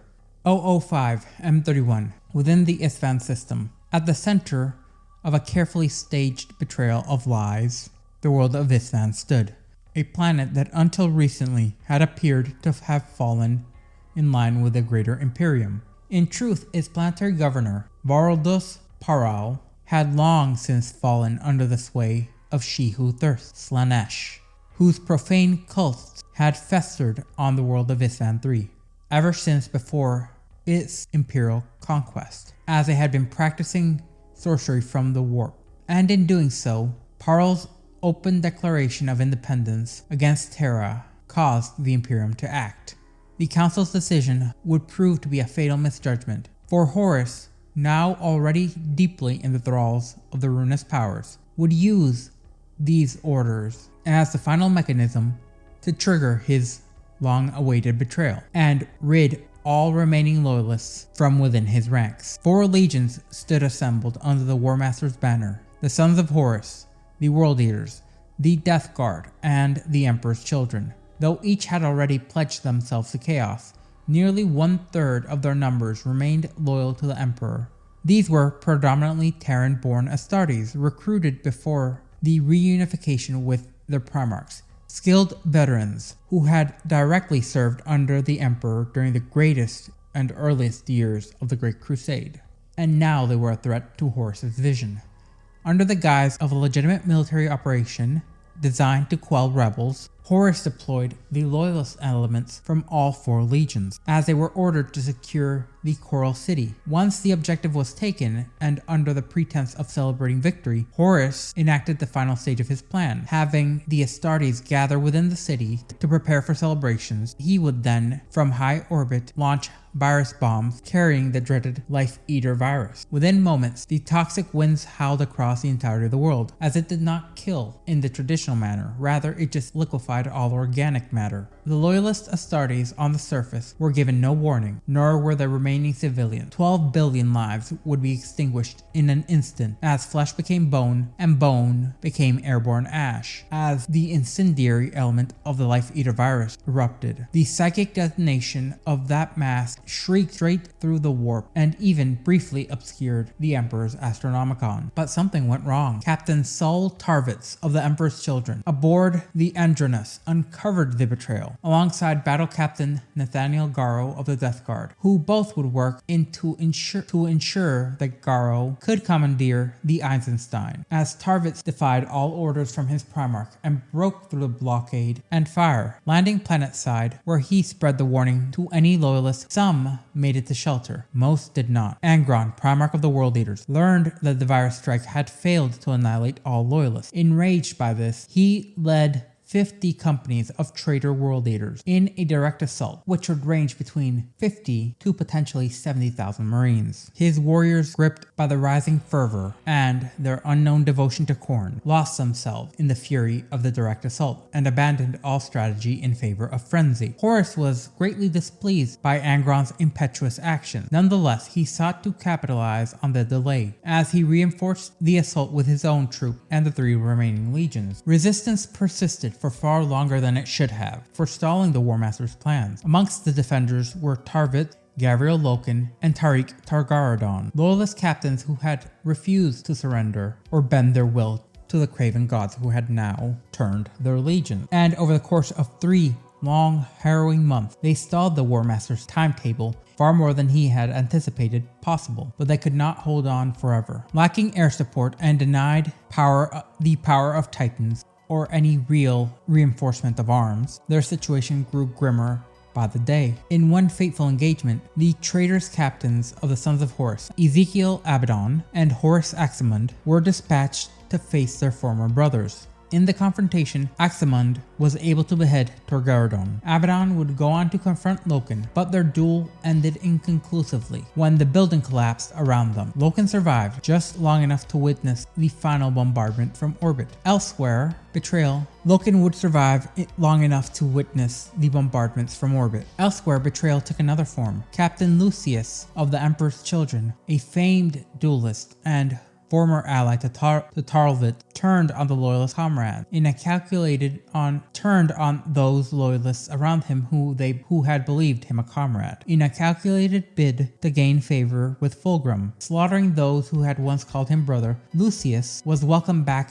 into the Emperor's Children's fold and to the caressing embrace of Slaanesh. His actions would earn him infamy as Lucius the Eternal. In the end, and infamy and along with an eventual title as Lucius the Eternal. In the end, the Loyalists were reduced to a final defensive redoubt. With no remaining strategic value, Horus withdrew his forces. Then from orbit, he ordered the complete eradication of the Coral City. The ruins, the wounded, and the very memory of resistance would be reduced to dust. Aboard the crippled Eisenstein, Garo and a handful of survivors fled their destination Terra, their mission to warn the Emperor. The Urgal Depression on Isstvan V was a landscape of bleak and jagged basalt ridges, along with soot-darkened plasters. This is where the event known as the Dropsite Massacre, a turning point so devastating that it reshaped the very soul of the Imperium, would occur. Following the atrocities on Isstvan III, where Horus orchestrated the complete destruction of the loyalist elements within his ranks, the Emperor responded with a force supposedly tailor-designed to eliminate him, as he dispatched a spearhead of retribution. A total of 7 loyalist legions were mobilized, with a singular objective: bring Horus to account. The first wave struck with precision as the Iron Hands, the Salamanders, and the Raven Guard descended upon the Urgal Depression under full combat deployment, launching an assault against the traitorous defensive positions upon the world. Horus's forces, however, had prepared the battlefield for this grim purpose, as the Sons of Horus anchored the defense, the remaining largely within the fortified bastions set about the entirety of the region, deliberately driving elements of the Imperial army into what would become the advancing loyalist lines, creating chaos and confusion, all the while obliterating their momentum. Within the ravines that flanked the depression, a different contest was underway. The Raven Guard, with its strike elements, were navigating the labyrinthine terrain, leading them to meet up with the Reaver and Assault companies of the Sons of Horus, units selected specifically for their aggression and surgical brutality. These forces operated independently and primarily in a defensive posture, stalking the Raven Guard throughout choke points and rock falls in brutal close-quarter engagements. Then would come the second wave. Fresh reinforcements would arrive in strength, being the Iron Warriors, the Alpha Legion, the Word Bearers, and the Night Lords, all thought to be loyalists at that point, as their drop pods thundered into the basin under the pretense of relief. But this was not the salvation the Salamanders, the Iron Hands, and the Raven Guard sought. Rather, it was a killing stroke, as they had used the pre-constructed defensive positions left by the 3 loyalist legions as strongpoints to fire upon them. Those 4 legions who had just arrived had already sworn themselves long ago to Horus Lupercal, and their arrival signaled the beginning of a massacre of unparalleled brutality. What followed was nothing short of a coordinated slaughter. The Iron Hands, the Salamanders, and the Raven Guard were now encircled and fired upon from all sides, as the reinforcements and even the defensive positions they had previously created had turned against them. Their forces, already bloodied from the initial assault, found themselves torn apart in a devastating crossfire. Tactical formations dissolved under artillery barrages, and power armored charges were utterly crushed under the weight of fire and betrayal. Then Horus himself entered the brouhaha. His presence ignited and signaled the final collapse, leading his Sons of Horus into the thick of the melee. The Warmaster would then shatter loyalist cohesion entirely, almost single-handedly. What had begun as an assault against traitors turned into a massacre. Command structures disintegrated, box channels howled in distress signals, then fell silent. Still, despite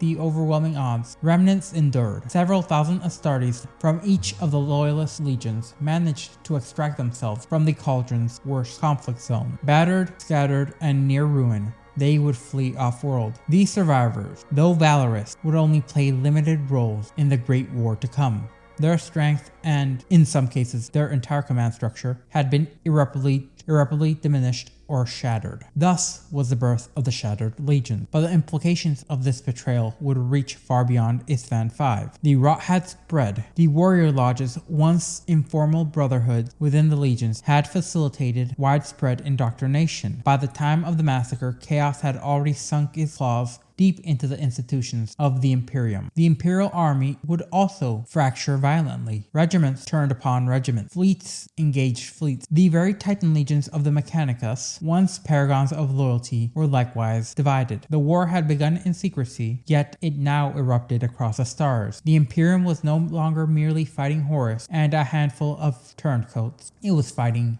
itself, and so the heresy had begun. In the wake of the drop site massacre, the galaxy convulsed open with rebellion. What followed was a civil war so vast, so ferociously brutal, that the Imperium still bears its scars. Known in our records only as the Horus Heresy, this galactic conflict stretched over a relatively 9 short Terran years, and it brought mankind to the edge of annihilation. This war escalated so rapidly, it became less of a campaign of strategy and more of a relentless storm of reprisal and destruction. Each blow answered in kind. Legions, once oath-bound to a common cause, turned their fury upon one another. The Imperium stars were now bathed in fire. One of the first incidents in this Great War occurred in 007 through 009 M31. When Horus's treachery was fully revealed, he cast aside all pretense. The Warmaster would then begin his inexorable march towards Terra, initiating what would become called the Dark Compliance, a systematic conquest and subjugation of imperial sectors, compelling planetary systems to swear their allegiance or face annihilation. His legion harvested not only obedience, but resources such as war material, manufactura. Amongst his earliest target was the Machian Commonwealth, an economically crucial coalition located near the Cornid Deep. Here, the Sons of Horus and the Death Guard waged a merciless campaign where entire worlds were forced into servitude. Orbital bombardment reduced cities to ash, as their conquest gave Horus a powerful industrial foothold. Strategic locations would fall like domino. The fleet bastions of Port Ma were seized, bringing in its formidable dockyards into the traitorous fold. Meanwhile, loyalist forge worlds like Lucius or Mezoa were encircled and besieged.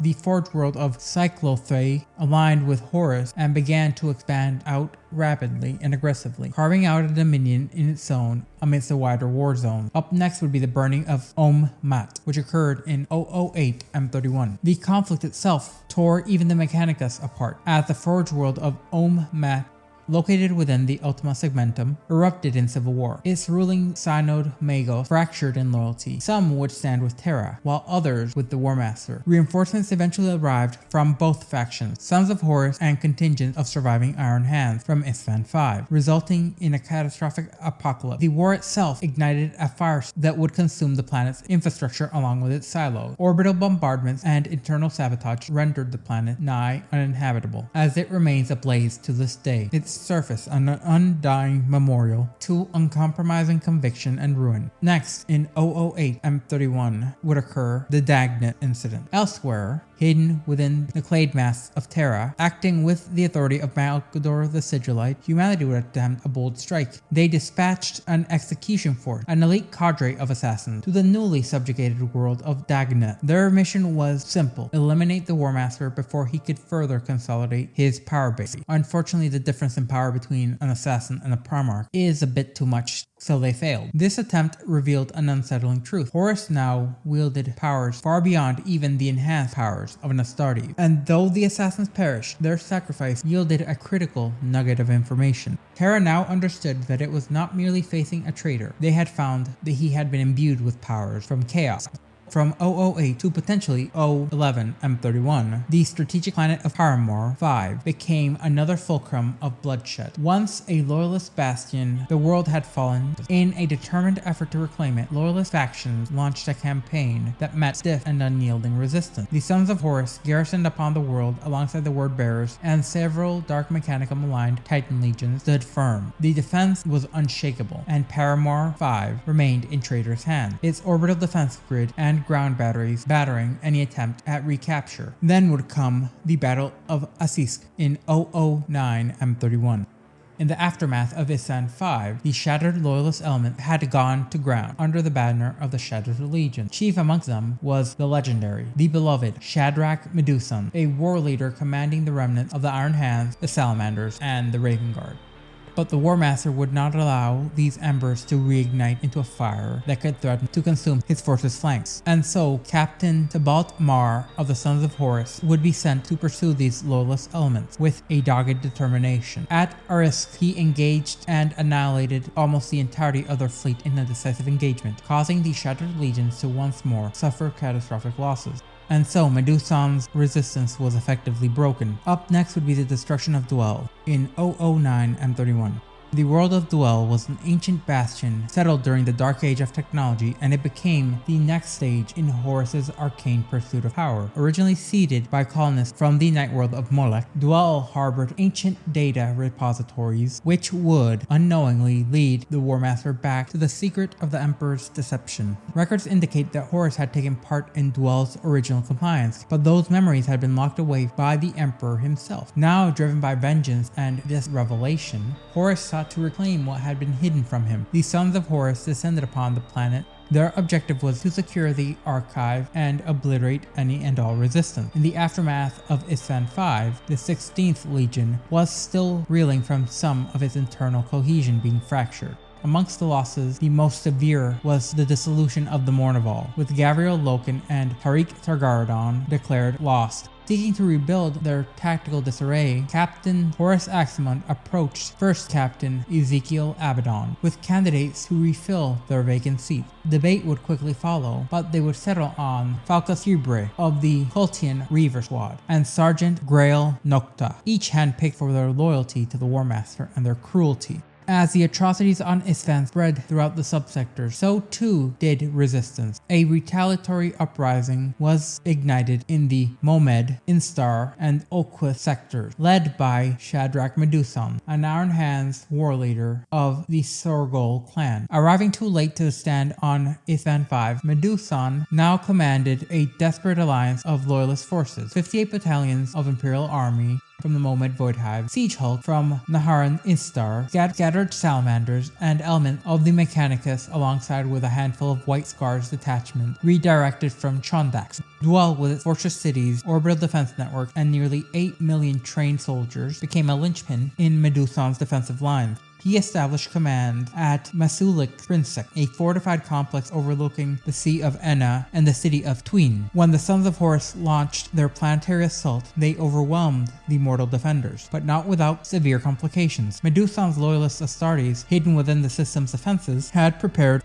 As the 16th Legion breached the outer walls, Aximund personally slew the Iron Hands Lieutenant Bion Herenkos, only to fall prey to a concealed White Scar's kill team, disguised as statues in the ancient plaza. Captain Hibu Khan of the White Scars led the counterattack. It was short-lived, as the arrival of fresh Sons of Horus units turned the tide, routing the loyalist assault. During the skirmish, Aximund was grievously wounded as his face was sliced off by a White Scar's operative. Though his features were surgically restored by the Legion's apothecaries, the reconstructed visage bore a deep and unnatural asymmetry. It is said that the scarring altered more than his appearance, that it mirrored the mortal decay festering within his soul. One observer even noted somehow the wrongness, the imperfection made him seem more like the new Horus. Simultaneously, a shattered Legion kill cell, one of the few survivors of the massacre at Arsik, initiated a daring assassination attempt on the Warmaster. With his brother Primarchs Fulgrim and Mortarion at his side, Horus would survive the attempt. In response, he granted Captain Tibel Mar full autonomy to conduct a purge. As he stated, take whatever action you deem necessary to erase the shattered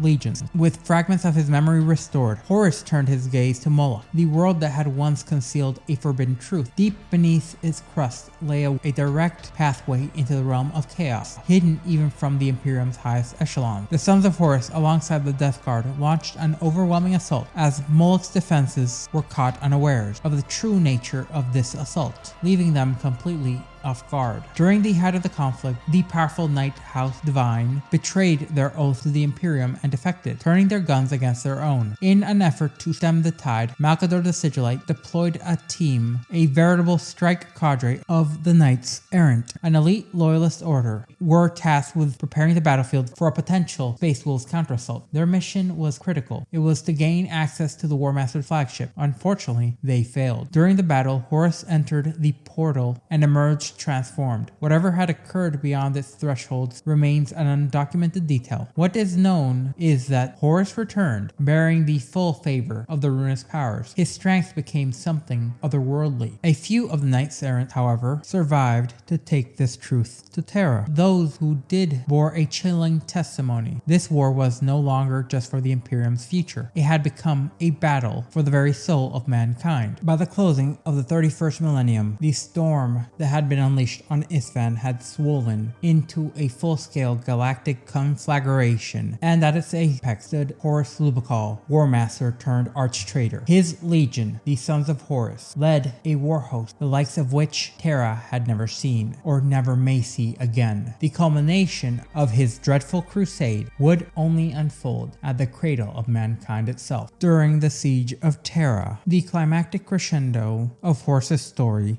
along with the inciting incident for the Black Legion's birth. Closing of the 31st millennium, the storm unleashed at Isfahan had swollen into a full-scale galactic conflagration, and at its apex stood Horus Warmaster turned arch-traitor. His legion, the Sons of Horus, leading a war host the likes of which Terra had never seen, and may never see again. The culmination of that dreadful crusade would unfold upon the cradle of mankind itself, Terra. 7 standard years had passed since the Warmaster's betrayal. In that time, the Imperium had bled, worlds had burned, legions shattered, and trust turned to naught but ash. Now, the Loyalists and traitors' forces stood converged upon Holy Terra. For the Loyalists, every available legion not already committed elsewhere poured through the Immaterium, driven by a desperate hope to reinforce the throne world. For the traitors, this was the time to strike their final death blow. The assault began with a terrifying precision. Fleets darkened the skies above the Sol system as Horus's forces gathered. His chosen spearhead, the Sons of Horus, were granted the highest honor, despite Angron's grumbling, to be the first to breach the Imperial Palace. At their head stood First Captain Ezekiel Abaddon. His was a burden of legacy, a bitter honor of leading his father's war against the Master of Mankind. What followed would be a siege of an apocalyptic scale.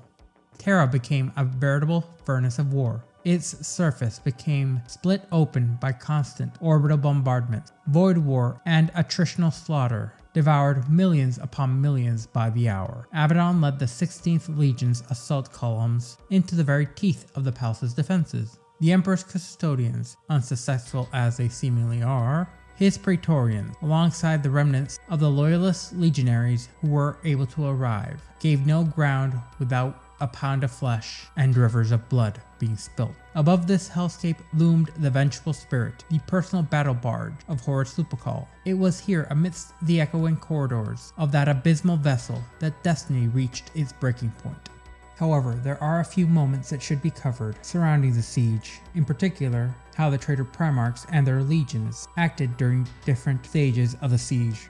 Before the proper land invasion of Terra, the traitor Primarchs gathered to discuss the final stages. At this point, those who had been corrupted by chaos are barely recognizable, and it frustrates others like Perturabo. However, the 16th Legion's very own identity is allowing them to consolidate their movements towards a single goal. And so things would follow. Barely had the group gathered when Angron launched into a familiar tirade. When do we attack? He thrust his head closer to the imaging equipment, reducing his communication phantom to a single glaring eye. Why do we sit here in the void when our weapons cannot harm our father? We must land, take the fight to him. With blade and fist, the god of battle demands blood. Horus stared at Angron with a baleful eye. He allowed his brother to rant on. We smashed aside Dorn's feeble defenses, Angron said. We broke Luna in days. Why now do we slink around the throne world like curs, waiting for Mortarion when victory is in our grasp? We smashed Dorn's defenses. Perturabo's laden response simmered with anger. I broke Dorn's gate, not we.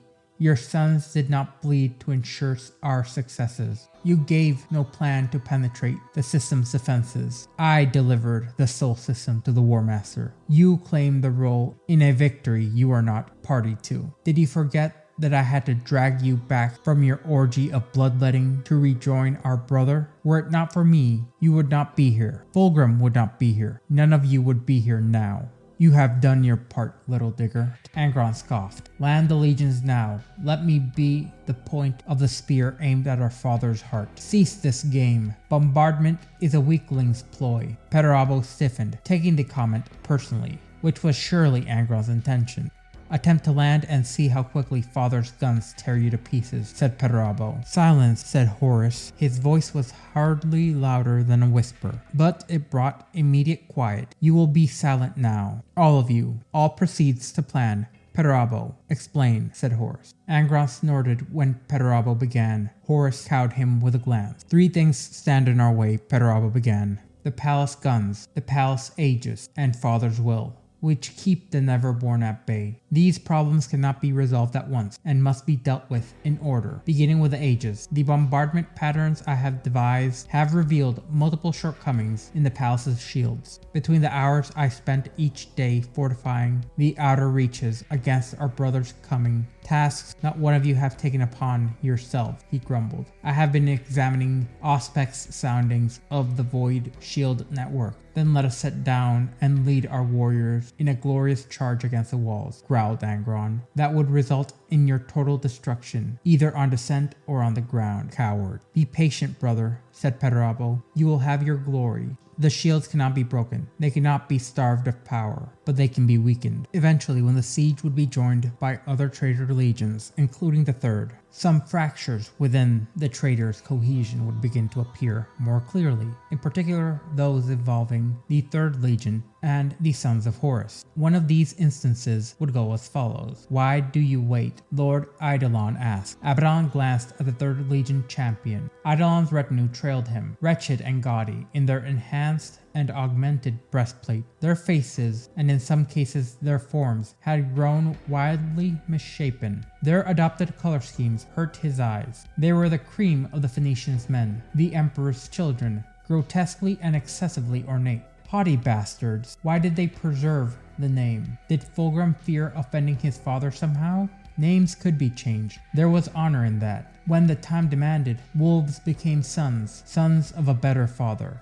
Respect, Abaddon suggested. Also, there is a wonderful view, said Horus Aximand. Respect of what? Asked Eidolon. His voice was unnatural, sonically phased, as he regarded the 4 warriors of the Mournival and the row of black burnished Justaerin Terminators standing honor guard behind them. Abaddon could almost smell his scorn, and the look in Eidolon's eyes spoke of the very special place he kept in his heart for the 16th Legion, a place swimming with contempt. There's work to be done, I am aware, said Abaddon. My beloved lord grows. Many more supple breaths every day, asked Aximand. Kribe snorted loudly. Don't goad him, little one, said Abaddon, smiling despite himself. It really must put our good Lord Perturabo off his stroke if we started brawling with our brothers while he worked. He looked at Eidolon. Besides, it might dent that lovely armor, which would be a terrible shame. Later, after much struggle, as the Sons of Horus are using an assault drill in order to attack under the Saturnine Gate, in what is to be known as part of the Saturnine Gambit, a plan conceived by both Perturabo and Ezekiel Abaddon, things start to veer off course, and more fractures would be created. The Plutona drivers had advised Lev Goshen that there were 2 minutes from their target point,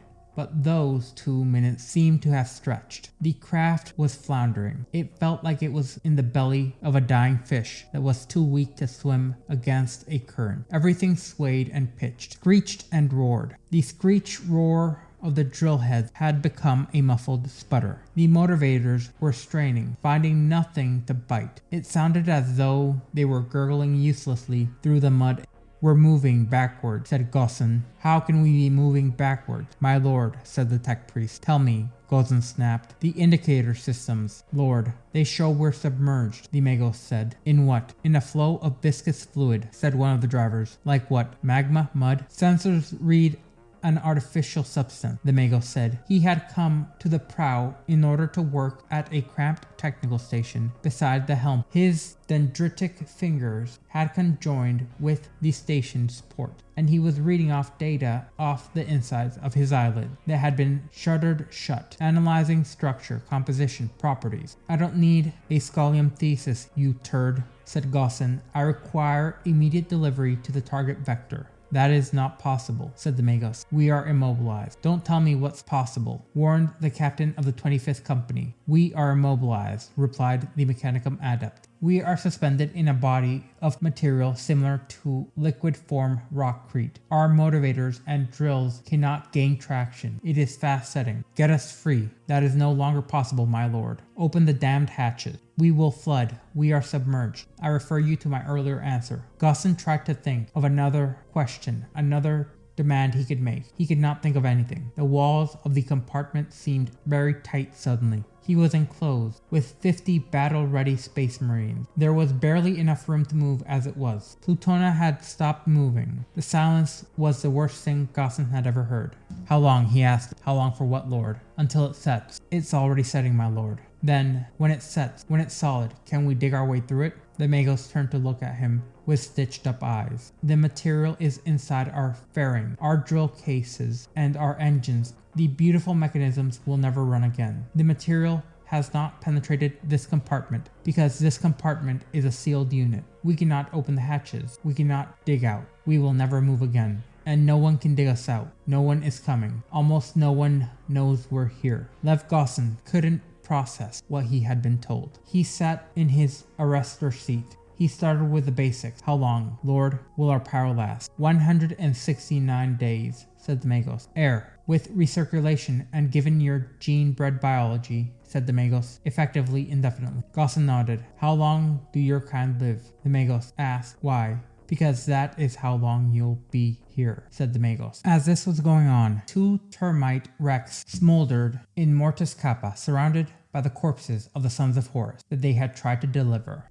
Har left his men checking for survivors and walked through the Arch Mortalis Lambda, where another termite wreck laid, surrounded by a ring of black armored dead. Garo standing with Baal Septus. The 2 kill squads, along with Garo's remnants, had combined to meet 3 simultaneous incursions. They had been mercilessly precise. 175 kills, said Har with a grin. Biggest haul yet. Only 9 of ours lost. You know, I wish I was able to see the dismay on their damned faces as they stepped into your sights. He paused. What? He asked. Septus was listening to his link. There's a stray one, Garo said to Har. Got through just one, Mournival, said Garo. Even so, he can't get far. He might as well be dead already. Septus looked at them. I have requested to be permitted to deploy and join the hunt. And, asked Har, I fancy getting some Mournival red on my fist. I hear they make the effort worthwhile. Garo snorted. If the main board remains clear of the target tracks for another 5 minutes. The bang of decompression drowned out his next words as they were bathed in frosty light. Sons of Horus snapped solid out of the air around them in the midst of these 2 kill teams. Throughout Kappa and Lambda, Cataphracti, First Company, 100 brothers of the infamous Justaerin Terminator section, the most feared and notorious warriors of the entire 16th Legion. 100 warriors and First Captain Abaddon. Havoc ignited. The battle in Kappa and Lambda zones never left the limits of those joined killing chambers. It lasted 13 minutes. It was close, tight-packed, immediate, with no cover and no room for evasion. The Justaerin regarded as the most mercilessly able of the Sons of Horus, a legacy that had been remarkable even in the time of the Luna Wolves. Against the Praetorians, 2 hand-picked kill teams. There was no quarter, no limit, no hope that any of them would walk away unscathed. The kill teams fought for Terra and for honor, driven by a deep hatred and long-lasting yearning for vengeance against those who had betrayed them. Abaddon and his Justaerin personified that. The Justaerin and their first captain abandoned any dreams of glory or famous victory within nanoseconds of arriving. They could plainly see that their gambit had failed. The loyalists had outplayed them and were waiting for them. The exhilarating promise of their ruse had evaporated. They fought for nothing more complicated than survival. Mutually assured surprise, mutually assured destruction, an instantaneous orgy of raw and savage killing. There was no range of any sort. Warriors found themselves pressed together, face to face, weapons blaze away, in circumstances that the doctrines of any legion, no matter their methodology, would have ruled for close quarters combat. Bolters roared point blank, detonating, men whose physical debris injured those around them, as if it were shrapnel. Plasma weapons and bulk lasers blasted against their plate, their scorching beams passing through 2 or more bodies at a time. Assault cannons were pressed to faces or the sides of heads and fired.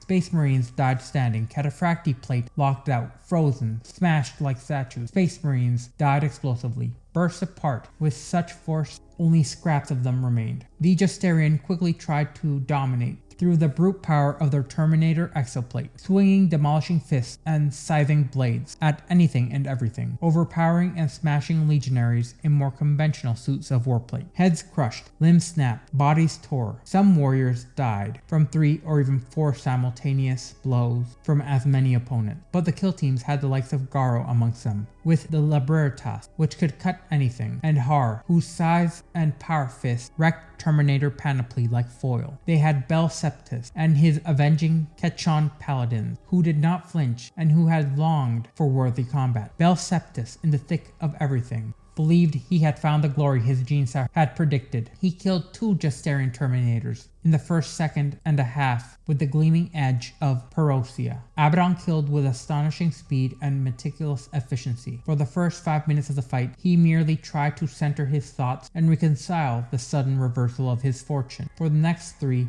he began to believe the Justaerin could prevail. They were the Justaerin, after all. They were the best of the best, the angels of death beyond compare. They had never failed. They had never been overcome. There was no stage of war on which they could not triumph. He began to calculate the logistics. How would they break out? Where would they go? What would be the next step? Into the palace? Into the Sanctum Imperialis? Divide up? Run terror strikes to damage the Citadel? Conduct solo missions? It would take time for Dorn and Valdor to run them all to the ground in a maze like the Palatine. Perhaps the original Spearhead mission was doomed, for not all of them could reach the throne room, but there were other plans they could improvise. Other targets: the Sigillite, Valdor, Dorn, Bab, and the Grand Bastion. By the 4th minute, he had decided on the Aegis. There was no question. That would be their first target. They would break clear, leaving this rabble dead in their wake, and bring the Aegis down. That would be enough. That would end the siege of Terra. The palace would be open for bombardment from the fleet. Great Lupercal would raise it from orbit.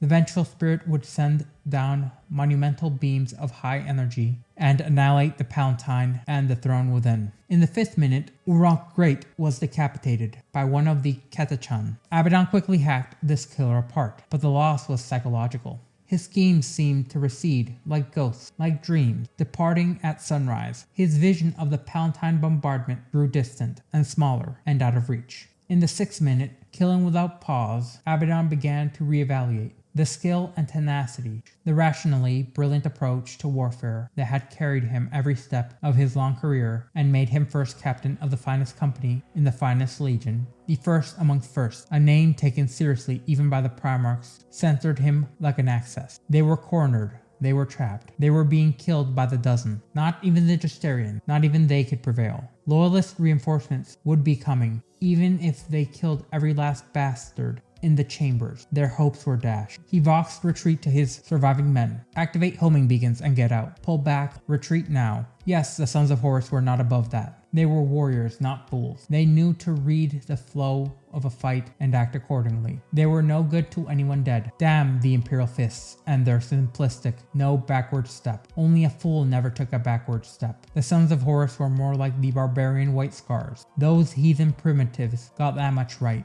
At least. Withdrawal to advance. There was always another day, and that other day might bring victory. If you stood your ground like a yellow-armored fool, you could not live to see it. By the 7th minute, Abaddon realized he was going to die. They had sent the homing signal repeatedly, once every 3 seconds, standard protocol. Extraction orders, urgent. No flare had come. Their signal might have been blocked. The monolith might have withdrawn from teleport range. No, the damn thing's grid had jammed. That was it. Abaddon could picture it. The filthy tech adept scum frantically scurrying around the termite cabin, trying to repair a burned out grid. His beacon flashing signals on the console. The teleport had failed so many damn times on the approach. The Magi had blamed it on the bedrock, on energy obstructions, on everything but themselves. It was their own miserable incompetence. They'd barely managed to get Abaddon and his men to the target. Now, the inadequate bastards couldn't get them back out. In the 8th minute, Abaddon decided that if he ever got out, if he did manage to somehow, he would track down and kill her. He would kill her and her entire warship for their ineptitude. He would hack off their heads and feet, load them into a teleporter grid, and transfer them unprotected into a hard vacuum, or the heart of a star, or an unset diffuse pattern, so the organic drizzle of their remains rained down on multiple sites at once. By the 9th minute, bleeding from a dozen wounds, 2 of them critical, he had resolved to kill the Lord of Iron too. If he got out, in that dream of escape, he would find Perturabo and kill him. This had been his great idea. Perturabo had seen the flaw, the Saturnine fault. He had toyed with it, cooed over it, revealed it to Abaddon furtively. He had galled Abaddon into this. He'd used the first captain with his reputation and his authority and his unrivaled connections. He had used Abaddon to make this happen. Perturabo, damn his soul, had played first captain Ezekiel Abaddon like a fool. He had tempted him with glory, made him feel smart and noticed, preened his ego, made him feel like it was all his big clever idea. The bastard even made Abaddon beg him to let him do it. The Lord of Iron, the Lord of Shit, had manipulated Abaddon into using his influences to draw resources from the Sons of Horus, coerce the Emperor's children into playing along, broker the help of the Mechanicum. He made Abaddon do all the work and take all the credit. So if it failed like it was failing now, Abaddon would be to blame. Perturabo had the deniability if it turned to shit. Perturabo could claim ignorance if 3 companies of the Sons of Horus, including the elites, not to mention how many damned Emperor's children had failed to return. In death, Abaddon would be blamed for the disaster and his memory dishonored. In death, he would be disgraced, called overreaching, called Abaddon the Fool. Abaddon would find the Lord of Iron in that dream escape from this hell pit. He would annihilate those damned war automata with meltas, and he would face Perturabo and tear his skull off his spine, and ram the haft of Forgebreaker down the stump of his neck, keeping it there until the body split like a rotten gourd. In the 13th minute, Abaddon reached a point of calm, of serenity.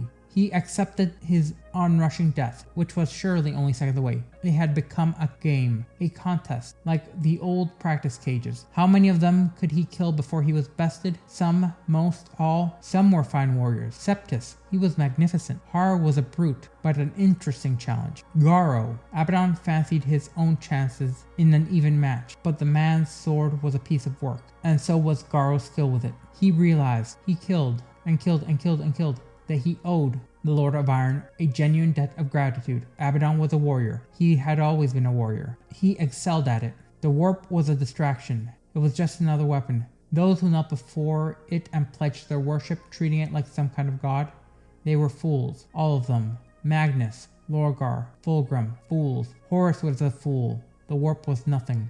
Being a warrior was everything. It defined him. The skill of combat. The lessons of defeat. The joy of triumph. This was his sacrament. Let them worship their false gods and giggling abomination. This was what he wanted. The chance to fight, like a man, not a demon. The chance to take the palace and claim Terra, the old-fashioned way, by force of arms. He had wanted to win as a warrior. Perturabo had let him try. He owed the Lord of Iron thanks for that.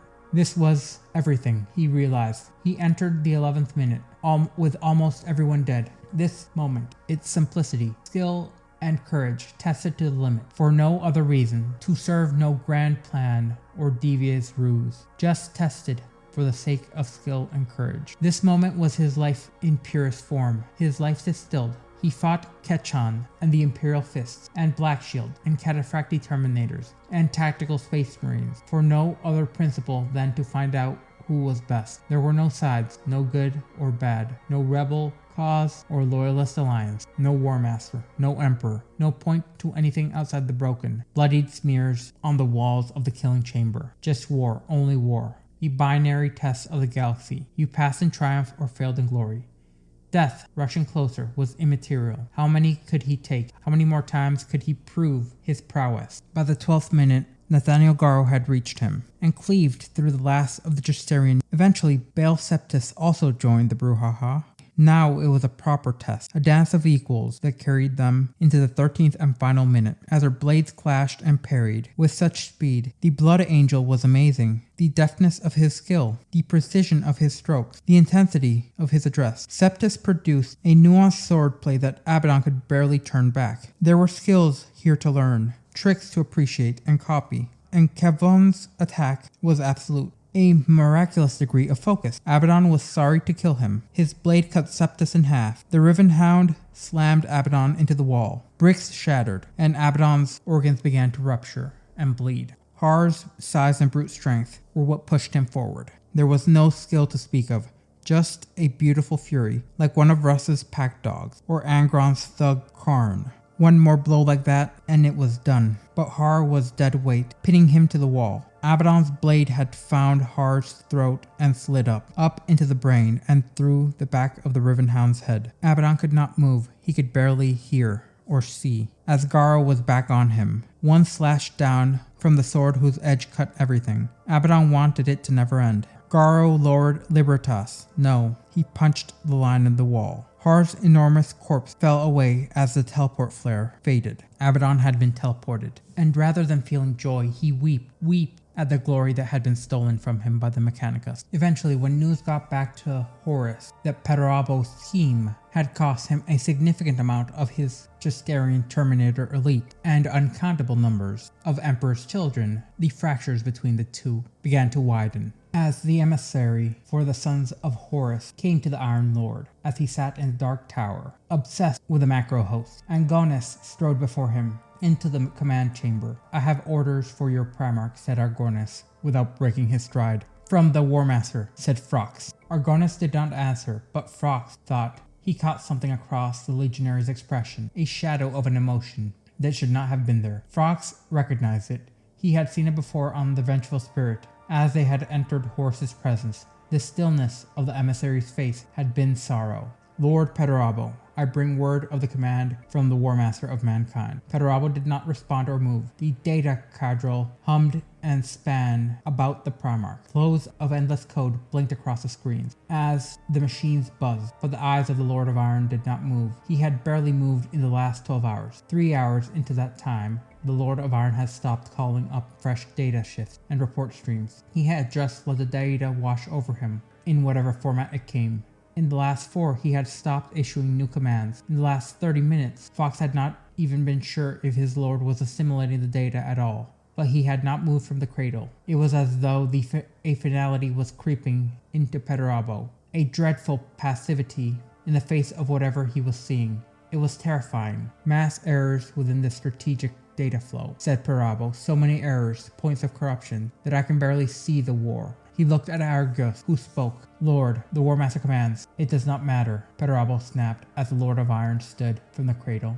"I know what you are here to say, emissary. Before your sight dimmed, I saw it. It was in the troop movements, in the sensor flow. Too great a change not to be ordained." Perturabo's gaze held on to Angronis. The Primarch's armor purred. "But speak your words, equerry. Let it be done. You are ordered to move. You shall disperse your legion's warriors amongst the assault forces. You shall take command of the assault on the Sanctus wall section." Forex felt the breath become cold in his lungs. "The surge of forces is near completion," said Forex. "Without strategic oversight, how will we guide thee?" "I will not," said the Lord of Iron. Forex just watched the Primarch. Perturabo turned to look at the terminals.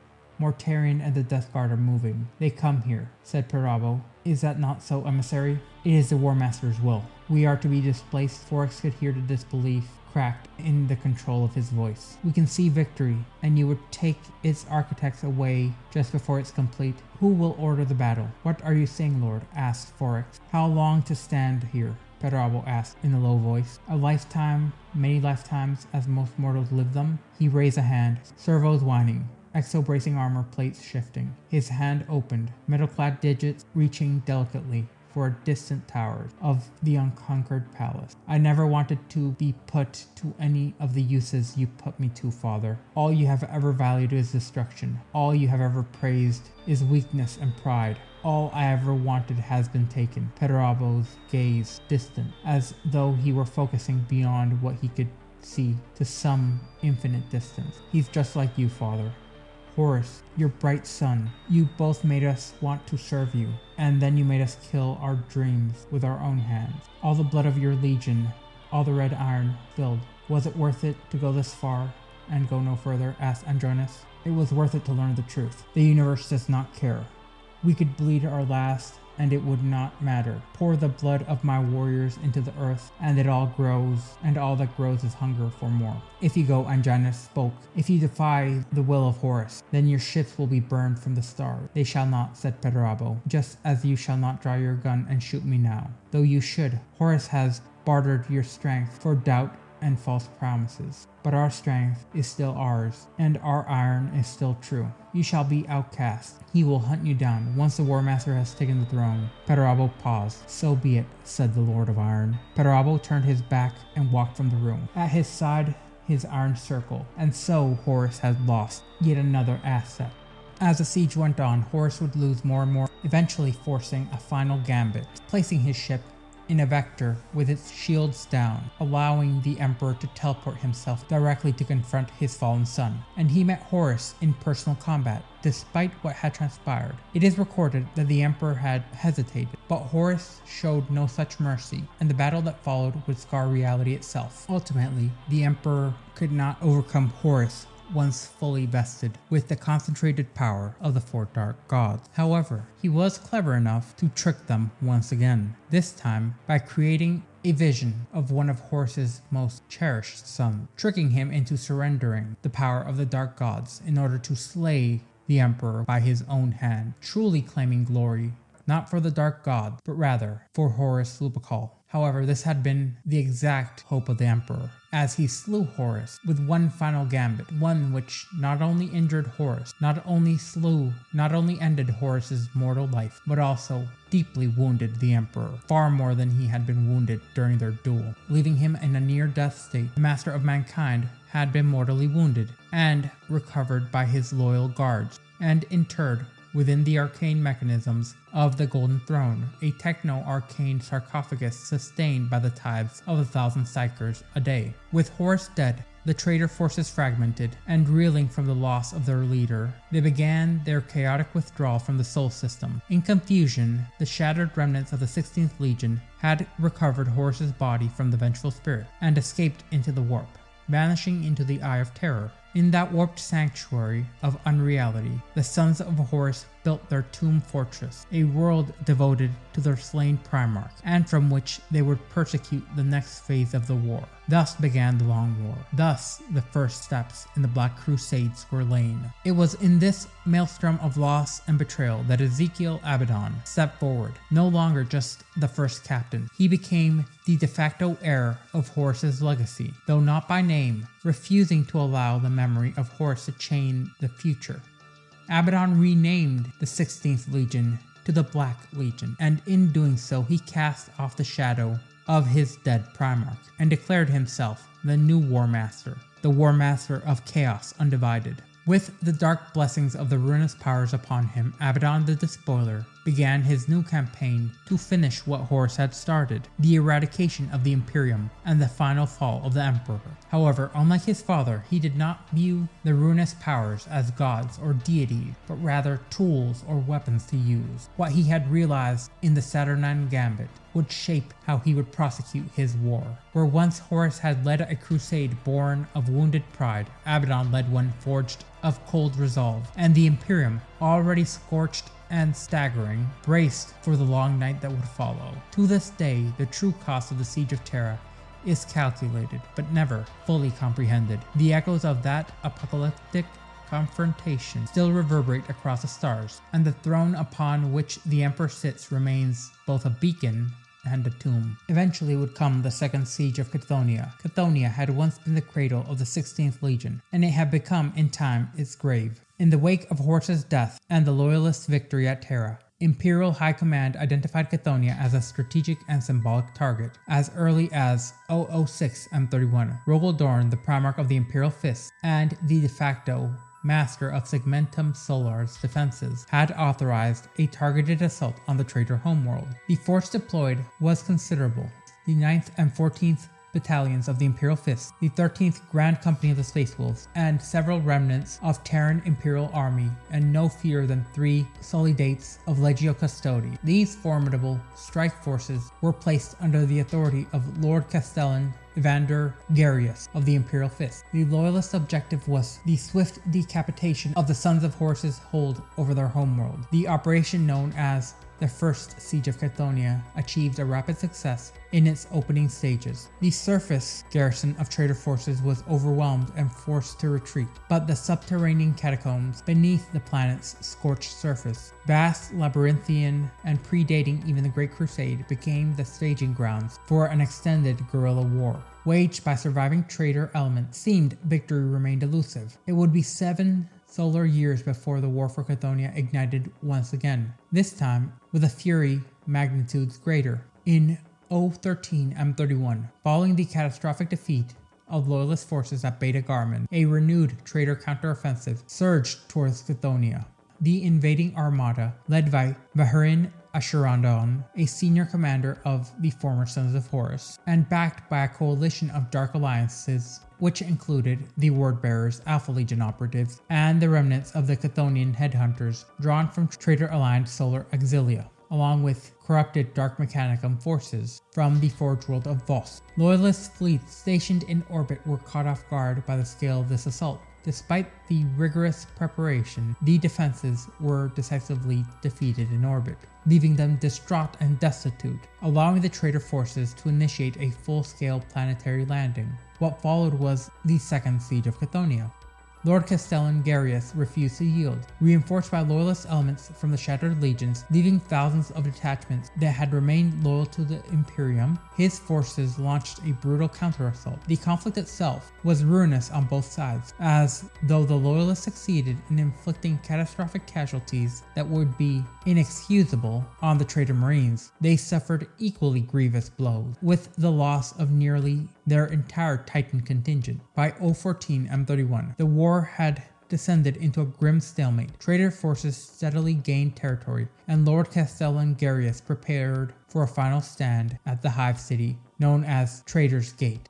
Both sides readied for a climactic engagement, as a fleet belonging to the First Legion, the Dark Angels, arrived unexpectedly in orbit, commanded by Mudrak Cerdas. What followed was not diplomacy, but an ultimatum. Cedras, with the authority of the First Legion, ordered both loyalist and traitor forces to immediately cease hostilities and evacuate the planet. Any failure to comply would be met with total orbital annihilation. Neither side complied. In response, Cedras ordered a full bombardment of Chthonia's surface. Enraged by what had been viewed as treachery, Lord Castellan Garius retaliated, targeting the Dark Angel's capital ship with the planet's own defense lasers. The retaliation was ineffective. The First Legion's vessels weathered the attack with minimal damage. With negotiations abandoned, the Dark Angel's Dreadwing deployed to the surface. Under Cedra's command, they planted and detonated vortex bombs on key geologic fault lines, tearing simultaneous warp rifts that devastated the planet's core. The resulting annihilation was complete and total. Chthonian began to tear itself from within. Both traitor and loyalist commanders would then manage to evacuate, though it cost them tens of thousands of Astartes and human troops who had perished in the planetary collapse. The Sons of Horus, already broken, now had also lost their birthplace, as Chthonian was no more.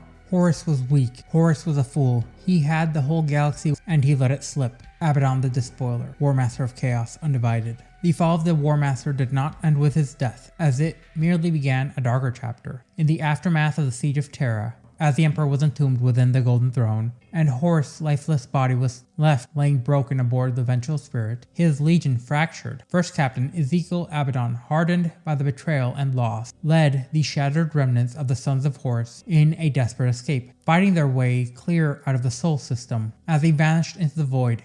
The Imperium's response was swift and pitiless. In a campaign known to Imperial scholars as the Great Scouring, the Loyalist legions unleashed a merciless tide of wrathful retribution. Worlds that had sworn their allegiance to Horus were purged without exception. Their populations made examples of two still loyal systems. The traitor legions were not simply pursued, they were hunted. From Segmentum Solar to the Eastern Fringe, they were driven from real space by wrathful crusades of retribution, of raging retribution. Fleeing annihilation, the Sons of Horus withdrew ever deeper into the Eye of Terror. Though they were not alone, across countless star systems, scattered wreckages of rebellion found sanctuary within the Immaterium. Yet for the 16th Legion, sanctuary came at a heavy price. No longer the Emperor's favored no longer Horus's chosen. The Sons of Horus entered the Eye as ghosts of their former selves, their numbers decimated, their purpose lost, and their unity tested, nearly shattered. Lacking their Primarch's guidance, the Legion began to spiral. Their captains turned to the warp in search of strength, bargaining with its gods, welcoming possession, and embracing the corrupted gifts of chaos, gifts that demanded tribute and sacrifice in return. Rival legions, no longer united in cause, turned on one another in both desperation and bloodlust. The gods of the warp, ever watchful, twisted their broken suns to suit their own cosmic warfare. Legions that once threatened Terra were reshaped as tools for a war with no end. Amidst the collapse, Abaddon disappeared. His absence neither tactical nor strategic, it was personal. Grief-stricken and embittered, all the while repulsed by what his legion had become, Abaddon vanished into the depths of the Eye of Terror alone. The Sons of Horus, meanwhile, bore the body of Horus with them, preserved in stasis. The corpse of their godlike father was entombed within the demon world of Malium, a place of rust, decay, and ceaseless darkness. There, they constructed the Lupercalia, a fortress raised from the corpses of void ships and the bones of warp beasts. The citadel stood as a monument to loss and obsession, built by a legion of enslaved mortals dragged from fallen imperial worlds. Its towers and spires were forged from the prows of ancient, derelict vessels, each bearing the scars of forgotten wars. At the heart of the tomb fortress, beneath the chamber of spiraling white bone, Horus was laid to rest, his body suspended in a shaft of flickering golden light, silent and unchanged. Around him, the Legion carved their history into stone. Battles, glories, victories, long since turned to ash. Worship grew in place of leadership. Daily rituals were held within the chamber of their fallen god. Captains and warriors reciting oaths to a corpse that could no longer answer them. The leadership waned. Purpose dissolved. The Sons of Horus stagnated. Meanwhile, the warp pressed in. The Eye of Terror offered no peace, as demonic entities, sensing the Legion's weakness, descended upon them. Some resisted, many did not. Possession was common, minds and bodies twisted into hosts for the demonic. The line between man and monster and Astartes and aberration began to blur. The Sons of Horus, once the spear point of the Great Crusade, once the first of the rebellion, had become a shattered, leaderless cult of the dead. Their fortress was strong, but their purpose was gone. What would rise from these ruins remained unknown, but Abaddon had not vanished forever. Records recovered by archivist Malcor Thrain of the Ordos Chronos Investigative Division. In the years that followed the collapse of Horus's rebellion, the Sons of Horus endured not only defeat, but paralysis. While some in the 16th Legion advocated swearing their allegiance to a single patron, such proposals had ignited fierce opposition. Many remembered all too well the shackles placed upon them by the Emperor of Mankind, and refused to kneel again, be it to a man or god. That same defiant pride, once the fuel for their crusades, now chained them in place. They would bow to no entity outside their bloodline, not even to the immortal denizens of the warp. Lupercalia stood as both a stronghold and a sarcophagus, forged from warp wreckage and shaped by madness and fury. It rose as a grim tomb over the grave world of Malium. At its core rested their preserved Primarch, interred beneath a towering crypt lit by sorcerer's flame. Entry into this monument was heavily restricted, guarded, and sanctified. Even the other traitor legions, former brothers in arms, were barred from approaching the sarcophagus. The fortress served as a staging ground for raids against the Imperium, and for retaliatory strikes against rival legions, as the post-heresy order crumbled into what became known as the Legion Wars. These internecine conflicts, spurred by the fracturing of whatever unity chaos had implemented and imposed during the heresy, turned once allied legions into bitter enemies. Acts of sabotage, skirmishes, and slaughter tore throughout the entirety of the Eye of Terror, and few forces were spared this toll. The Sons of Horus, isolated and stagnant, became increasingly vulnerable. Their refusal to act left them as a tempting target. Amongst their own ranks, debate intensified. Some captains pressed for the replenishment of their gene stock, fretting not obliteration, that no bastion, no matter how formidable, could stand indefinitely without new warriors to man its walls. But their calls were largely dismissed. The majority believed that mastery over demonic possession would grant them the strength they required. They were convinced that through sorcery and the command of the warp, they could forge new warriors without the need for an apothecarian or progenoid. While the rest of the Eye of Terror burned in fratricidal war, the Sons of Horus raised their fortress ever higher, ritualizing the loss and glorifying death, sanctifying a corpse. They remained aloof from the Legion wars at large, consumed more by internal rites and veneration, but such isolation came at a cost. As whispers spread, the body of Horus, still intact and preserved, filled with the genetic legacy of a Primarch, became the focus of a myriad of dark schemes. To some it was a relic, to others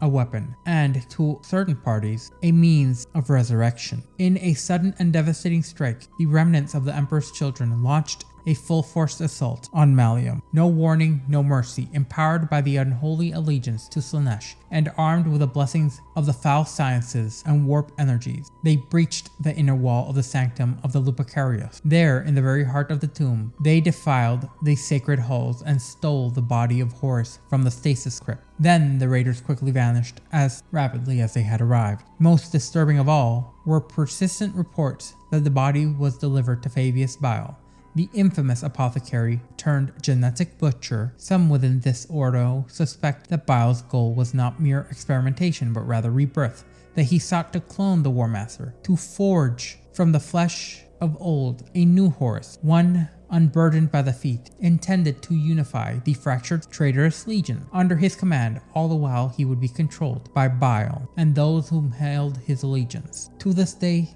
the intent of this practice remains unconfirmed. However, it is known that in the smoking aftermath of Malium's desecration, the Sons of Horus found themselves truly shattered. Their once mighty fortress lay in ruins, and the 16th Legion teetered on the edge of extinction. Bereft of leadership, their brotherhood disintegrated into madness, some succumbing to nihilistic despair, others consumed with fury, would then in turn turn upon their own. The tenuous bonds between captains and the leadership as a whole unraveled into a bloody series of vendettas, murder becoming the Legion's final ritual. Their structure, that had once marched across the stars in unity, was now reduced to isolated enclaves of hate and hysteria. Then, amidst the wreckage of pride and ambition, came a figure long absent, Ezekiel Abaddon, first captain of the Luna Wolves and the Warmaster's last favored son. Veteran of countless campaigns, had returned after his self-imposed dark pilgrimage. He had arrived too late to prevent this catastrophe, but he had arrived early enough to witness its consequence. From afar, he surveyed the crumbling remnants of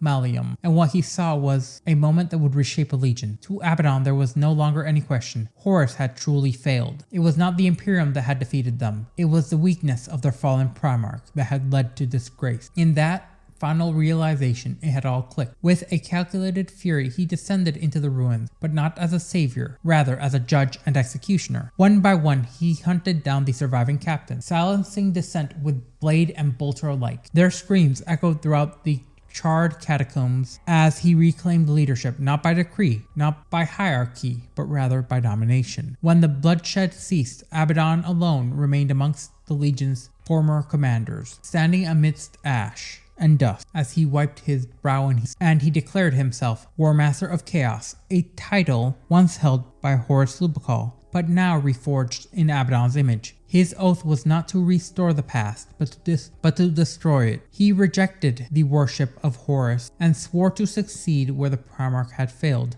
in bringing low the so-called Corpse Emperor. Some of the Broken Legion bowed willingly. They saw in Abaddon the mantle of rightful succession. Others, fearing his wrath more than questioning his claim, submitted in silence. A few rejected him entirely, and they were either slain by their brethren or cast into the warp to die forgotten. With order restored through bloody will, Abaddon turned to his final rite of severance. The cloned Horus, a macabre copy engineered by Fabius Bile, still lived. To Abaddon, this represented the chains of a failed legacy. In a decisive strike, he led an assault on the Emperor's children, obliterating the body of Horus and slaying the genetic facsimile with his own lightning claw, a weapon that had now slain 2 Primarchs and wounded the Emperor, donning the weapon for himself. In doing so, he purged the last vestiges of the Legion's old identity. Symbolically and literally, the transformation followed. The Sons of Horus stripped their Viridian armor,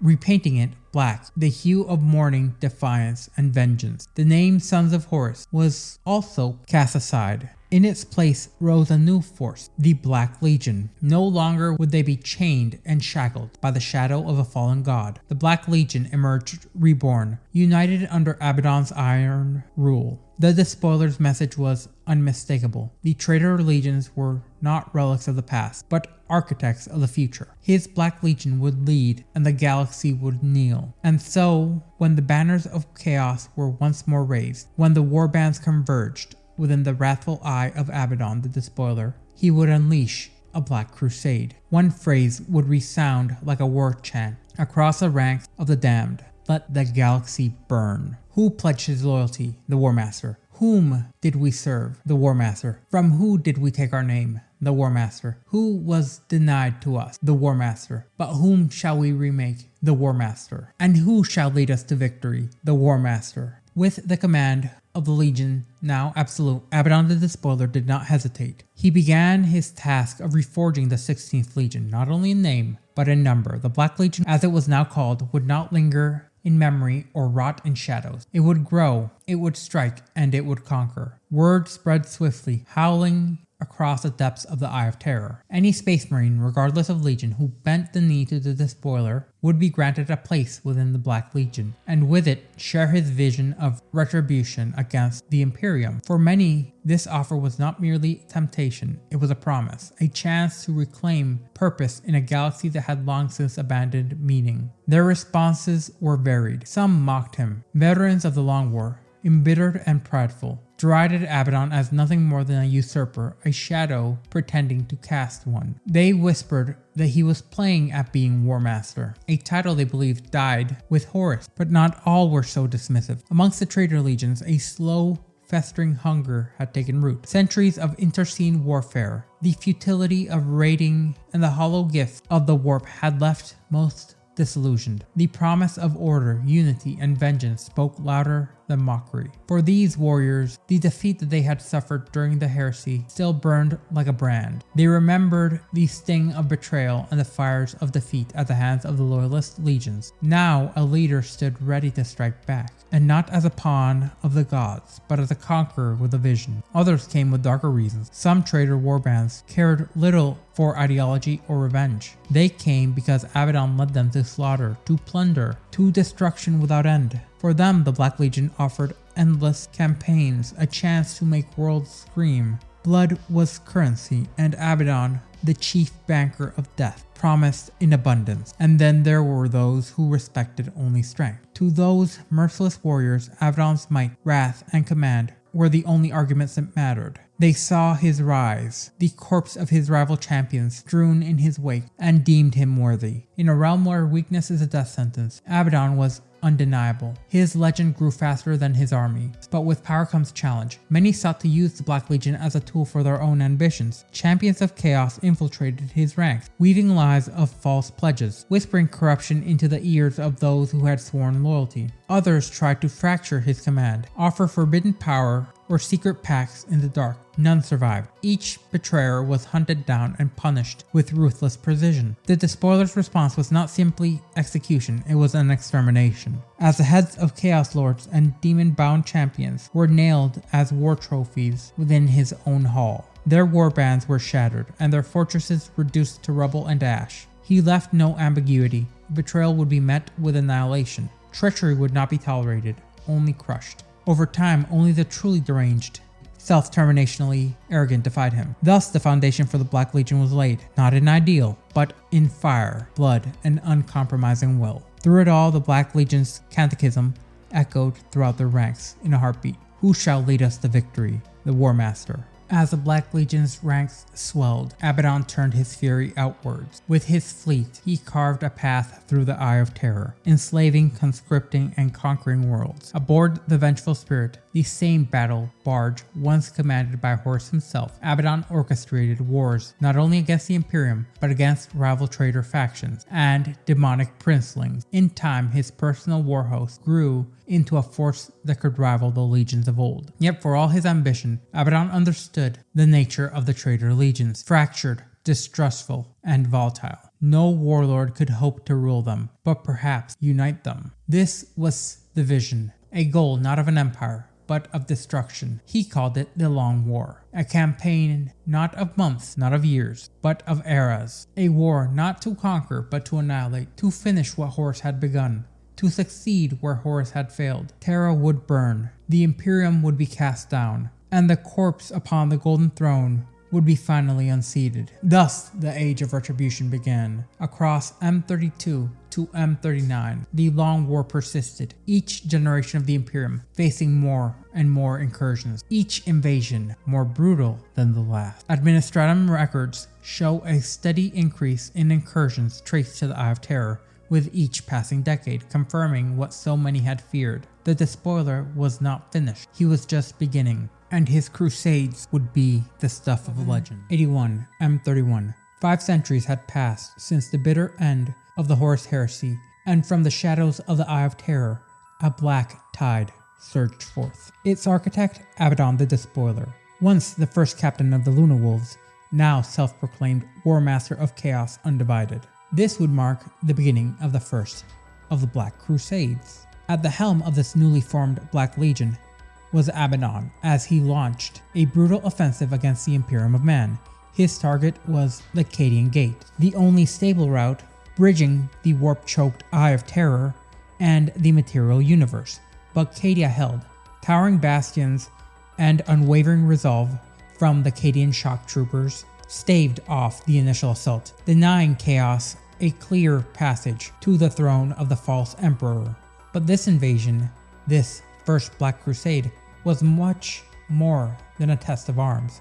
It was a declaration. What few records survive from the period suggest that Abaddon's motives were layered in ambition and retribution. During the campaign, Abaddon ventured to Ulran, a world of shrieking ruins and psychic echoes. There, deep within the labyrinthian passageways sealed by unknown Xenos wards, he claimed the demon sword Drachnaian. This ancient weapon was a relic bound to a warp entity of unspeakable power that had languished in stasis ever since it was taken by Ra Endymion into the depths of the webway. Once it was in Abaddon's hands, the weapon's howling presence signaled the awakening of something far worse than a warlord. This was the birth of a herald of true annihilation. With Drachnaian bound to his will, Abaddon's influence grew steadily at an almost geometric rate. What followed was not just an invasion, it was a spectacle of cruelty, true artistry in atrocity.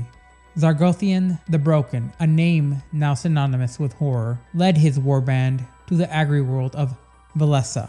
Amidst the blood-rose orchards, Zargothian reshaped the flora into a massive, vast, nigh unending maze of thorns. His prisoners, blinded and stripped of all dignity, were loosed within these vast death traps. One by one they were hunted down, while the scent of blood roses filled their shredded lungs. These screams, recorded in garbled box logs, recovered later by Adeptus Mechanicus salvage teams, painted a portrait of sadism with no mortal equal. Elsewhere, the Raptor commander, Elrak, descended down on the floating cities of Mifa in a campaign that would have redefined terror if it were not for the previous, as he sabotaged their suspensor arrays, sending the cities plummeting to the soil of the planet below. And from the wreckage, Elrak raised immense gallows hanging millions of corpses who drift endlessly across the upper skies, a veritable floating warning made visible for all to see. But despite these atrocities, perhaps the most disturbing feature of the First Black Crusade was its unprecedented unity. For the first time since the heresy, the rival traitor legions, each one steeped in their own corruption, disdainful of all others, stood together under a single banner. Even demons deferred, albeit begrudgingly, to the authority of the Black Legion. That this cohesion lasted only as long as Imperial resistance did is surprising. But during the height of this conflict, the unthinkable occurred: cooperation amongst the damned. That, more than any massacre, heralded the arrival of a new age of chaos. The Imperium, still reeling from its wounds after this scouring, could only brace for what would come next. The Imperium would then dub these recurring assaults as Black Crusades, a name etched into every page of history by fire and madness.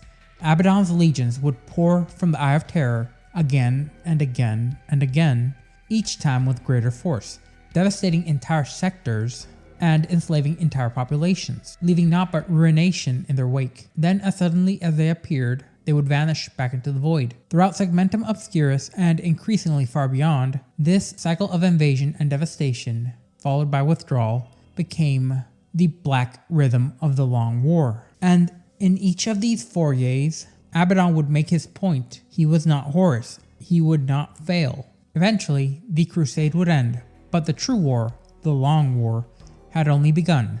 The next event of galactic import that the Black Legion would take part in occurred in 027 M32. This would be when Fenrock, the Forgotten, a commander within the Black Legion, would stumble upon a world of singularly cursed potential. Comprised almost entirely of warp-tainted iron ore, the planet promised an immense value, but at a cost. Its minerals drove mortal slaves mad or mutated them beyond recognition at a rate too quickly to efficiently process. Some veins even secreted a corrosive substance that liquefied flesh and machinery alike. Seeking a grim solution, Fenrock performed a rite of mass sacrifice, binding warp entities into his mining machines, and this would result in constructs that were part demon, part automaton, allowing them to tear into the planet's mineral veins with merciless efficiency. The mortal workforce itself was expendable by design, so it was reduced to ash and their names forgotten. This would allow the Black Legion to have a significantly better stock of cursed and tainted weapons. The next incident of galactic import would occur in 597 M32. Up next would be the Second Black Crusade. Abaddon's return in the Second Black Crusade struck the Bellis Corna sector with a silent fury. Instead of claiming territory, or even setting up encampments for a longer protracted struggle, the Despoiler placed a lingering curse across its worlds, infusing their biospheres, atmospheres, and the very soil of the planets with the corruptive touch of the Immaterium. Simultaneously, his fleets devastated Imperial shipyards, destroying dozens of cruisers in various stages of construction and repair. While the Imperium scrambled to rally a counteroffensive, Abaddon enacted a broader stratagem. Entrusting the vengeful spirit to his sorcerers, he teleported to the Nemesis Teresa, a fortified inquisitorial bastion.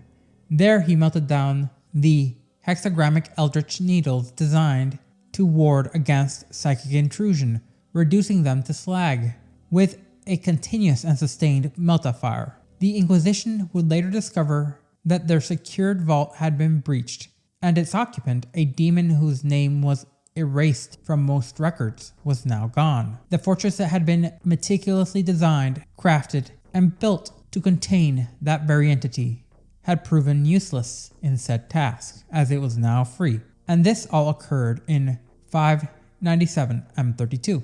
Later, at an unknown date during M32, it would be Durkarth the Sightless who would organize the dissenting Sons of Horus into a warband known as Sons of the Eye. Refusing to bear Abaddon's banner, Durkarth carved his own legend during the Battle of the Keening Deep. Facing the berserkers of Vol's World Eaters, Durkarth's forces emerged victorious in a duel amidst fire and ruin. Durkarth tore Volker's demon axe from his grip and slew him with his own blade. The fallen skulls of the World Eaters were then cast into the soul fires that burned beneath the planet's crust, in an act equal parts triumph and ritual. The next incident of galactic import that would occur involving the Black Legion would be the Third Black Crusade, which occurred in 909 M32. and it was during the Third Black Crusade that Abaddon unleashed the demon prince known as Ptolemy upon the Cadian Gate in a furious and reckless frontal assault. The carnage itself left millions dead, forcing the Imperium to divert forces from across the segmentum obscurus. Eventually, it would be the Space Wolves who cast Ptolemy back into the Immaterium, but the true intent had been a misdirection. While the Imperium had bled, Abaddon desecrated the shrine world of Jerusalem, smashing the crypt of its sacred protector. The remnants of the Imperial Saint would then be obliterated, nullifying the prophecy of his return and permanently weakening the world's psychic bulwark. The next event would occur in the maddening depths of the Eye of Terror, where the Thousand-Sun sorcerer Zarfston journeyed to seek the favor of Tzeentch. There, amidst the shifting labyrinths, Zeraphon was granted visions of aeons to come. With a soul heavy with knowledge and a heart blackened by ambition, he would pledge himself to Abaddon, offering prophecy and counsel in exchange for a seat at the Despoiler's side. Then, in 001 M34, the Fourth Black Crusade would occur, known in military records as the Elfroar War, and this crusade centered on the siege of the citadel of Primarch. The fortress, reigned in adamantium and long thought impregnable, faced the full fury of Abaddon's wrath. Only 1 in 10 of the initial assaults survived the advance under heavy and relentless bolter fire. Yet Abaddon himself reached the gates, wielding the demon sword Draconian, and he split them asunder with a single cleaving blow. What followed next was a massacre. The defenders themselves would be annihilated, and the noble line of Primarch would be extinguished beneath claw, bolt, and blade. Later, on the world of Heliason, in the Asparinga sector, the warlord Zegranth the Broken enacted a ritual of sickening blasphemy, capturing the Sisters of the Covenant of the Alabaster Maidens, and he subjected them to long-lasting stints of warp exposure until their latent psychic abilities erupted from them uncontrollably. Using arcane technology, he fused the sisters together into a singular, monstrous entity, a veritable living gateway through which demons could pour out into the material realm. Later still, the Talon of Rage, a vessel of the Black Legion, would emerge, and quickly be destroyed in orbit above the feral world of Skaro, leaving only 1 legionary alive. Descending upon the surface, where he was mistaken for god, over time the primitive population of Suro formed a chaos cult around him, calling him the Ragged King. His influence would spread like wildfire, corrupting the entire biosphere and culture. It would take over a decade of planetary warfare for the Imperial Guard to reclaim the world and extinguish his nascent heresy. Then, in 723 M36, the Fifth Black Crusade would occur, and it bore the unmistakable signature of a calculated series of destruction, devastation, and annihilation. In the Elisa sector, Abaddon ordered the systematic destruction of specific religious and strategic sites across a dozen worlds. These sacrilegious acts shattered warp seals that had kept local mutations in check for generations. On Tebeth, he lured the Warhawks and the Venators, Space Marine chapters, into the ruins of Kaiser Luthen. There he sprung a trap, unleashing both the Black Legion along with a demonic host of Khorne. Neither chapter would survive. Their skulls were taken by the demon prince Doombreed in the grim tithe to the Lord of Skulls. In the waning centuries of the 36th millennium and the blood-soaked rise of the 37th, Abaddon the Despoiler carved a path in broken oaths and shattered allegiances. It is within this epoch of carnage that we find the shadowplay of betrayal, ambition, and retribution that defined the 6th and 7th Black Crusades, and the near-forgotten clues of what was to come that they left behind. In 901 M36 began a campaign of annihilation that ended as a warning. The Sons of the Eye, a warband formed by Chaos Lord Descartes the Sightless, once a loyal Sons of Horus and comrade in arms to Abaddon the Despoiler himself, stood defiantly against the Despoiler's growing claims as the Warmaster of Chaos.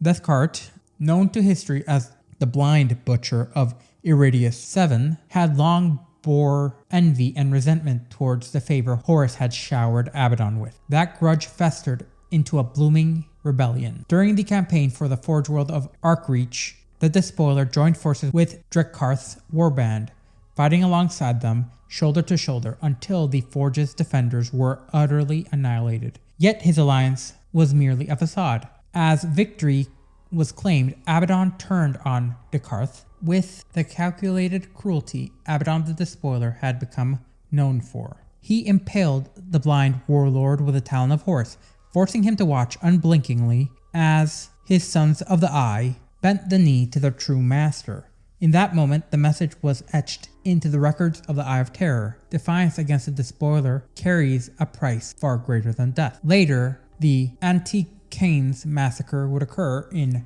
165 M37, and we would see the Black Legion fight alongside other Chaos Space Marine warbands, chief amongst them the Purge.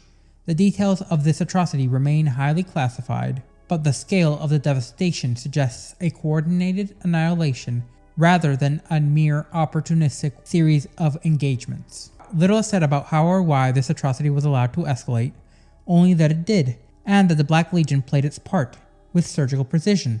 In the absence of a clear external enemy, Abaddon turned inward. The Tournament of Blood would occur sometime after this event, in M37, and it serves as both spectacle and sacrifice, as 8 solar days of pit fighting within the gore-drenched holds of the vengeful spirit ended with the sole survivor being impaled upon the talon of Horus. The Despoiler in this moment enacted a blood pact with Khorne himself, earning the loyalty of the greater demon Hak-Angrath. Whether this was done to earn favor or to purge weakness from amongst his chosen is uncertain. However, what is certain is that it definitely took a toll, and there was a price to be paid in the overall strength of his forces for a while, as even darker methods were employed during the Prison of Madness. However, there's no records of a specific location or time. The operation itself remains highly classified and mostly reconstructed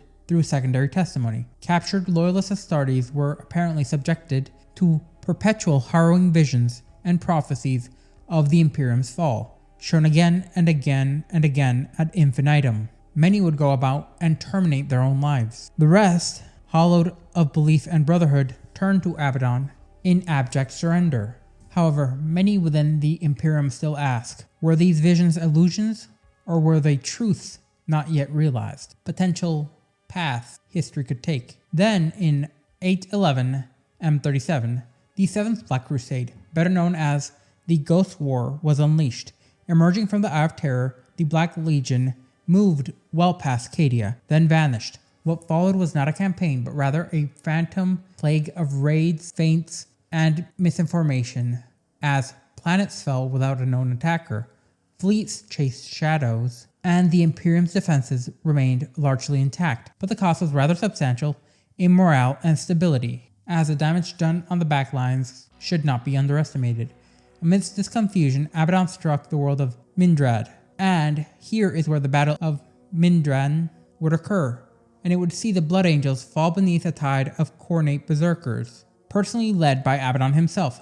The Devastator positions were overrun, the Angels' famed assault troops were repelled, and yet from the black reaches of the void, salvation came in silence. As is said in the excerpt of the Canticle of Cassandra Lev, it appears that a highly mythologized and deeply symbolic record speaks of grey-clad space marines who came out from the night, whose jagged maw did swallow the stars, and whose black gaze did mirror the void of oblivion. These figures, never formally identified, are, at least to some degree, believed by many Imperial archivists to be the Carcharodons, though no confirmation exists. As Saint Lev's records state, they fell upon the servants of the Scald One with a great fury from the darkness, unseen as the beast that lurks beneath the black waters. Death for death, blood for blood. Thus the sons of Sanguinius were brought respite. The art found on the cemetery world of Hypestus was built to honor the fallen of this campaign, and it depicts a scene in fresco and bas-relief of this incident. But the vestiges of the saviors are shrouded, obscured by black discs of obsidian, a mystery not uncommon with the Carcharodons when they are thought to be involved. Following this reprieve, the Blood Angels mounted a counteroffensive on the world of Macan. What followed was a tragedy, as nearly the entire chapter was brought to ruins at the hands of Abaddon's elite lieutenants, the Sorcerer Lord Iskandar Chiron and the swordsman Telmachon Lyras. Yet from the ashes, vengeance took form. The glorious Reclusiarch Talsterian Jaros, one of the last survivors, led his maddened death company in a final savage raid behind the enemy's lines. Unseen and unrelenting, they tore through the Despoiler's honor guard, allowing Jaros to confront Abaddon in single combat. Legends say that the Warmaster still bears the permanent, writhing scars from this battle. Whether this is true or an embellishment, what is definitively known is that Joris and his warriors were left untouched amidst the desecrated corpses on the planet, their bodies broken and seated upon the thrones crafted from the armor of their foes. This was a final salute from Abaddon the Despoiler, a man who had not been truly injured since his battle with the legendary Sigismund, lending credence to the idea that he and this lone blood angel were a match for each other, and he bore enough respect to these marines to never desecrate their remains, regardless of how much time has passed. In the ancient records of the Odos Chrono and fragmentary imperial data reels, the tail end of M37 and the onset of M38 are marked as a time of shadows and legends lengthening across Segmentum Obscurus. Each entry in this period is a blood-stained shard, a disjointed but rather well pieced together tapestry of chaos, betrayal, and atrocity. And still at the center of his Black Legion is Abaddon the Despoiler. And so in 999 M37, the 8th Black Crusade would begin, not with a declaration of war, but rather with a ritual, executed across a dozen seemingly unconnected worlds as citizens of the Imperium vanished by the thousands in arcane blood rites dedicated to, strangely enough, Tzeentch, the Changer of Ways. The rituals themselves were mathematically precise, as the population's clusters were reduced in synchronicity, as their deaths were aligned with the celestial conjunctions known only to the warp-bound. Only after the Inquisition decrypted these macabre patterns did the broader Imperium begin to comprehend the scale of the atrocity. By then, however, death had already saturated the stars, and Abaddon's objectives, whatever they may have been, apparently were achieved, at least in part, since the Emperor still sat upon the Golden Throne. Up next would be a rather monumental occurrence. Sometime in M38, the Soul of Damnation, a derelict space hulk, drifted precariously close to the Seculus subsector's core worlds. Aboard it, the Flesh Tearer's Terminator Squad uncovered something extraordinary. Within its sealed stasis vault was a warrior from the Luna Wolves, untouched since the Great Crusade. When awakened and informed of his legion's fate, the ancient marine did not mourn. He took one of the Flesh Tearer's vessels and vanished into the void. His name was never recovered, but many suspect he may quite yet play a significant role in what is to follow. On the dune-choked world of Sanjor, the Black Legion constructed a device that defied rational classification, steel framed with membranous sails of flayed human flesh, and it was set about in the warp canyons, as this obscene monument would serve as a beacon for summoning demonic entities that could now remain rather stable within the material realm. When the Cadian 232nd Expeditionary Fleet arrived, they found not a world at war, but rather one that was already devoured, teeming with demons who were feeding upon the spiritual detritus of the slain. The sands of Sanjanor were turned red and reeked with unreality. Later, in 537 M38, as a prelude to greater operations, Abaddon would initiate his 9th Black Crusade, as he struck Anticonus in order to weaken a nearby naval fortress world of Calafarius. The capital hive, Monarch Hive, was swiftly overrun. Black legionaries butchered through its hab layers, and the Despoiler himself led the breach into its sanctum. By the time reinforcements came from Calafarius, Abaddon had already departed and left a final insult: a dozen cyclonic warheads, which would turn the ruins of this once mighty hive into a radioactive wasteland. The 17-year-long war that followed bled worlds dry and strategically disarmed the region, allowing the Black Legion's sorcerers to enact rituals unopposed. The aim here was clear: weaken the walls of reality in this sector. Later, a ghost from the past would re-emerge. An astropathic distress signal, originating from a company of Luna Wolves lost since the Heresy, finally reached Abaddon sorcerers. The coordinates led them to a remote world where time had distorted its identity. The Marines who awaited them had twisted their gene seed, performing crude rituals and integrating into the native societies. But what should have been a purge turned into a reunion. Rather than execute them, Abaddon welcomed the Forsaken Warriors as his kin, integrating them into his Black Legion's ever-growing tide. By 001 M39, Abaddon would unleash yet another Black Crusade. Known as the Conflict of Helica, the campaign was rather unique in its dual leadership, as this time Abaddon had to share command with the demon Primarch Betrayal, and both would fight side by side, while the Black Legion assaulted and assailed the capital world of Trishan Primus. The Iron Warriors unleashed their wrath upon the Iron Hands chapter in a bitter reckoning. The Medusa system burned under their relentless siege. The conflict only abated when Imperial reinforcements surged to the Iron Hands' aid. Although beaten back, Abaddon and Betrayal succeeded in their secondary objective, acquiring a detailed data slate with intelligence on the Medusan's defensive archives, information that by all indications had not remained dormant.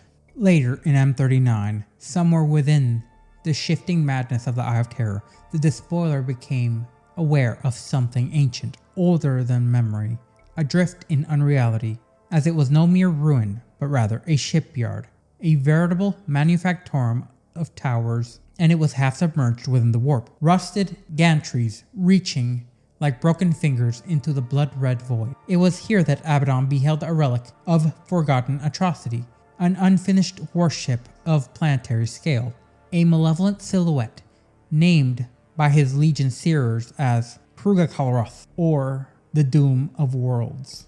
His warpsmiths, awestruck and murmuring incantations of binding, pledged that it would become a true planet killer, an infernal crown jewel of the Long War. It wouldn't be until 301 M39 that the 11th Black Crusade would occur. Attempting to bypass the warp storms encircling Imperial space, Abaddon consorted with a demonic guide. What followed was a disaster. His armada, lost in the Immaterium, only re-emerged in the path of a great wog near the cardinal world of Relancora. There, amidst the shattered cathedrals and the burning altars, the Black Legion clashed with orcish hordes. In the months of ceaseless slaughter, the Black Legion would be pushed to the brink of annihilation, as the Despoiler was forced to choose to abandon the theater. But he would not leave empty-handed. His fleets withdrew, with their holds packed full of captured weird boys, whose volatile psychic energies were subjected to twisted rituals alongside the covens of the Black Legion sorcerers. The result of this was a wide-scale collapse in the veil of reality across the Renorum system, creating a scar on reality that has yet to fade. Later, the tragedy of Hybrosas would occur, and it began not with chaos, but rather with pride. Convinced that the planetary governor had stolen a revered relic, the chapter master of the Savage Swords ordered retribution. What followed was a spree of retributive massacres, carried out with clinical brutality. By the time the governor's dismembered corpse sat upon the throne, the truth emerged. The blade had never been taken, just misplaced within their armories. The moment of clarity, however, had come too late.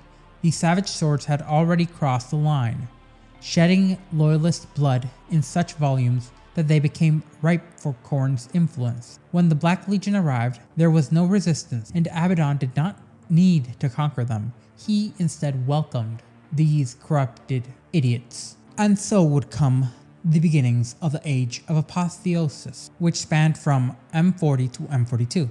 At an unknown date in M40, Plantinos, a verdant agri-world, had existed peacefully. That is, until Glutorgra arrived. This demon prince of Nurgle, bloated with filth and rot, descended upon the world with hosts of black legionary at his side. The silk farms, once the pride of the planet's economy, would be reduced to charnel fields, and the demon prince devoured it all, beast, crop, and citizen alike. In its gluttony, the demon swelled grotesquely until its own bulk betrayed it. With a thunderous rapture, Glotorga exploded in a tide of bile, organs, and living corruption.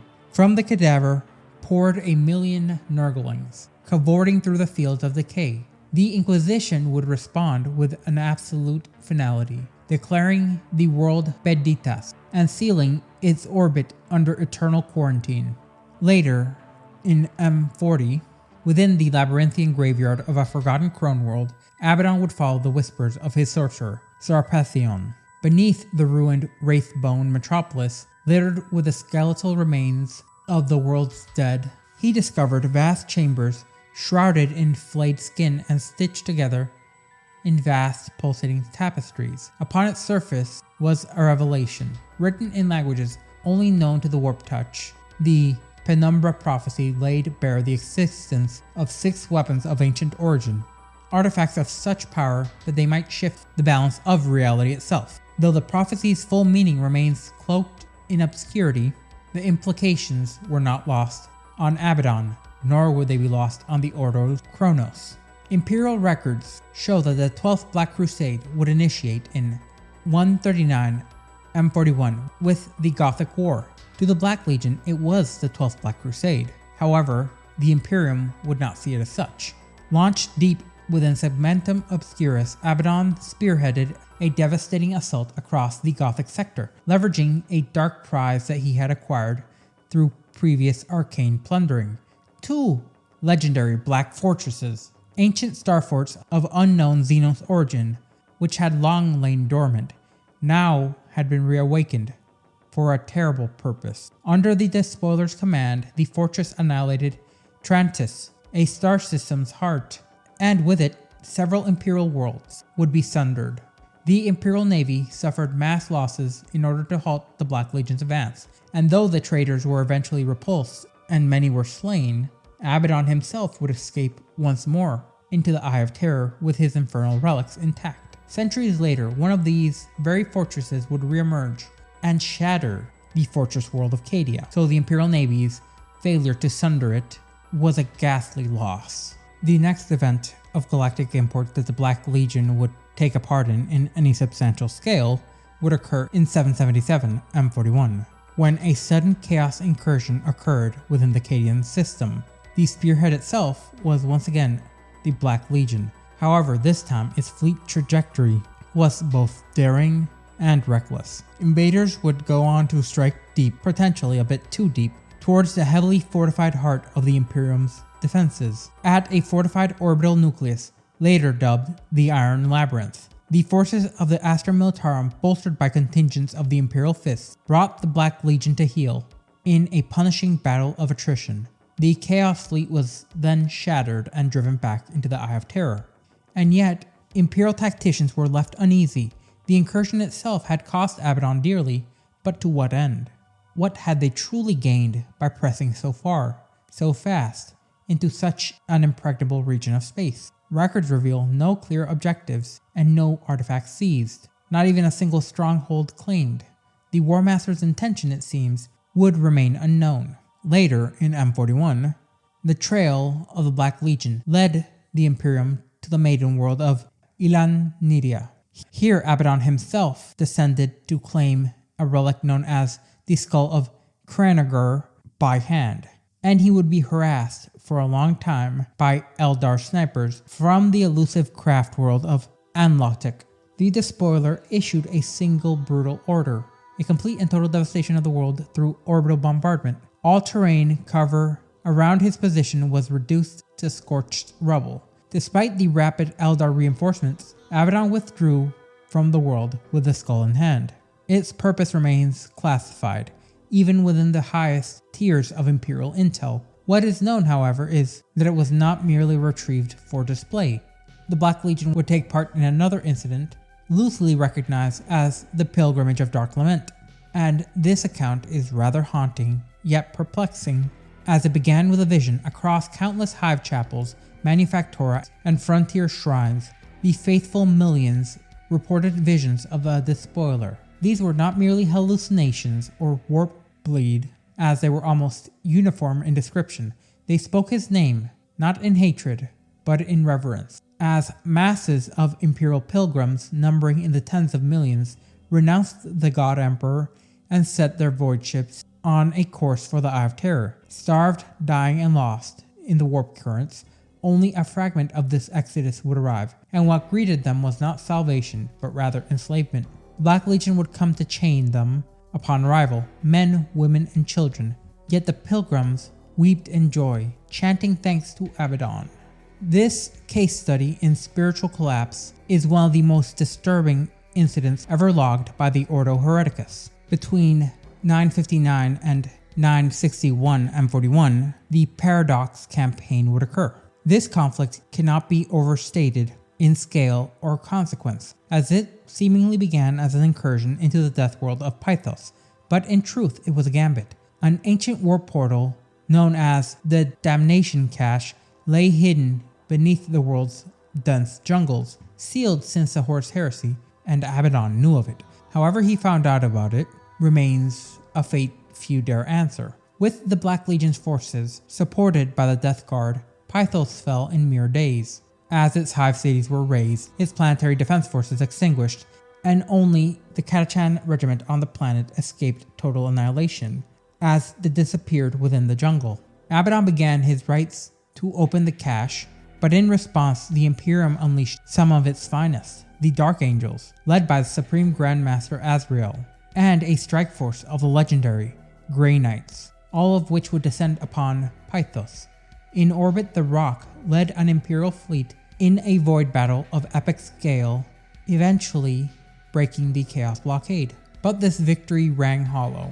As the Loyalists pushed into the ravaged hives, Abaddon had opened the portal, and from it, demons began to pour forth. So the very fabric of reality screamed, as psychic storms scoured entire districts. Astropathic channels fractured and rebellions ignited across the Demeter sector, fueled by a sudden violent awakening of latent psychers. Amidst this madness, a squad of Grey Knights reached the cache and were able to completely close the portal. However, the damage was already done, and Pythos was lost. Its biosphere, its cities, even the planet's very soul was warped beyond recognition. Before departing, Abaddon abducted a rogue Psyker of immense potential, one said to be gifted with a potential with a destiny that would be pivotal in his long-awaited 13th Black Crusade. Then in 980 M41, on Heltine, the Salamanders fought a desperate urban war against Black Legion forces. Their efforts stalled against the Demon Prince, Graxix. By 998 M41, the Black Legion had struck far from the Eye of Terror in a calculated raid, and destroyed a Prometheum refinery on the moons of Lorthanion, leaving only wreckage. What they sought or recovered remains classified by the Inquisition, meaning it's likely of high importance. Then, in the fateful year of 999 M41, the Daimor campaign erupted, as Chaos Lord Zorphas, alongside Karn the Betrayer and the Crimson Slaughter, descended upon Amathal. Though repelled by a combined force of Blood Angels and Adeptus Mechanicus, their assault cracked an ancient containment structure beneath the planet, known as the Demon Cage, and within months a nearby warp storm destabilized it completely, plunging parts of the system into empiric madness. In the closing of the 41st millennium, the Imperium of Man stood upon the brink of desolation, but few could have anticipated the scale of the catastrophe that would follow. What began as isolated acts of sorcery and war soon escalated into galaxy-shaking catastrophe. From the bleak wastelands of Fenris to the doomed skies of Cadia, the servants of the ruinous powers launched their final conclusive assault, a multi-front campaign whose reverberations still echo through the shattered Imperium.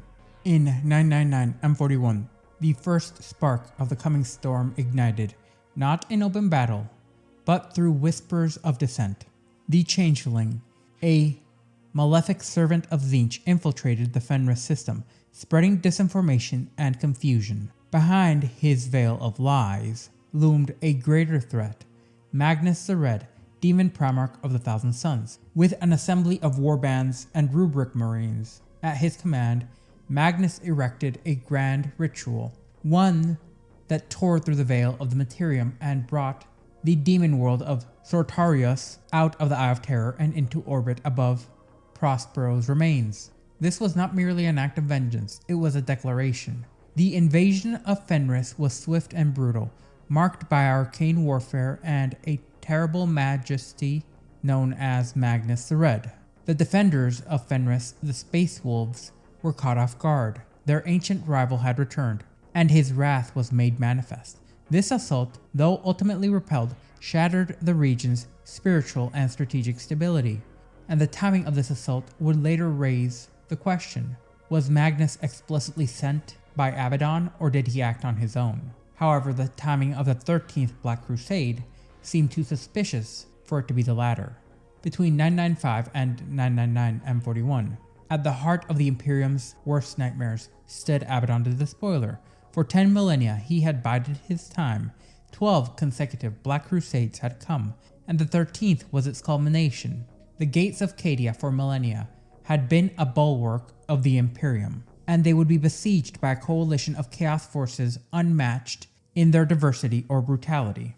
The Black Legion led the charge, and was joined by ancient traitor legions, the Death Guard, the World Eaters, the Alpha Legion, the Thousand Suns, and others from the long shadow of the Heresy. They were also accompanied by uncountable warp-spawned horrors, Scarabus cultists, mutants, and the forsaken remnants of long-lost renegade chapters. Cadia held for as long as it could, but it was not the fury of blades or the wrath of bolters that ended it. Instead, it would be Abaddon's decision to desecrate the ancient pylons, Xenos constructs of unknown purpose that for 1,000 years had stabilized the region's link to real space. And once they were destroyed, the Eye of Terror began to surge outwards, as warp storms ignited across a galaxy. This was accomplished by crashing the only Blackstone fortress that Abaddon still had command of, directly into the planet, destroying both in one fell swoop, and leaving Lifthuron Blackheart as the only being with a functional Blackstone fortress at his command, potentially making him the most singularly powerful warlord amongst the Chaos Space Marines. Circa 999 M41. In the midst of this upheaval, an event of profound significance occurred. The long-thought impossible. Archmagos Belisarius Call, keeper of arcane and forbidden knowledge, emerged with a cryptic alliance forged with the Eldari faction's splinter known as the Yanari, and through a complex convergence of ancient Xenos prophecy and Adeptus Mechanicus science, the long-slumbering Primarch Reboot Guilliman was awakened upon Macragge. But this was no miracle, as an act of equal devastation would occur within the 41st millennium. Even as Reboot Guilliman drew his first breath in over 10,000 years, the Black Legion descended on Macragge in force, determined to extinguish this flicker of hope before it could spread.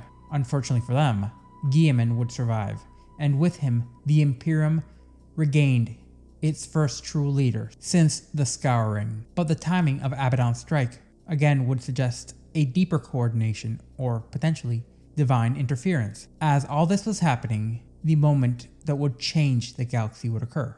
As the Blackstone Fortress had been crashed into the world of Cadia, then from the Hadex anomaly in the eastern fringe to the furthest reaches of Segmentum Obscurus, reality split and tore asunder as Cadia became naught but ash. As the Cicatrix Maledictum, now known as the Great Rift, was born, a wound across the galaxy so vast and wide that it was nigh impregnable.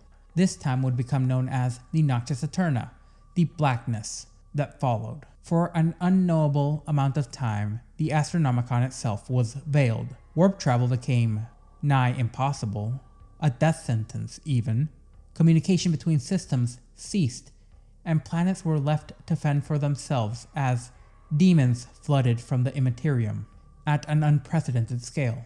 Entire sectors disappeared, civilizations in an instant, by horrors that had waited eons for a moment just like this. Psykers across the Imperium began to lose control, triggering countless disasters as latent powers awakened with no warning.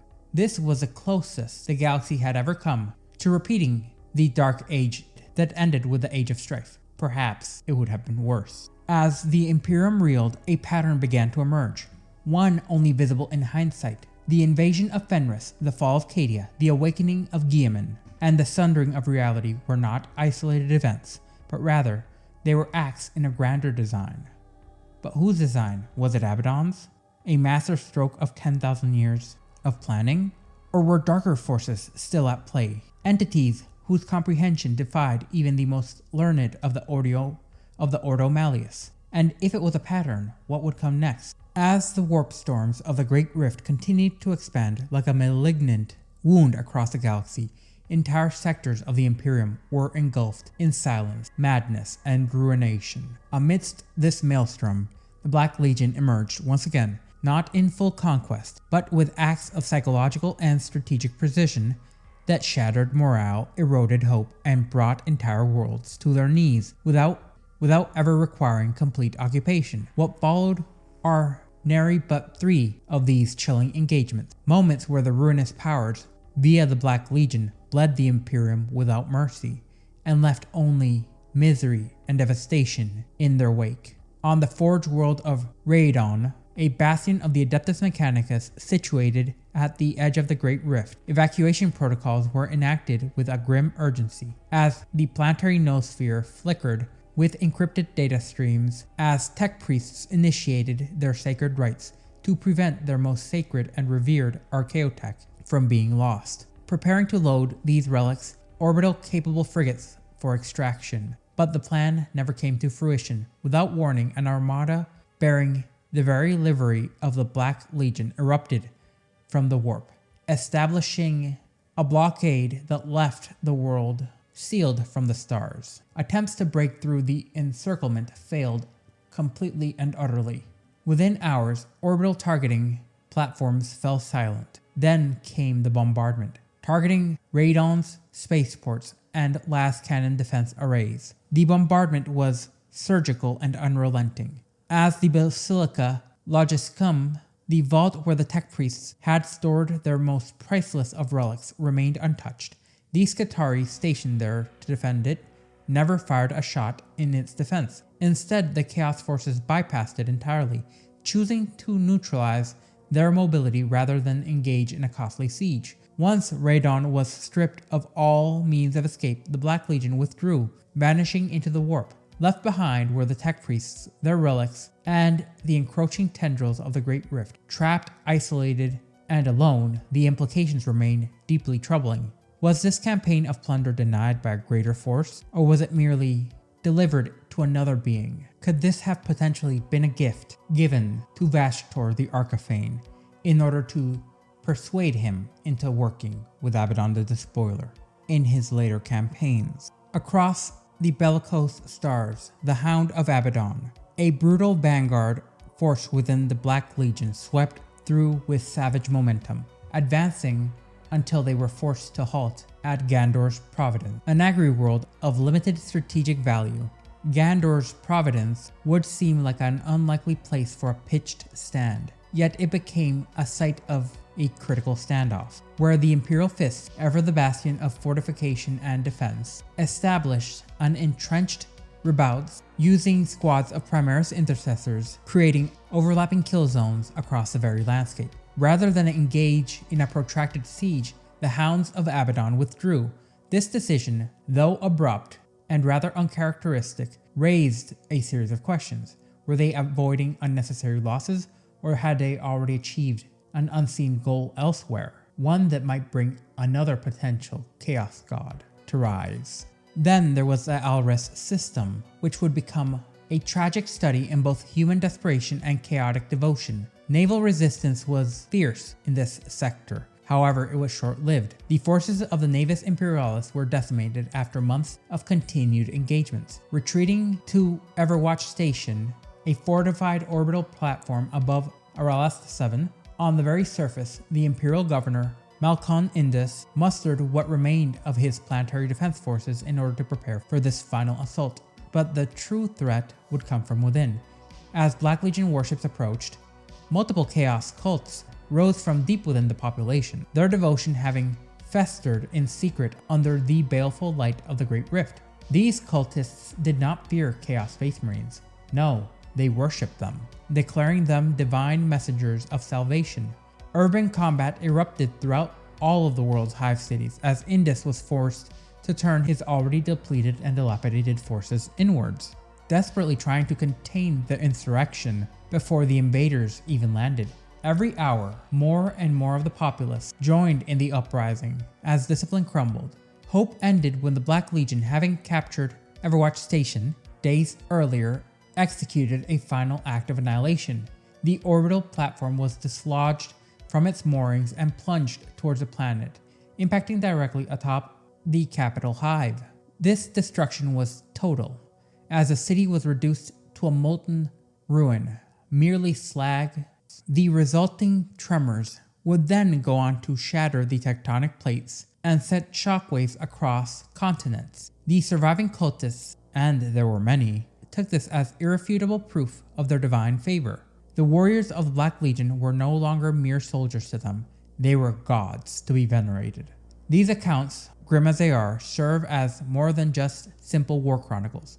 They are threads in a bloody tapestry, one woven with intention, precision, and malice, and perhaps prophecy. As it seems, this was all part of a greater master plan, one where Abaddon would act with a nascent warp entity who desired to become one of the Chaos Gods, a fifth in the Pantheon.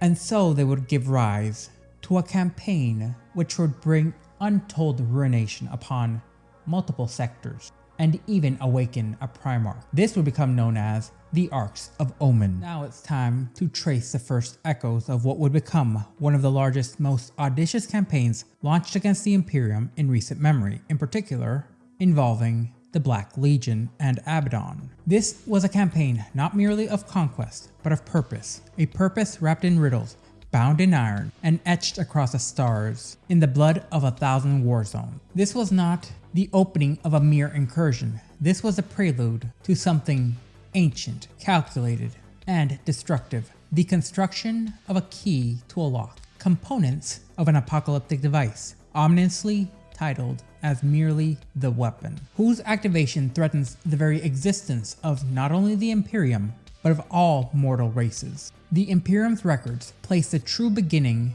of this when Abaddon the Despoiler and his Black Legion spearheaded an assault by the warpsmith Basque, casting a shadow across Warzone Vigilus. Their target was an artificial moon of the Mechanicum known as Purgamentoros, long hidden and heavily fortified.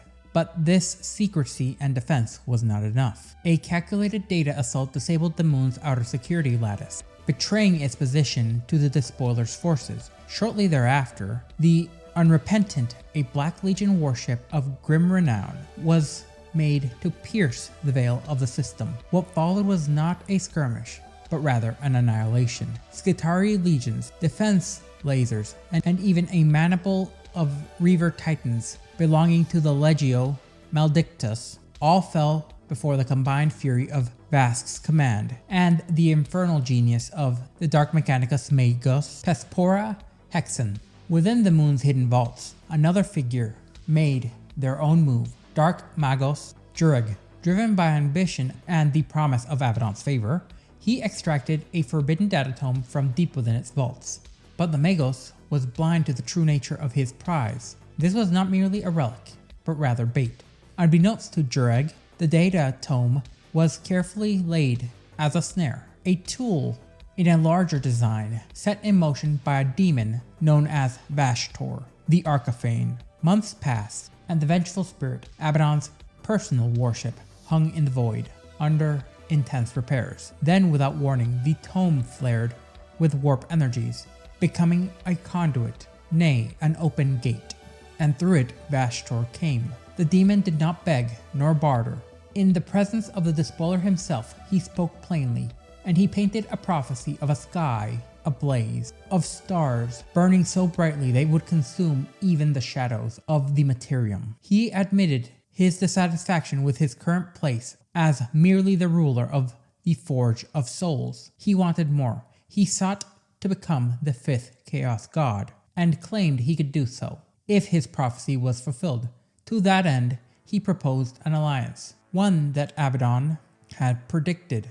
Ever the tactician, Abaddon had remained unmoved by his words. Vashtor, however, was prepared for this skepticism. He proposed a demonstration, not on paper but in blood. He directed his attention to Malgador, a world of strategic insignificance, but one holding the next fragment of the key. A test then, one that would determine whether this alliance would be forged in unity or discarded in fire and brimstone. Thus began the true ignition of the Arcs of Omen campaign, as on the world of Malgador, a once proud bastion of the Iron Angels, a troubled but fiercely loyal chapter of the Adeptus Astartes, whose lineage had been stabilized and their ranks replenished ever so recently, was forced to respond when the vengeful spirit breached the system. Their fleet mobilized instantly, engaging the traitors in a bitter war within the void. On the surface, several hundred battle brothers entrenched themselves within their fortress monastery, the Angel's Crown, a defensive position of extreme strategic value and great symbolism. But the storm they faced was no ordinary siege. On the surface, the world was quickly overrun by waves upon waves of Black Legionaries and corrupted cultist hordes, while from orbit Abaddon unleashed multiple surgical strikes meant to decapitate the chapter's leadership. The infamous Facus Quibre, the master of the Bringers of Despair, led a teleportation assault directly into the fortress's core. Within mere moments, the defenders were thrown into chaos, thanks to a brutal exchange of psychic and physical might, leading 3 of the Iron Angel's strongest librarians to fall, as they were cut down by the Black Legionaries as they carved a path to the inner sanctum of the Angel's Crown. The Iron Angels fought with the desperation of those who knew no reinforcements were coming, yet it became clear all too quickly that their fates had been sealed. As resistance collapsed, Abaddon moved to claim the fortress as spoils of war, but within the shattered vaults of the Angel's Crown, he encountered no plunder but rather horror. The innermost chambers bore signs of defilement beyond the Black Legion's reckoning. The walls were draped in continuously running curtains of warp-tainted fluids, and demonic glyphs had been carved deep within the sacred ceramite. Something had already been there.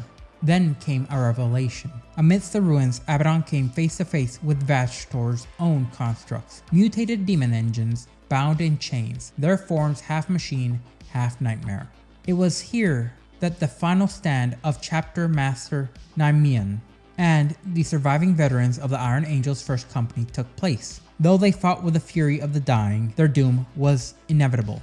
The Apothecarian and Reclusium themselves erupted with horror as Vashtor's foul artifice gave birth to monstrous abominations. In the chaos, Abaddon personally ended the Chapter Master's life. When the battle smoke cleared, Vashtor's minions paid no minds to the fortress's vaults, relics, or databanks. Instead, their focus fell upon a singular object, a tall marble pillar, levitating in a suspensor field at the very heart of the monastery.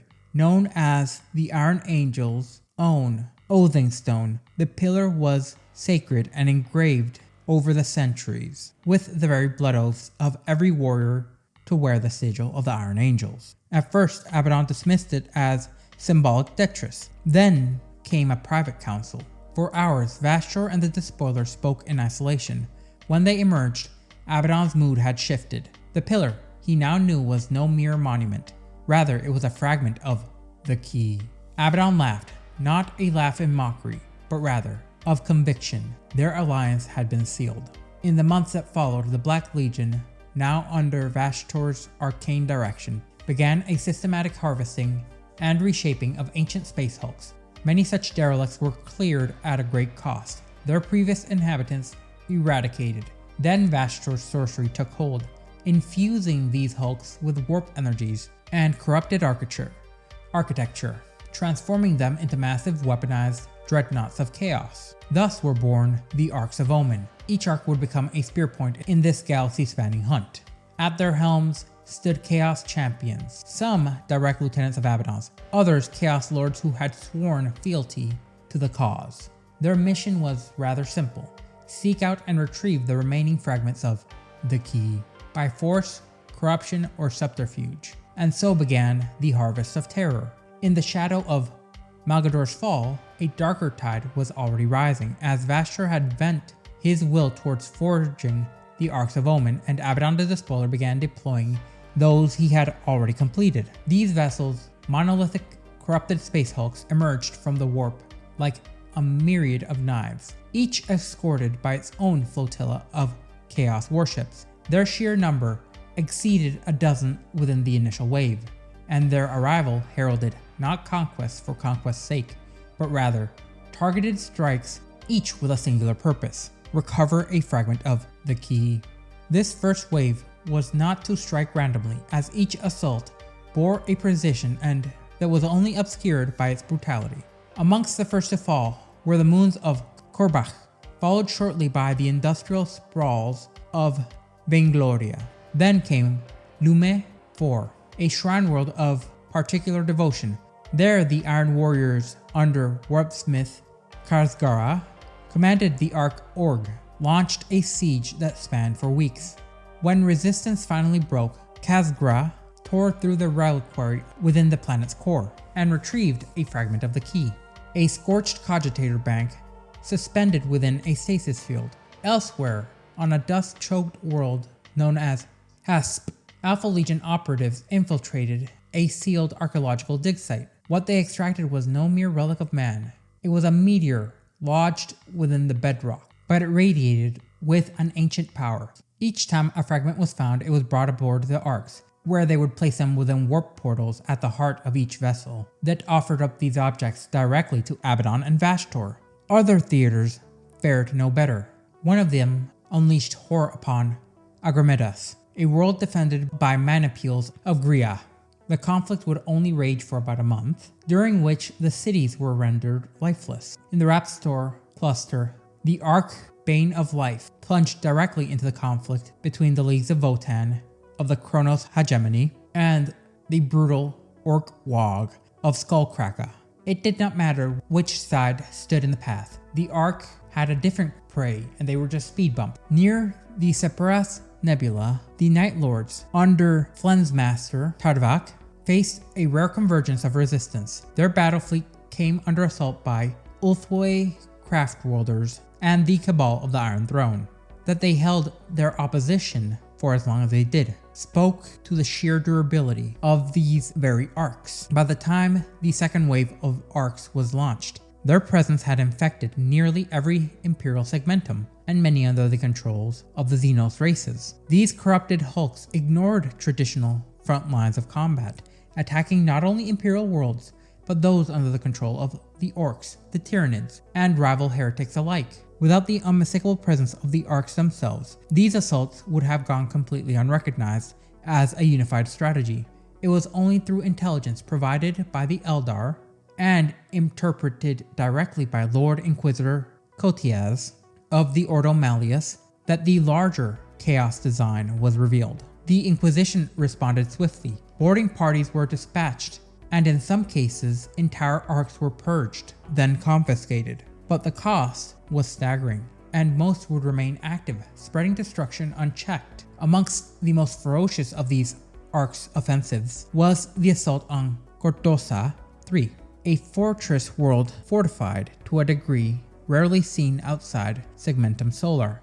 Its bastions were manned by more than 200 regiments of the Imperial Guard, and within the heavily defended Fortum Primus, a mortal museum safeguarded another fragment of the key, one shaped as a sword.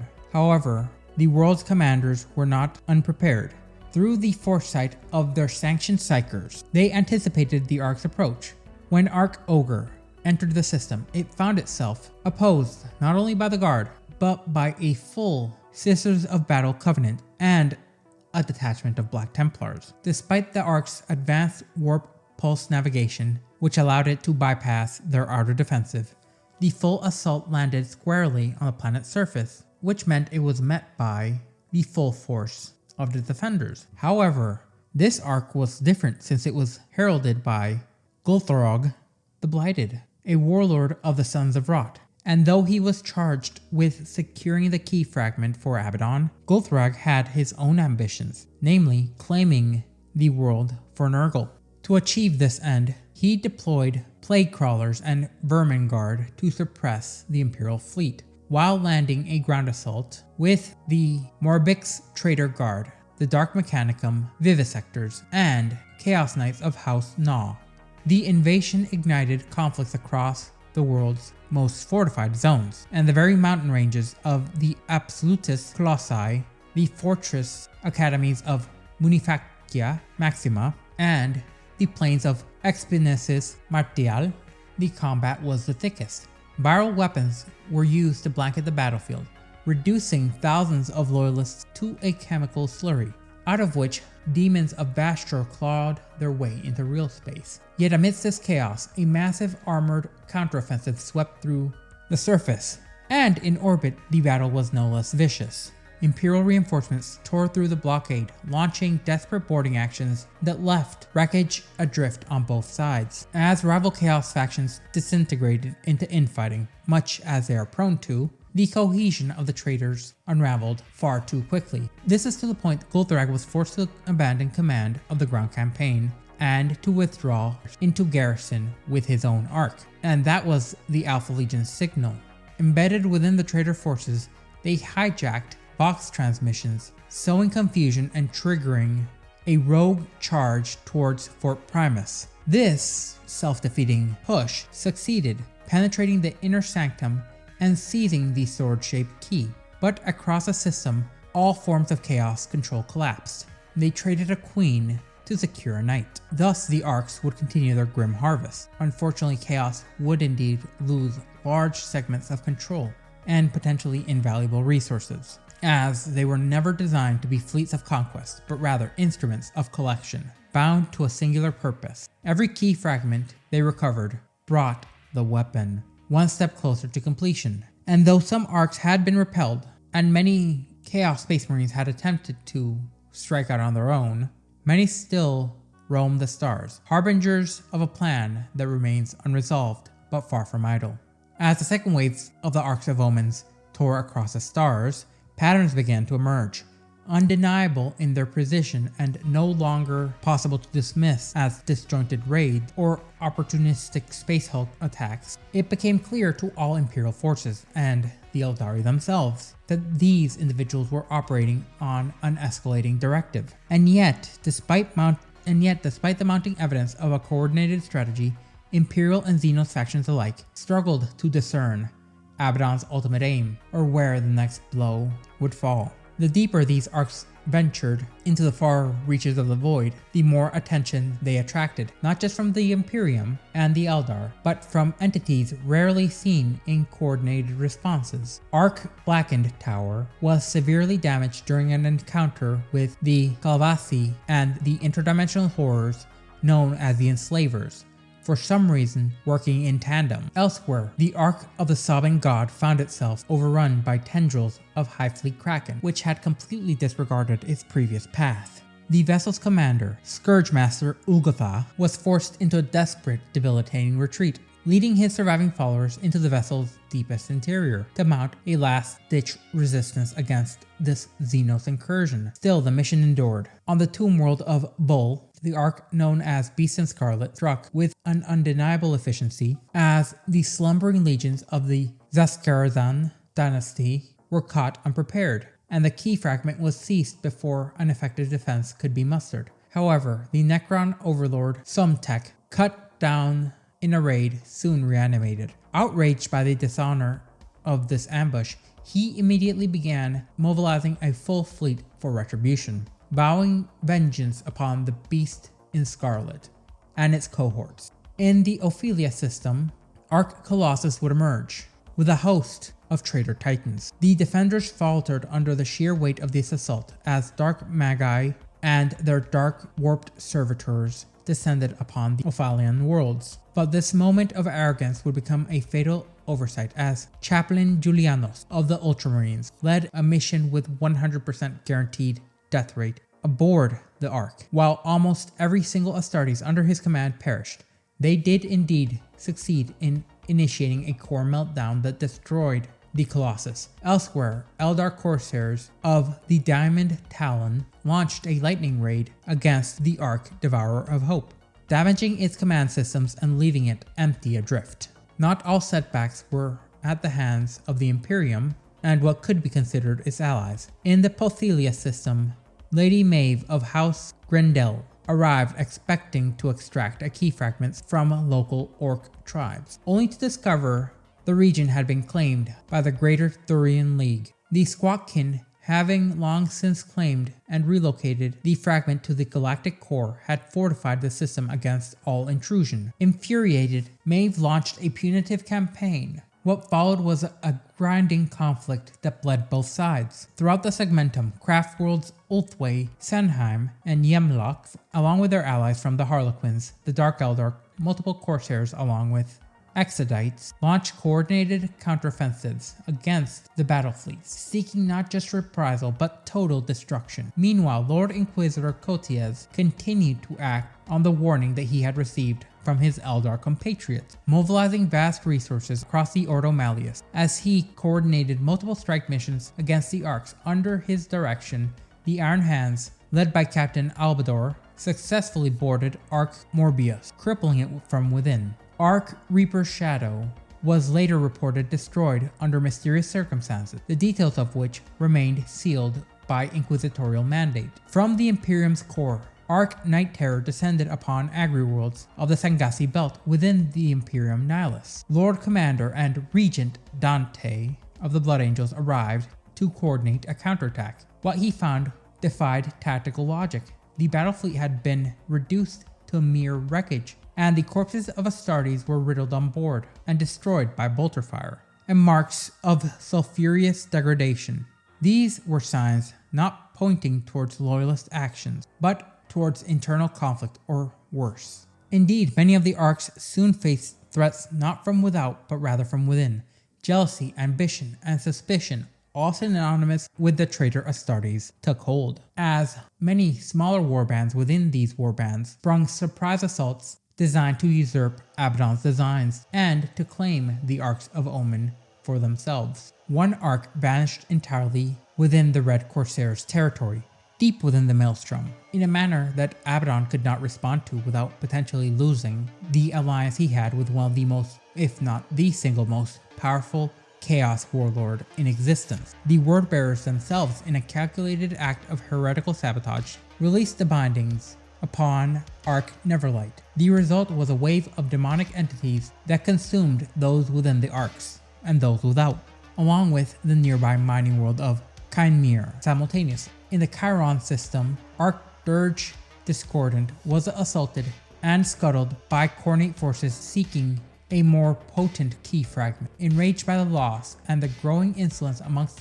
the traitor factions, Abaddon would take to the field personally on Chiron Tetris, as he would lead a brutal campaign against Imperial Guard, crushing entire Cadian regiments in his path and securing the fragment by pure force of arms. It was within the aftermath of this battle that Vashtor delivered a new morsel of intelligence. A critical fragment had been identified on the world of Macalabel, but more pressing than that, Angron, the Red Angel himself, had been sighted, as he was locked within a vicious engagement with an Indomitus Crusade fleet known as Quartas. Vashtor requested to go to Macalaba personally in order to resolve the matter. What follows remains a point of grave speculation, for even as the Imperium and its Xenos, let's say neighbors, along with the Arks themselves, had to suffer and adapt to the unfolding plan and the wrath of the demon Primarch of Khorne. In the ever-worsening storm that is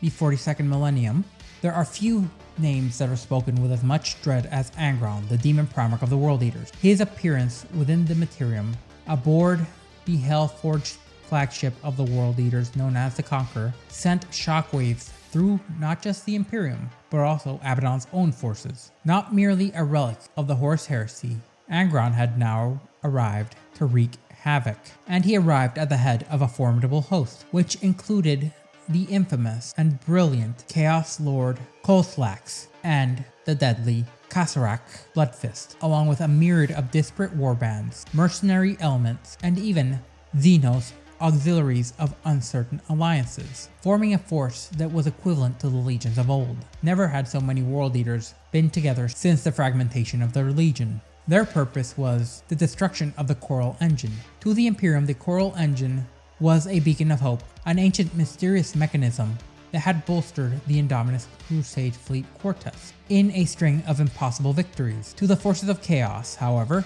this psychic radiance was unbearable. To Angron in particular, it was a torment greater than the nails themselves. This was a psionic frequency piercing the warp like an obliterating sun, digging to the very core of his being, much akin to being directly blasted with the Astronomicon's own light. He was drawn to it not out of strategy, but rather of unremittent rage and fury. Long before Angron's forces breached the system, troubling anomalies in the warp currents had already begun to draw Imperial attention. Brother Captain Dystonian Calm of the Grey Knights, 4th Brotherhood, dispatched a strike cruiser known as the Unrelenting to the Malak system in order to investigate this anomaly. Upon the arrival, Crom conferred with Fleetmaster Tyrannic Upcondus, who briefed him on the presence and the suspected nature of the Coral Engine, determined to verify the implications firsthand upon the world, and interrogated Inquisitor Gloria Egmond,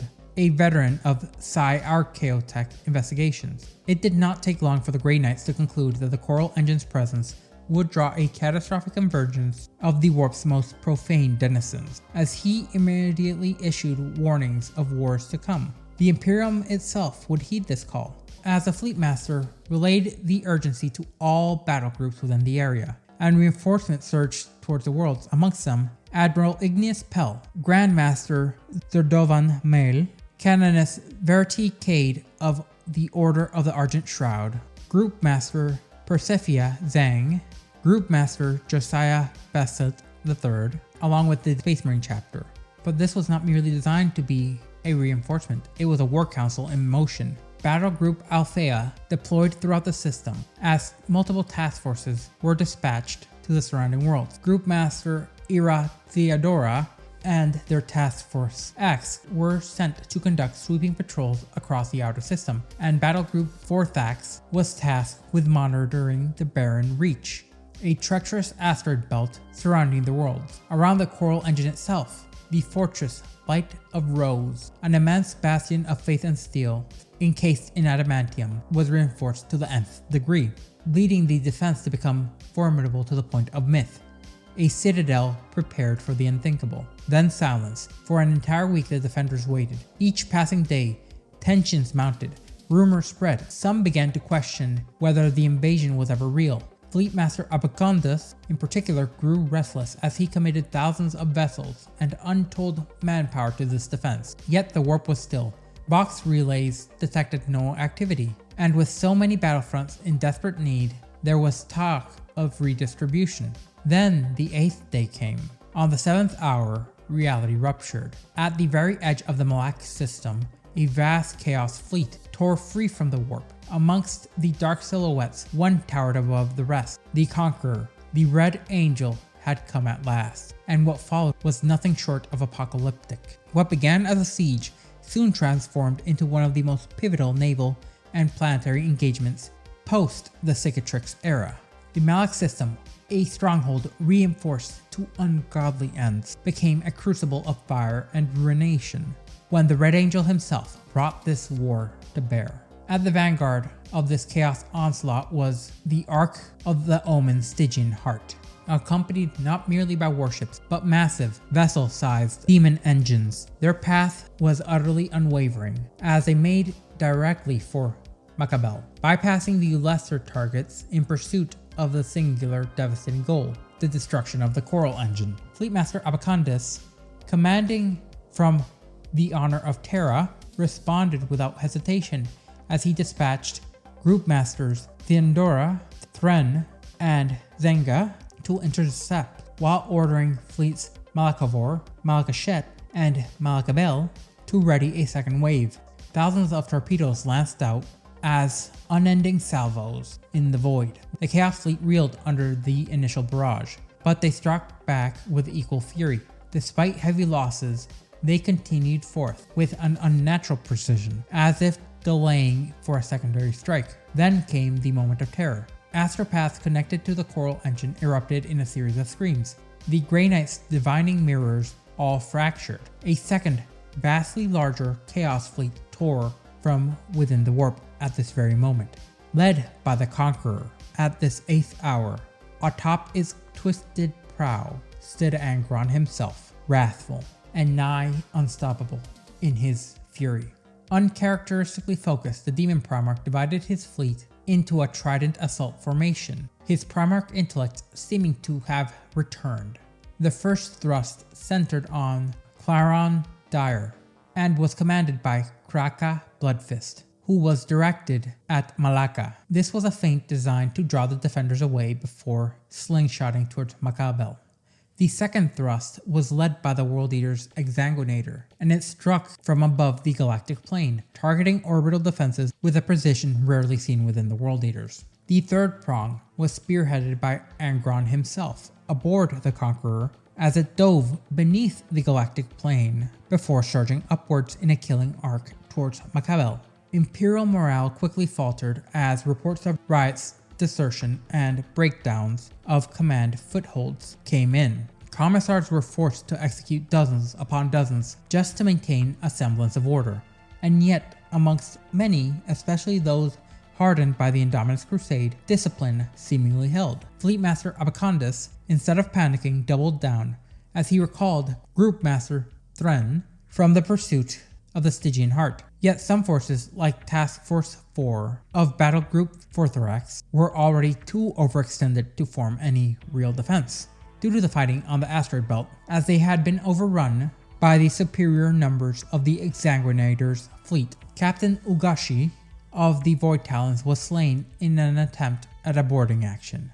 The Noble Blade was completely destroyed, as Chaos would quickly gain the upper hand. Simultaneously, the Clarion Dire plunged towards Malaka, and Admiral Ignatius Peril, commanding the Cry of Wrath, scrambled to resist, despite having insufficient forces to realistically do anything. With reinforcements still in transit and Canoness Verity Cade redirecting her forces from Malkashit, the timing was utterly catastrophic as Cornate ships exploited Malaka's gravity well, slingshotting themselves through the formation, as several crashed into the atmosphere or directly into Imperial vessels. Others would break through.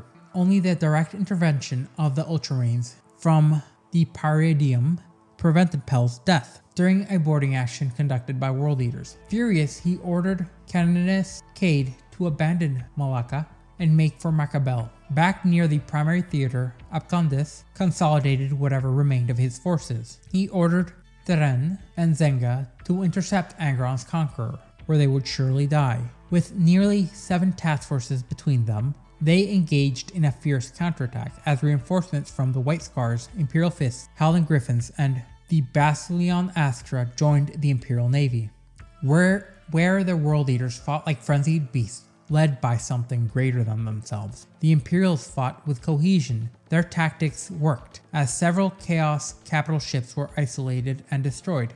Imperial Fists, Cordisser von Dials, led his own series of daring boarding actions, climbing into the bloodied Fang, turning its own last batteries against its allies. Hibogen Khan of the White Scars crippled 2 Chaos strike cruisers with lightning assaults. Group Master Thren led a triumvirate of battleships, including her flagship Resplendent, in a direct assault upon the Conqueror. The World Eaters would then retaliate savagely. The Veracity was quickly crippled. The Blade Aquilent was forced to withdraw, and then Angron descended. The Red Angel bursts from the hull of the Conqueror, rocketing through space itself, ignoring damage that would have annihilated lesser beings, as he was pierced by lance fire and even torn apart momentarily by the Resplendent's defensive batteries. Angron reformed mid-flight with nary a mile per hour lost as he smashed into the vessel's bridge. Group Master Thren quickly perished in the assault, and her death marked a turning point. The loss of this flagship shattered the Imperium's momentum, as 4 more capital ships would quickly follow. The White Scar's own ship was destroyed, and Group Master Zeng, recognizing the battle's collapse, ordered a retreat. Meanwhile, the Exsanguinator struck on Macalabel's defenses directly, as Fleet Master Abacondus coordinated a flanking maneuver with Task Force Alpha 2 Erasmus 7. All the while, Group Master Josiah Belust held the front. The maneuver would inflict heavy casualties, even halting Lord Drashogoros's advance, but it could not stop the World Eaters entirely, only stall them. In a flash of silver, the Grey Knight strike cruiser Unrelenting re-entered the fray alongside Abacondus Honor of Terra and the Chapter Master Dagul of the Void Talons. The counterattack might have succeeded, that is, until Angron arrived. The Red Angel battered into the world's orbit, bringing the World Eaters behind him and smashing into the planet's upper atmosphere. Canoness Cade, chasing the Clarion Dire, finally intercepted the Ark. She led a valiant boarding action, bringing with her not only Sisters of Battle but Space Marines. Then silence, and all contact was lost. The Clarion Dire had vanished deep within the void of the warp, seconds before reaching Macalabel. Their fate remains unknown, but one fact was now certain. The defense of the world had now collapsed into complete and utter chaos, and Angron was within the Coral Engine's reach. The final descent began not with ceremony but with fury.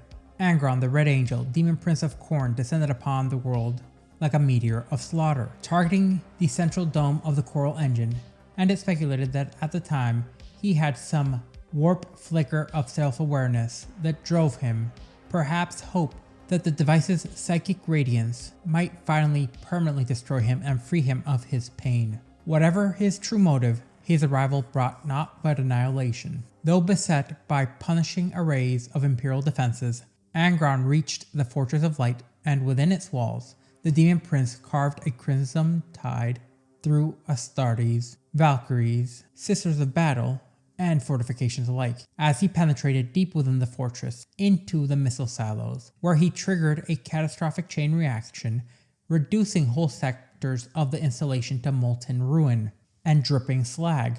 As the Coral Engine's energies clashed with the Butcher's nails, embedded deep within his skull, Angron persisted, moving forward as his rage was unquenched and ever building. He breached the gates to the inner sanctum, with his goal clear: the annihilation of the Coral Engine and the cessation of the constant new pain that had been added to his endless existence of unending suffering. Above, the war in the orbit had grown no less dire. Fleet Master Abcondis pressed the Imperial counteroffensive, while Imperial Admiral Pell had gained the upper hand over the fleet of the Charon Dire. Yet the Conqueror had now joined the fray over Macabel's atmosphere, and the brouhaha truly began. Clashing with Loyalist forces, including the Void Talons, Imperial Fists, and Howling Griffins, each desperate to stem the tide.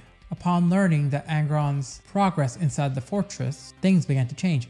Abacondus recognized the existential threat unfolding below, as he issued orders for the Honor of Terra to regroup with the largest remaining capital ships and prepare a direct assault upon the Conqueror and its drop flotilla. The maneuver provoked a flood of responses, not just from his own forces but from the enemy. Dozens of Chaos ships turned in order to intercept them, while others plunged towards the planet directly, disregarding this force. Seeking to establish a secondary drop zone for Traitor Titans, the Conqueror and its drop flotilla maneuvered.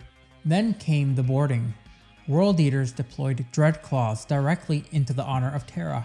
Despite fierce resistance from Voidsmen, Calcian robots, and Ultramarines, and an ungodly amount of Chaos Space Marines felled, the tide would turn once the legendary, the ignominious, the nigh unstoppable Karn the Betrayer and his Butcher's Horde directly joined the fray.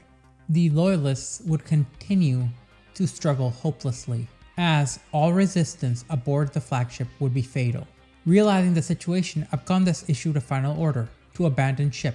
All combat-capable personnel were to redeploy planetside to reinforce the defenses of the Coral Engine. His hope lay in turning the ground war and in surviving long enough for Admiral Pell's forces to reverse the tide in orbit. On the surface, Imperials fought tooth and nail. House Tyrian Knights, Sisters of Battle of the Order of Our Martyred Lady, and regiments from the Death Corps of Krieg, along with the Uthul artillery, resisted wave after wave of traitor titans. The Dark Mechanicum engines would then tear through the tides of defenders, killing thousands for every one of their own lost.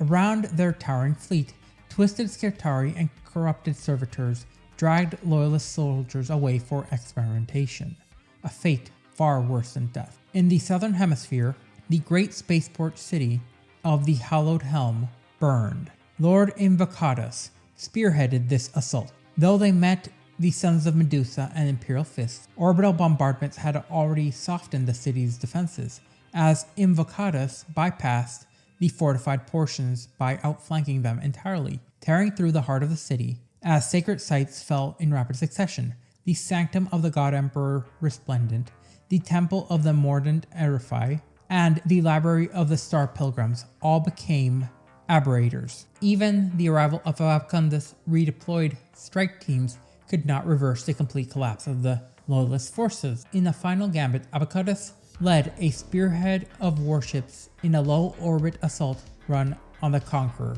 as several traitor vessels were destroyed in the attempt, even as Karn's forces reached the Honor of Terra's bridge. However, in a final act, the Conqueror's machine spirit rebelled, refusing to be destroyed, as the vessel triggered its warp drives, crash translating deeper and deeper still into the Empyrean. The last known transmission from Abacundus' bridge was gunfire. Now, uncontained, the bloodshed on Markabel reached critical mass. The warp began to thin, and the psychic emissions from the Coral Engine slowed the incursion, but not before cornate demons began to manifest. The result was catastrophic. Bloodletters, blood crushers, skull cannons, even Lords of Skull surged across the battlefield. Inside the Fortress of Light, Angron summoned 8 bloodthirsters to form a terrible honor guard. Together they shattered the Imperial fists defending the gatehouse and stood poised to reach the heart of the Coral Engine itself. Meanwhile, aboard the Exsanguinator, Brother Captain Dacian Crom and the Grey Knights had succeeded in reaching its bridge. There they confronted the Demon Prince Dragarkor in a brutal engagement. Though Crom lost many brothers, he succeeded in banishing the Demon Prince back into the depths of the warp. With its master banished, the Exsanguinator began to die, its systems failing and its structures collapsing. The loss of the ship was a significant blow to the Chaos Armada, but Crom regarded it grimly as merely a Pyrrhic victory. His next move was to teleport onto the surface of the world and face Angron himself directly, as useless as that realistically would be. Elsewhere, aboard the Stygian Heart, battles raged on, as under the command of Aforai Quen, the ship drifted aimlessly. Its commander sought direction in the wake of this catastrophe. It was at that very moment that Vashtor the Arcaphane would materialize on board, and the stage was now set, the last bastion surrounded, and Angron within the world. There was little to stop the forces of chaos from destroying the thing that had tormented, the most powerful beast that Khorne had ever unleashed. What began as a desperate defense had crumbled into cosmic annihilation, as the Fortress of Light was rent asunder, and demons poured through its broken gates. A single voice cried out in the storm, Inquisitor Egma, with her words breaking out through the Voxnet, with a withering contempt for the traitor host. Behind her fury lay purpose. With an unwavering conviction that the Emperor's light burned within the Coral Engine, she ordered her tech adepts to disengage its final failsafes, unleashing its full power upon the world. The result was a psychic detonation of a terrifying magnitude. The initial shockwave knocked Angron from the sky. Writhing in ungodly agony, the demonic entities around the fortress were all annihilated outright, aside from Angron. Subsequent pulses followed in rapid succession as waves of force shredded warp-born entities and splintered the cohesion of the World Eater's assault. Yet this deliverance carried a price. The cries of psychers bound to the engine echoed in the minds of all nearby. Mortals fell to the floor clutching their heads as tormented visions, voices, and psychic afflictions, too strange to categorize, all spread throughout the population. Still, the Inquisitor's gambit bore fruit. With their demonic allies erased, the cultist hordes were shaken to the core. However, the world leaders still advanced, lost in their frenzy. However, said frenzy had lost its edge. Only Angron and his 8 bloodthirsters remained, but even they staggered beneath the psychic onslaught. Nevertheless, the Red Angel pressed forward, more enraged than ever, the pain becoming nigh unbearable. Reaching its inner sanctum, Angron was met by the last line of defense. Egma had prepared the chamber with explosives and laid an ambush consisting of Tempesta Scions and 6 Grey Knights under brother captain Thracian Crom. As the ambush was sprung, the Scions were overwhelmed, many collapsing in agony from their mere presence near the demon Primarch. Then came the Grey Knights, clad in Terminator plate, supported by 2 Nemesis Dread Knights. The warriors of Titan began the ritual of banishment. Angron reeled under the assault, briefly driven to a knee. But before the banishment could be completed, his bloodthirster guard breached the chamber, scattering the defenders and forcing the Dread Knights to shift their focus. As chaos erupted within the sanctum, one bloodthirster decapitated the Inquisitor, cutting short the voice that had defied a god's will. Still, Crom and his paladins fought on, pushing towards Angron and completing the ritual's final incantation. The Primarch retaliated in a whirlwind of gore, slaying several of the elite warriors, but Crom met him head on, wielding a Nemesis demon hammer, using it to bring a shattering blow and lay Angron low, even if temporarily. But before the killing strike could land, the demon seized the hammer's haft and countered, driving his axe spine grinder through Crom's body with a meteoric force. With the last of the obstacle cleared, Angron turned on the coral engine itself. What followed defies classification, as the Red Angel became something more, an unholy bridge between reality and the warp. As Spinegrinder struck the coral engine, Angron became a direct and full conduit for Khorne's fury, drawing not only on his rage, but that of the god of blood himself. In that moment, the psychic device erupted in a cataclysmic blast of crimson light. Angron and the Bloodthirsters would be then torn apart from the power of 2 gods, piercing their very being. However, within the epicenter of the blast, Angron's incorporeal essence lingered, watching as the wound he had torn in reality pulsed with raw warp energy. From the rift emerged the murder curse, Khorne's gift, or perhaps his vengeance. The coral engine was gone, and the world had been broken in twine. The destruction was instantaneous as the psychic waves of energy radiated outwards. A tide of madness and flame followed. Nearly all life on the surface was snuffed out within moments. Space Marines were amongst the few who escaped, but even many of the ships within orbit were hurled screaming into the warp. Malkavor and Malkashet, once distant cousins of Macabel, were ravaged in planet-killing debris storm. Admiral Ignatius's Pell's fleet, arriving too late, was showered with wreckage. Entire battle groups were annihilated. But for those who survived the initial destruction, a far darker fate awaited them. Within minutes, madness began to grip the surviving Imperial personnel, as veterans of countless battles lost all sense of reason. Astartes, guardsmen, crewmen, one by one, they succumbed to a berserker rage, foaming at the mouth and screaming praises to the blood god as they turned upon their allies, friends, and brothers. Language failed, recognition dissolved. On board his own flagship, Admiral Pell was torn apart by his crew and then devoured. Those who resisted the madness, few survived. Most were slain by their former comrades, as their pleas were drowned out beneath roars of bloodlust. What began as a crusade to prevent the Imperium's light ended in silence, fire, and slaughter, as the coral engine, once a beacon of psychic salvation, now lay shattered, its destruction birthing a curse that still echoes within the void. In the wake of the planet's annihilation, while the loyalist forces were still reeling from the psychic devastation and the warp-born corruption, another player stepped forward, unharmed, unhurried, and entirely undeterred. Standing at the helm of the Stygian heart, Vastor the Archifane entered the broken system like a dark revenant, as he was guided through the ruin, impervious to the localized storm of madness that consumed all else. Drifting towards the shattered remains of the world, Vastor pinpointed the ruin where the Coral Engine's geothermal siphon coil once stood, now transformed into a vast ruin of corn scorched into the planet's crust. As the Stygian heart began to break apart under the strain of proximity to the cursed world, Vastor shaped the fragments of the dying ark into a staircase and descended towards the engine's shattered core. From this irradiated void, he drew forth a single blackened mass of stone of an unknown substance, yet it was heavy with dark potential. Without hesitation, Vastor stepped through the portal, having secured the prize that had justified this entire catastrophe and losses of force. In the days that followed, the truth became clear.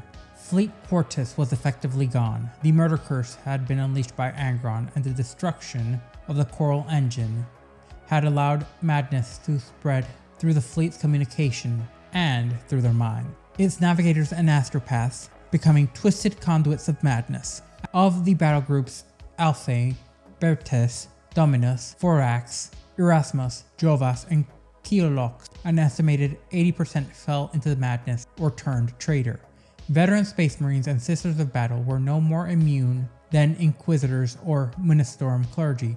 Only the Grey Knights, the legendary Sisters of Silence, and the perpetual failures known as the Adeptus Custodes retained their minds. The rest were driven mad, then cut swaths of destruction across the Imperium Sanctus, their surviving elements reclassified as excommunicate traitores. The betrayal had begun as a horror, which would echo across the segmentum for decades. It was then Vastor launched the next phase in his campaign. This time he would target the Rock, the mobile fortress monastery of the Dark Angels, and one of the most heavily defended structures in the Imperium. Identifying a key fragment he believed resided deep within its vaults, Vastor called upon Abaddon and the Black Legion to summon only battle fleets and Chaos Astartes under Zorphas, but they would also bring about Iron Warriors supplied directly by Peterabo, Word Bearers, and Vastor's own cult of the Archifane. Riding at the head of the Ark of Omen,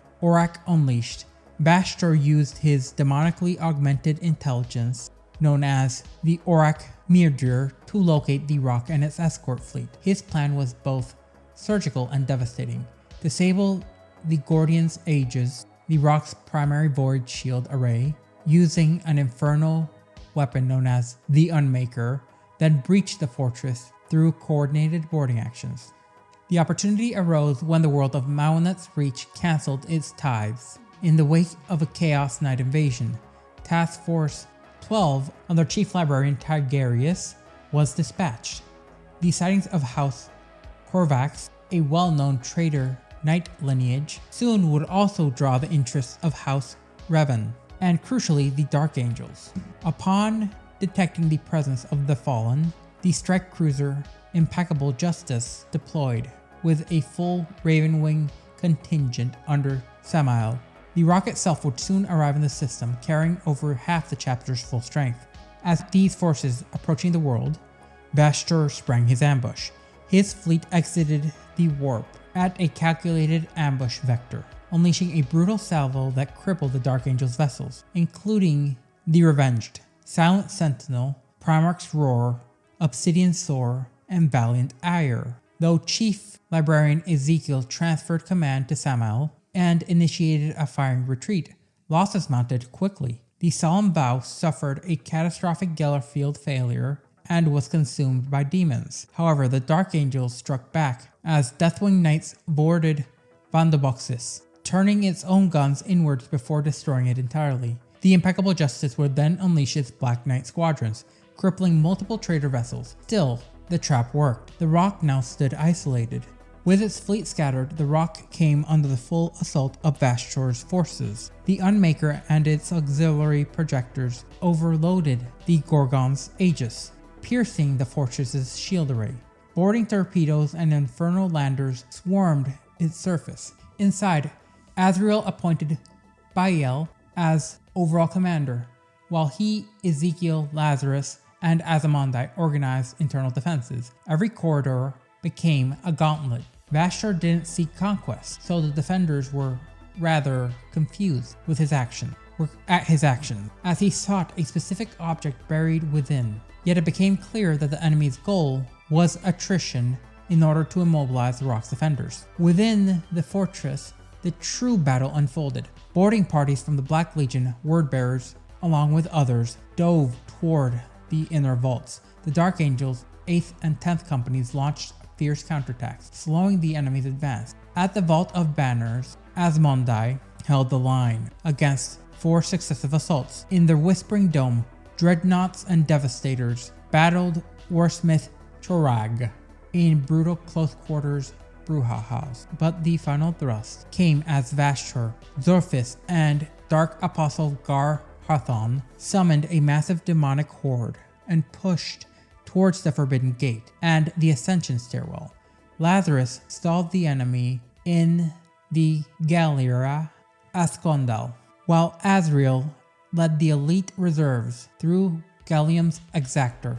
At the Nameless Gate, Azrael saw Zorphos breaking the cohesion of the Black Legion's advance. Yet it was not the end. Vashtor himself now entered the brouhaha proper. Azrael confronted the Arcaphane in the final chamber.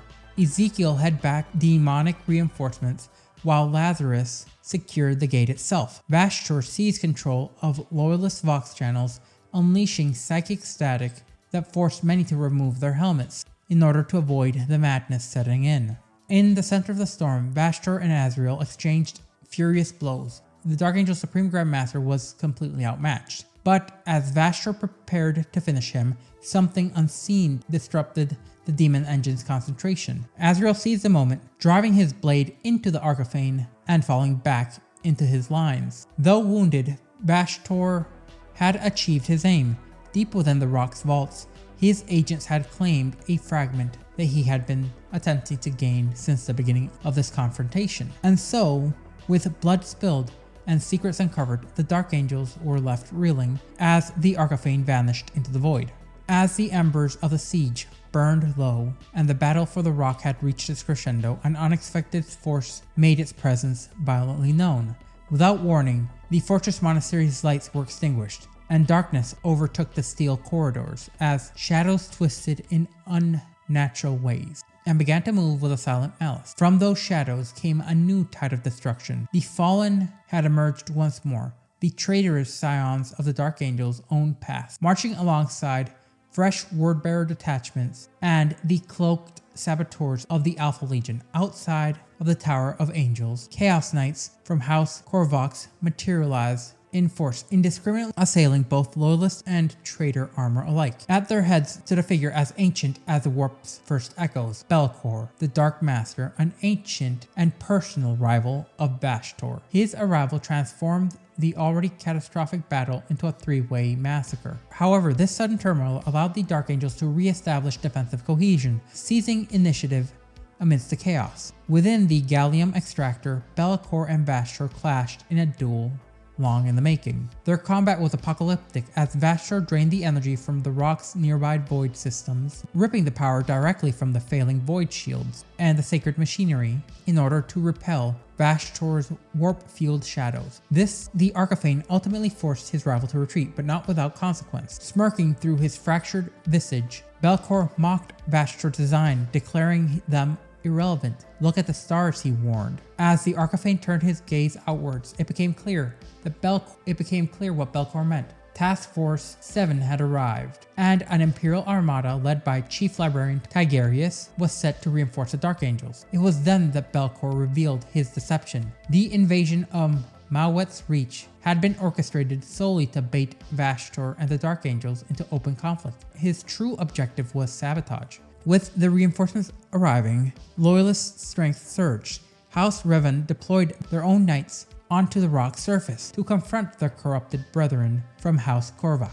In one notable clash, Revan Princeps Garvin personally brought down a corrupted knight tyrant. Simultaneously, the Ultramarines and Nova Marines launched precise offensives across the outer battlements, coordinated by Tigerius himself. Chapter Master Samael, having stabilized the Void War, joined Tigerius in a combined push. Belcor, ever disinterested in the final victory, gave no order to resist as he accomplished his task, ruined Vastor's plans.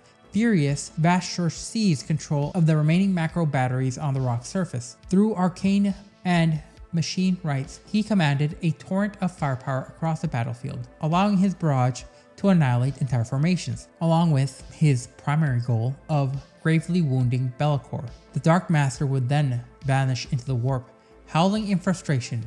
With him, his shadow-bound disciples dissolved into nothingness. In the wake of Belcor's withdrawal, the Loyalist counteroffensive intensified. Crusade reinforcements combined with the Dark Angel's fury, allowing them to hammer Vastor's depleted forces from all sides. Recognizing defeat, the Archithane ordered his remaining vessels to converge for an emergency extraction. Few escaped, and the majority of his remaining forces were either annihilated or captured. Vastor himself was forced to teleport back to the Orc Unleashed. As it departed from the system, his ambitions scorched but not broken. In the aftermath, Azrael met Tigerius and Princeps Garvin with ice-veined restraint. He offered neither thanks nor apology for his own chapter's failure, only a curt order that the Imperials were to withdraw from the rock's proximity. Tigerius, well accustomed to the Dark Angel's guarded and paranoid nature, complied without protest, as the rock and its escort slipped into the warp once more. Their true thoughts remained cloaked in their ever-present silence and secrecy. Despite the apparent victory, the matter was far from resolved, as the interrogations conducted by Chaplain Asmundai upon the captured traitor Astartes revealed a disturbing truth. Vastor had not retreated at random. His destination had been pre-selected. He was en route to a region known as the Somnium Stars. By this time, Commander Farsight's forces back into the ruin zones surrounding the Great Star Dais on Arthas Moloch. His original campaign objectives already collapsing under the weight of external pressures. Facing mounting casualties and isolation, Farsight abandoned the idea of a breakout. Instead, he established a fortified corridor around the dais, later designated as a Star Dais exclusion zone, drawing in his surviving cadre into a single defensible position. He tasked his elite commanders with precision decapitation strikes, eliminating Orc and Chaos leaders, including the Night Lord's commander known as the Flensing Prince. The surgical operation succeeded in fragmenting already unstable coordination between his enemies, sparking infighting and temporarily relieving pressure on all Tau positions. All the while, Farsight took to the front lines, unleashing his wrath upon the enemy with an increasing aggression almost unnaturally. It was during the Battle of Haggard Tower, as an immense Orc force threatened to overrun the dais, that the long-awaited reinforcements from the Tau Empire had arrived. Amongst them was Commander Bravestorm, who was grievously wounded in the fighting. As Farsight oversaw Bravestorm's evacuation, a drone approached, projecting the image of ethereal Supreme Aunva. But salvation was not what the message contained. In a cold, unwavering tone, Aunva condemned Farsight's insubordination, declaring him and the entirety of the Farsight enclaves as apostates to the greater good, by stating, "I hope you inflict as much damage upon our enemies before your inevitable end." In a fury, Farsight incinerated the drone with his plasma rifle. He then ordered a full tactical withdrawal to fallback positions as he entered a period of intense meditation, contemplating the path forward. It was here that he resolved to enact a desperate plan, one that would invoke the horrors of Arthas Morlock's buried past. Farsight would command his fleet to regroup in system and prepare for an emergency extraction. Across the theater, Tau units executed a disciplined, phased withdrawal. As the cordon around the Star Dais contracted, Chaos and Orc forces began to clash more and more frequently as their fractured alliance crumbled under the pressure. Meanwhile, events elsewhere took a darker turn. Aboard the sword-class frigate Bleak Missive, a Death Watch force intercepted one of Farsight's communiques. Watch Captain Tholnius consulted with librarian Coicidor Carchius, who was in truth Lord Glass, an Alpha Legion infiltrator reporting to Vastor, the Archithane. Speaking a prearranged face, Looking Glass Lord Glass activated a cell of sleeper agents. In a swift and bloody coup, 20 of the 34 Death Watch Astartes on board turned traitor and seized control of the vessel, setting their course for Earth's Moloch. Upon arrival, Bleak Missive was jettisoned from orbit as the traitors made planetfall. Their objective was a downed Dark Angel's Talon fighter buried within the ruins belts. Excavation servitors revealed a crystalline structure deep within the wreckage, which Lord Glass quickly identified as the key fragment, his prize for Vashtor. By now, Gul'Kruth and the World Eaters had launched a relentless assault against the Tau perimeter. Waves of cultists and traitor guardsmen absorbed the Tau's defensive fire, allowing for Chaos Space Marines to engage in a brutal melee. Demon engines and heavy armored followed, breaching the remaining defenses. Ulgok's Demon Prince surged forward with his Black Legion spearhead. The Orcs meanwhile entered the fray in quite the force. Gargants under Gragag Fundastump clashed with Chaos Titans of Legio Vultrum as Knights and Stampas battled around their feet. Amidst this carnage, the Alpha Legion moved swiftly towards the Dark Talon. Unbeknownst to Ulgrax and the Orcs boarding parties that had overrun his black ship, the Unhallowed, the once feared Ark of Omen, would soon be renamed Da Sprig and repurposed as a mobile fortress by rival Orc warlords known as Bulrog Bigtosk, Skraga, Funstampa, and the Smogboss, each claiming responsibility for Ulgrak's demise. As Chaos and Orc forces converged upon the dais itself, Farsight considered consolidating his command, now reduced to only 5 members of his original 8 for a final stand. The Tau held fire until the first wave of berserkers crossed into the dais' kill zones. Orcs followed closely behind them, and Farsight activated his trap card. Using the blood of the slain, he triggered an ancient system embedded within the dais. The structure responded as demons manifested in waves across the battlefield, tearing into friend and foe alike. Chaos followers, Orcs and Tau alike, descended upon a brutal slaughter that blurred all allegiances. Amidst the frenzy, Tau forces attempted an emergency evacuation as warships in orbit carved escape corridors through enemy fleets, but the psychic wave of madness swept through the Tau's ranks. Farsight's own battlesuit morphed, adopting grotesque war gear. His Dawnblade was replaced with a brutal axe, and skulls were etched into his armor. Consumed by rage, he nearly abandoned his men. Only a single thought brought clarity to the Ungulate, the realization that he was considering letting his soldiers die while he fought alone. Recoiling, he forced himself back to sanity. His armor reverting to its original form as his suit's AI warned him. The window for retreat was now only minutes away from closing. Returning to the dais, Farsight gathered his remaining warriors and ordered a halt to the bloodshed. They would not fight any further. Instead, they would escort the surviving forces into the extraction zone, holding their discipline in the face of the madness around them, as the Tau withdrew under heavy fire, northward to Salvation. Shortly thereafter, the Chaos forces also withdrew, their objectives apparently fulfilled. With both Chaos and Tau forces departed, the Orcs lost interest and disappeared, seeking new battles elsewhere. Later still, Farsight and his surviving commanders returned to the now silent dais. The corruption was gone. Strange as it seemed, new life had begun to take root in Arthas Moloch once more, as the nightmare had passed for now. The former Ark of Omen, now an Orc-held vessel, Das Brig, continued to orbit the world, an ignoble monument to the madness that had unfolded. Later, when the Rock, fortress monastery and flagship of the Unforgiven, entered the Ildatros system, it did so with a fleet rivaling that of the Great Crusades of antiquity. But even the might of 3/4 of all the Unforgiven chapters could not fully prepare them for what lay ahead. Raven-winged scouts had accurately reported on the presence of a substantial battle fleet in the system. However, the Rock's sensors soon detected it was far worse than what they had initially believed. A cloaked abnormality pulsing with a malignant energy lay at the system's center, and within hours, the void between the Loyalists and the traitors' fleets ignited with fire. Boarding actions and torpedo exchanges along with fighter waves collided in the maelstrom of metal and death. The Unforgiven held a numerical advantage, while Chaos wielded other darker tools. Vashtor's mastery over infernal machine craft gave the traitor fleet weapons augmented by the raw power of the Somnian stars themselves. The result was immediate and brutal. Several unforgiving capital ships were utterly annihilated by the advanced weaponry of the traitor vessels, but most notably, the Netherworld Blade, an Ark of Omen under the command of the Dark Mechanicum, obliterated full squadrons of the Disciples of Caliban frigates, along with 2 strike cruisers sustaining significant damage. Undeterred, the Dark Angels launched boarding actions against the demon ships, destroying them from within.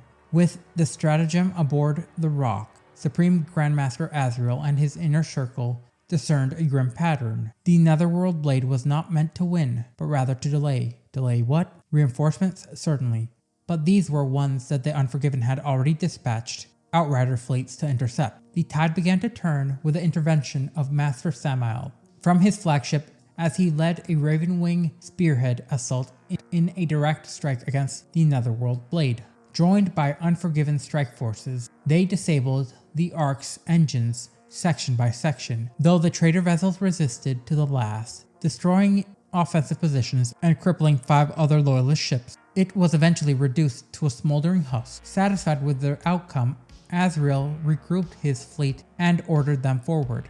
Their true objective still lay ahead, Vastor himself. As the Unforgiven pushed deeper and deeper into Eldultras, opposition thinned, almost conspicuously so. Sporadic ambushes gave way to an eerie stillness, as tech marines aboard the Rock began detecting a growing warp resonance that defied its analysis. Its vibrations disrupted machine spirits and crept into the minds of every seasoned Astartes. The truth was then revealed. Before them loomed a planetary scale monstrosity, a fusion of metal, warp corruption, and ancient memory. Azrael recognized it instantly. Vastor had acquired and profaned the shattered remnants of Caliban, the former homeworld of the Dark Angels, and now reforged them into a demon world of steel and sorcery.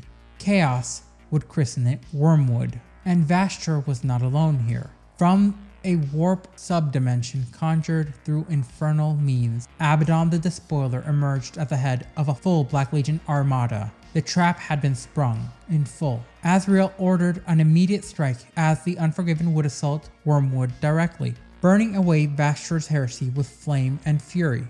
Boarding parties descended, including Azrael himself, alongside Librarian Ezekiel, Grandmaster Belial, and Interrogator Chaplain Asmodai. Their target, the Warpforge Palace, a megastructure that tech marines believed served as the teleportarium housing the assembled key fragments, components of a greater design only Vastor could fully comprehend. As the Dark Angel struck, other Unforgiven chapters, Angels of Redemption, Cowled Wardens, and the Blade Keepers conducted diversionary operations across Wormwood's surface. The resistance was as fierce as it was horrific. Chaos Space Marines, Dark Mechanicum, Skitarii, Demon Engines, and abominable cultists assailed the Loyalists from all sides. The Dark Cathedrum and the perimeter of the Warpforge. Even the air itself bristled with warp energy as it screamed perpetually all around them.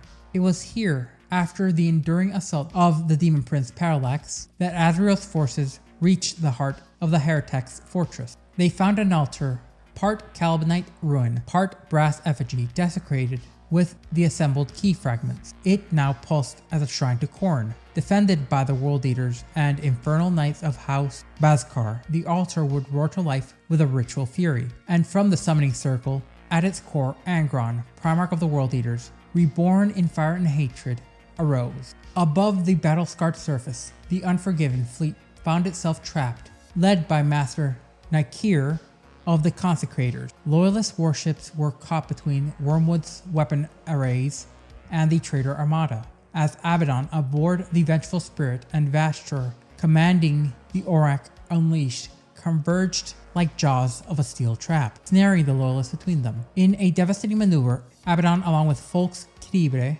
led a boarding operation against Impenetrable Justice, scuttling the vessel and hurling it into the heart of the Unforgiven fleet. When the warp drive detonated, the explosion shredded formations and morale alike.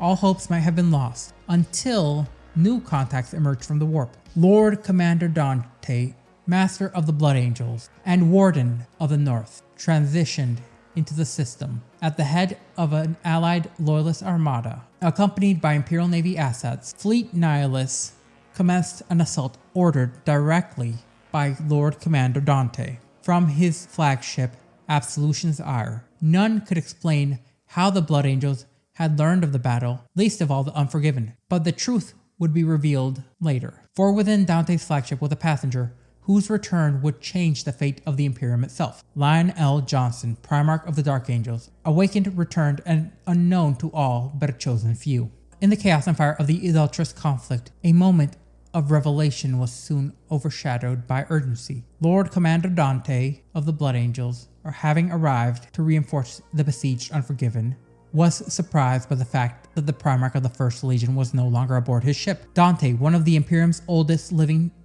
and most experienced living heroes, quickly deduced the answer. The Lion had used his newly awakened powers to project himself directly onto the surface of the blighted world, once known as Caliban. Trusting the wisdom and purpose of one of the Emperor's sons, Dante did not hesitate. He deployed Fleet Nihilus's naval assets to reinforce the rock, and led his own personal detachment of the fleet into the thick of the orbital melee, trusting his uncle to do justice, as upon his arrival Dante announced the unthinkable to all the Unforgiven. Lionel Johnson had returned. For the Unforgiven, this moment was surreal. Shock and disbelief painted the face of many within the rock's stratagem. Grandmaster Nakyr, caught between awe and duty, issued a fury of demands and vows before stating what many felt, that the Blood Angels had earned a debt that could never be repaid.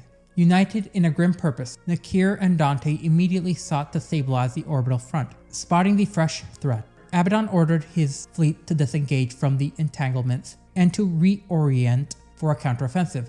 Vastur, though frustrated by the new complications, maintained focus. The Archifane directed the Auric Unleashed towards the rock, at last nearing its true objective. Once within range, Vastur enacted the culmination of his long-laid plan. Reaching deep into the vessel's ancient machine spirit, he made contact with the rock's legendary Tchula engine, a mysterious and ancient mechanism within the vessel that had been embedded into it since the planetary fragment's formation. Having already secured the Ouroboros and the Plagueheart, its twin constructs, Vastur sought now to bind all three. His intent was to construct the Discordance engine, a device capable of unlocking a relic from the War in Heaven, an old one vault with weapons and tools beyond mortal comprehension. Following a brief but chilling exchange between the Archifane and the Tchula, both vanished into a separate dimension. Within the pulsing core of Wormwood, Vastur gathered all his three engines and began its final purpose. As the Discordance engine roared into completion, its energies tore through Auric Unleashed, annihilating its structure and reducing Auric Midir, its twisted machine intelligence, to shattered scrap code. The destruction of Vastur's flagship shattered the cohesion of the Chaos Fleet. Seizing the opportunity, the Rock and its allied vessels pressed the advantage. The Unforgiven and the Imperial Navy surged towards Wormwood, determined to end the campaign directly. On the surface of Wormwood, the battle reached its most desperate moment. Azrael and his forces, having suffered grievous losses, had fallen back to a fortified pocket of Gothic ruins. The Deathwing and Librarius fought bitterly to buy time. Among the many wounded lay Belial, having been laid low in single combat against Angron himself. Angron, the Primarch of the World Eaters, launched repeated assaults against the Unforgiven perimeter. Though repelled, each wave cost them dearly. The Unforgiven were surrounded and facing annihilation. Then the sky blazed gold. Dante, leading a high host of Blood Angels, including Sanguinary Guard and assault squads, along with Redemptor dreadnoughts, descended in a brilliant counteroffensive. Vox channels had long since fallen silent, but instinct and experience allowed Azrael and Dante to coordinate, almost as if their legions had been built from the onset to do so by design. Their goal was rather simple: lay Angron low as fast as they possibly could. The combined assault struck with enough force to shatter worlds, as the Blood Angels poured forth their own wrath upon the Red Angel. For a moment, even Angron staggered, but his own fury was not extinguished. One by one, the Blood Angels elite were torn asunder. Dreadnoughts fell, and atop towering ruins, Angron finally cast Dante down. Azrael could only watch helplessly as the Red Angel raised his weapon to strike the final blow. Then the shadows ruptured. From the darkness stepped forth a legend lost to time.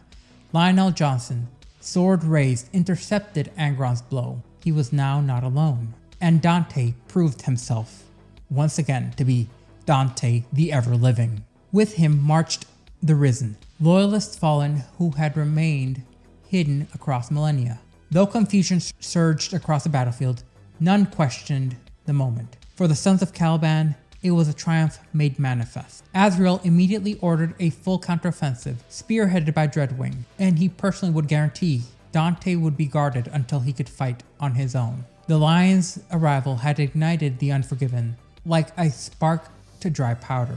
Lionel Johnson stepped away from Dante's broken form and drew Angron into direct combat. Blow for blow, godlike strength met ancient precision.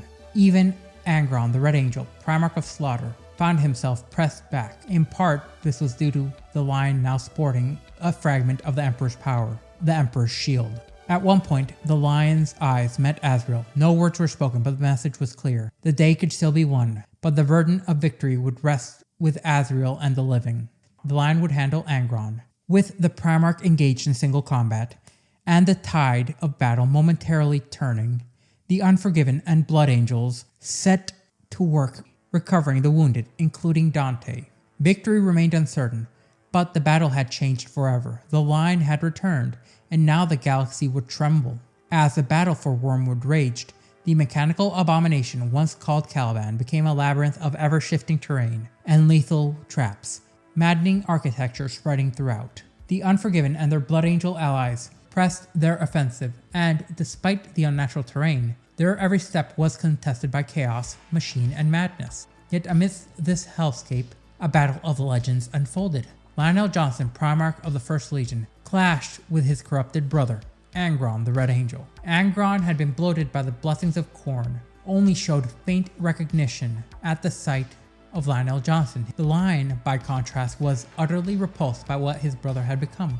Wielding the relics, fealty, and the Emperor's shield, the Lion met Angron blow for blow in a titanic duel that scarred the surface of Wormwood. Structures crumbled as not only a Chaos God's power, but the God Emperor's power had been at least in part manifested upon the world, as the two demigods were dragged into the industrial hell of Wormwood's sublevels. Elsewhere, Supreme Grandmaster Azrael had regrouped with the acting commander of the Blood Angels' second company. Together they reached the scattered remnants of the Sanguinary Guard. Amongst them, they found survivors, including Dante himself. Though grievously injured, the Lord Regent rose once more, coordinating with Azrael and Aphael to shift the focus of the campaign. Nakir was entrusted with completing Exterminatus protocols, while senior commanders turned to the evacuation of their warriors. Targeted landing zones were identified, and the combined forces of the Unforgiven and the Blood Angels struck hard. The first stronghold to fall was the Warpforge Palace, fortress of the World Eaters,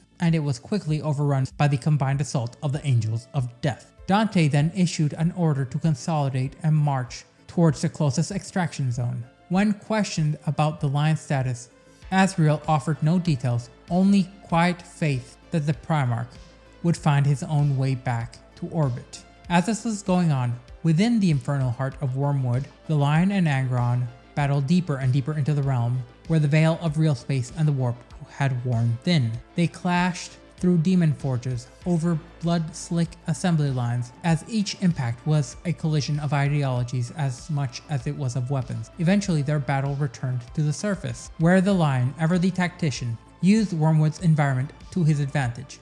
Amidst the steam and shifting machinery, he feigned Angron into overextending.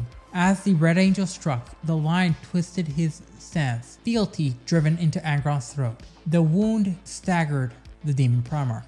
Seizing the opportunity, Lionel Johnson brought the Emperor's shield down upon Angron's neck. In a blast of warp light and psychic shrieking, due to the God Emperor's power within the shield, the Red Angel was unmade, and his essence was temporarily banished back into the Immaterium. Lionel Johnson, though victorious, was wounded and exhausted. Nevertheless, he rose and began to make his escape. Back at the extraction zone, Azrael and Dante faced renewed peril. Wormwood itself turned against them. Shifting grounds, lashing tendrils, and atmospheric collapse slowed the Imperial forces. Worse still, new waves of Nurglite demons poured into the area, led by plague engines and foul warp beasts. Azrael took command, organizing a layered defense, while Dante and Samael launched coordinated flanking maneuvers. In one engagement, Dante saved a Deathwing unit carrying the wounded form of Belial from a mob of demon engines. Samael,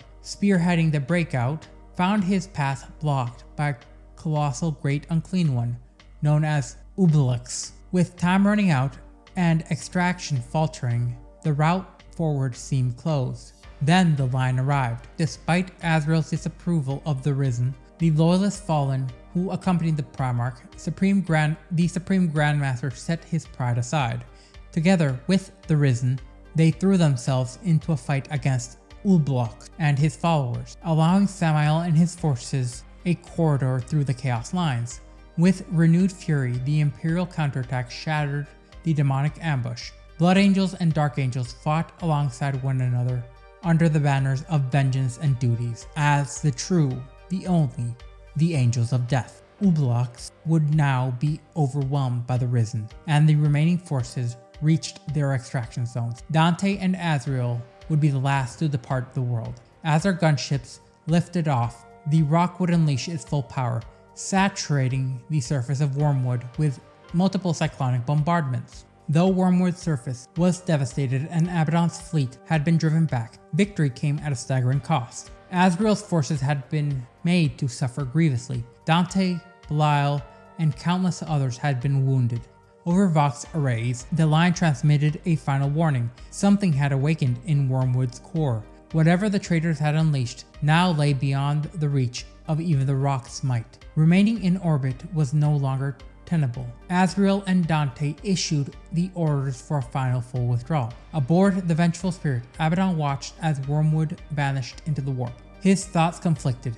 Though he had inflicted vast damage, he now faced the return of a second loyalist Primarch. Then Vastor made contact. The Archifane announced the success of his plan. The Discordant engine had been completed, and with it, the key had awakened. Wormwood would now guide them to the lock, and ultimately to the weapon, a relic of power from the war in heaven. With a howling rift of unreality, Wormwood tore itself from the material realm and plunged into the Immaterium. Despite the return of Lionel Johnson, the Arcs of Omen campaign must be recorded as a strategic victory for Abaddon the Despoiler and Vastor the Archifane, as they had assembled the key fragment and activated the Dissonance engine. Their objectives now lay ahead of them as they strode to unlock the lock and secure a weapon most profane. The Ordo Malleus has declared a level Primaris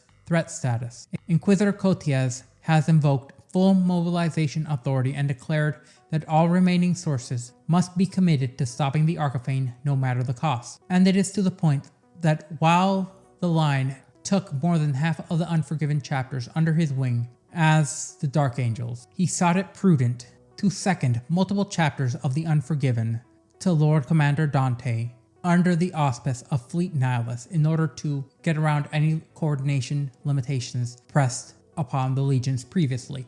In the wake of the Wormwood campaign and the Arcs of Omen, Abaddon the Despoiler and his Black Legion have emerged bloodied but unbroken, and if not more powerful than they ever have been. Though denied total dominance over the Idatros system and forced to contend with the return of another loyalist Primarch in the form of Lionel Johnson, Abaddon achieved what many within the Imperium had failed to see, securing strategic momentum. The key had been forged, the Dissonance engine now fully functional, and the first step towards unlocking the lock and claiming the weapon was complete. While Vastor continues his dark machinations, Abaddon's Black Legion consolidates its strength across the galaxy. Cult worlds stir, chaos fleets regroup, and new warbands rally beneath the banner of the Warmaster. much of Wormwood may have been left behind, but the Black Legion has gained something more dangerous: direction. In this new age, Abaddon no longer fights for simple conquest, or even revenge. He fights with purpose, with prophecy at his side, and with the power to reshape the galaxy itself. The Despoiler stands not as a failed successor to Horus, but as something far worse: a conqueror who learns. And so, we reach the end of the story: the Luna Wolves, then the Sons of Horus, now the Black Legion.